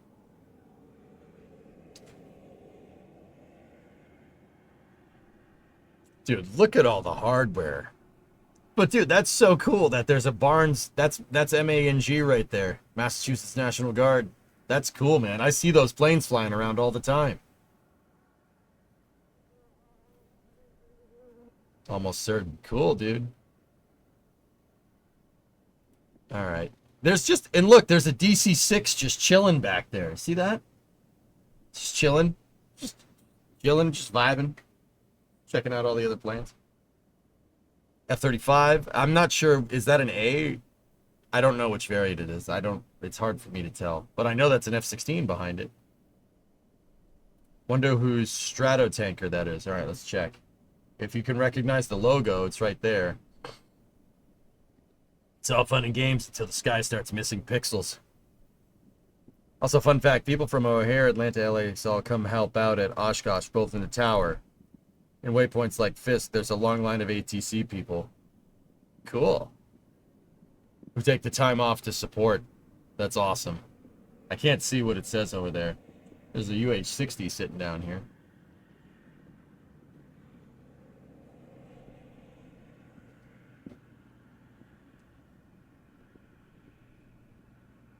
They can land planes faster than what Atlanta can do during peak times. Dude, I love this. I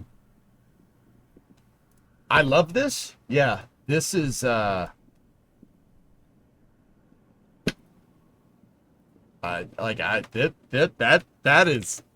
awesome.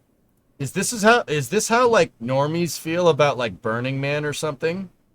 Because like, I love this. This is awesome, and I need to go to this.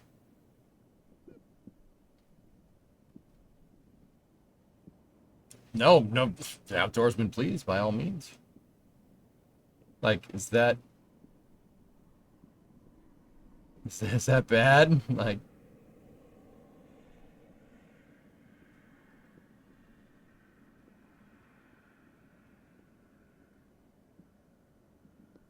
we have planetism. Yeah.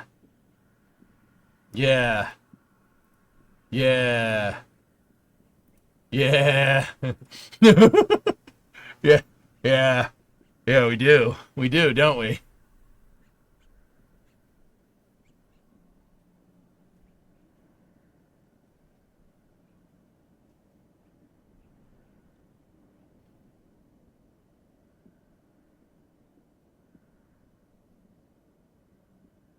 Why would you ask us that question? Yeah, okay, that's fair.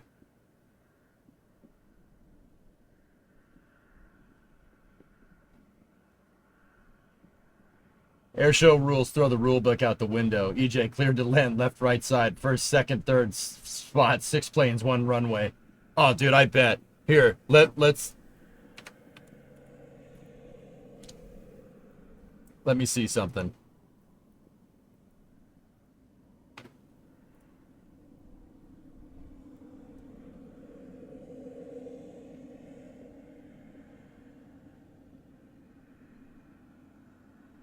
It's actually not bad right now.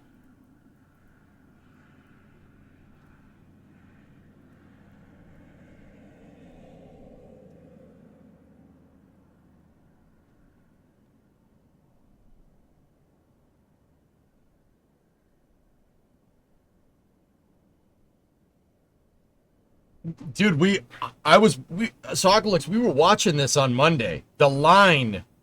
They had a line of planes that went like all the way back over here. It was crazy.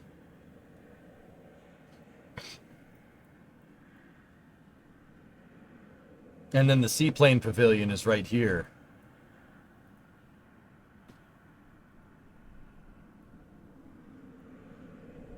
(2024) Lattice PC-12. Nice plane. Turboprop. Very nice.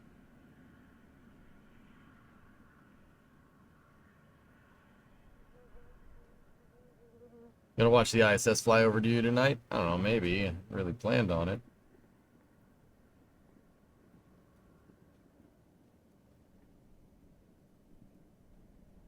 It's midweek. Tomorrow will be a lot of arrivals prior to the show starting. Well, you can catch all that coverage here. But fellas, yeah, my schedule's all kind of screwed up today. If you guys don't mind, I think we'll call it here.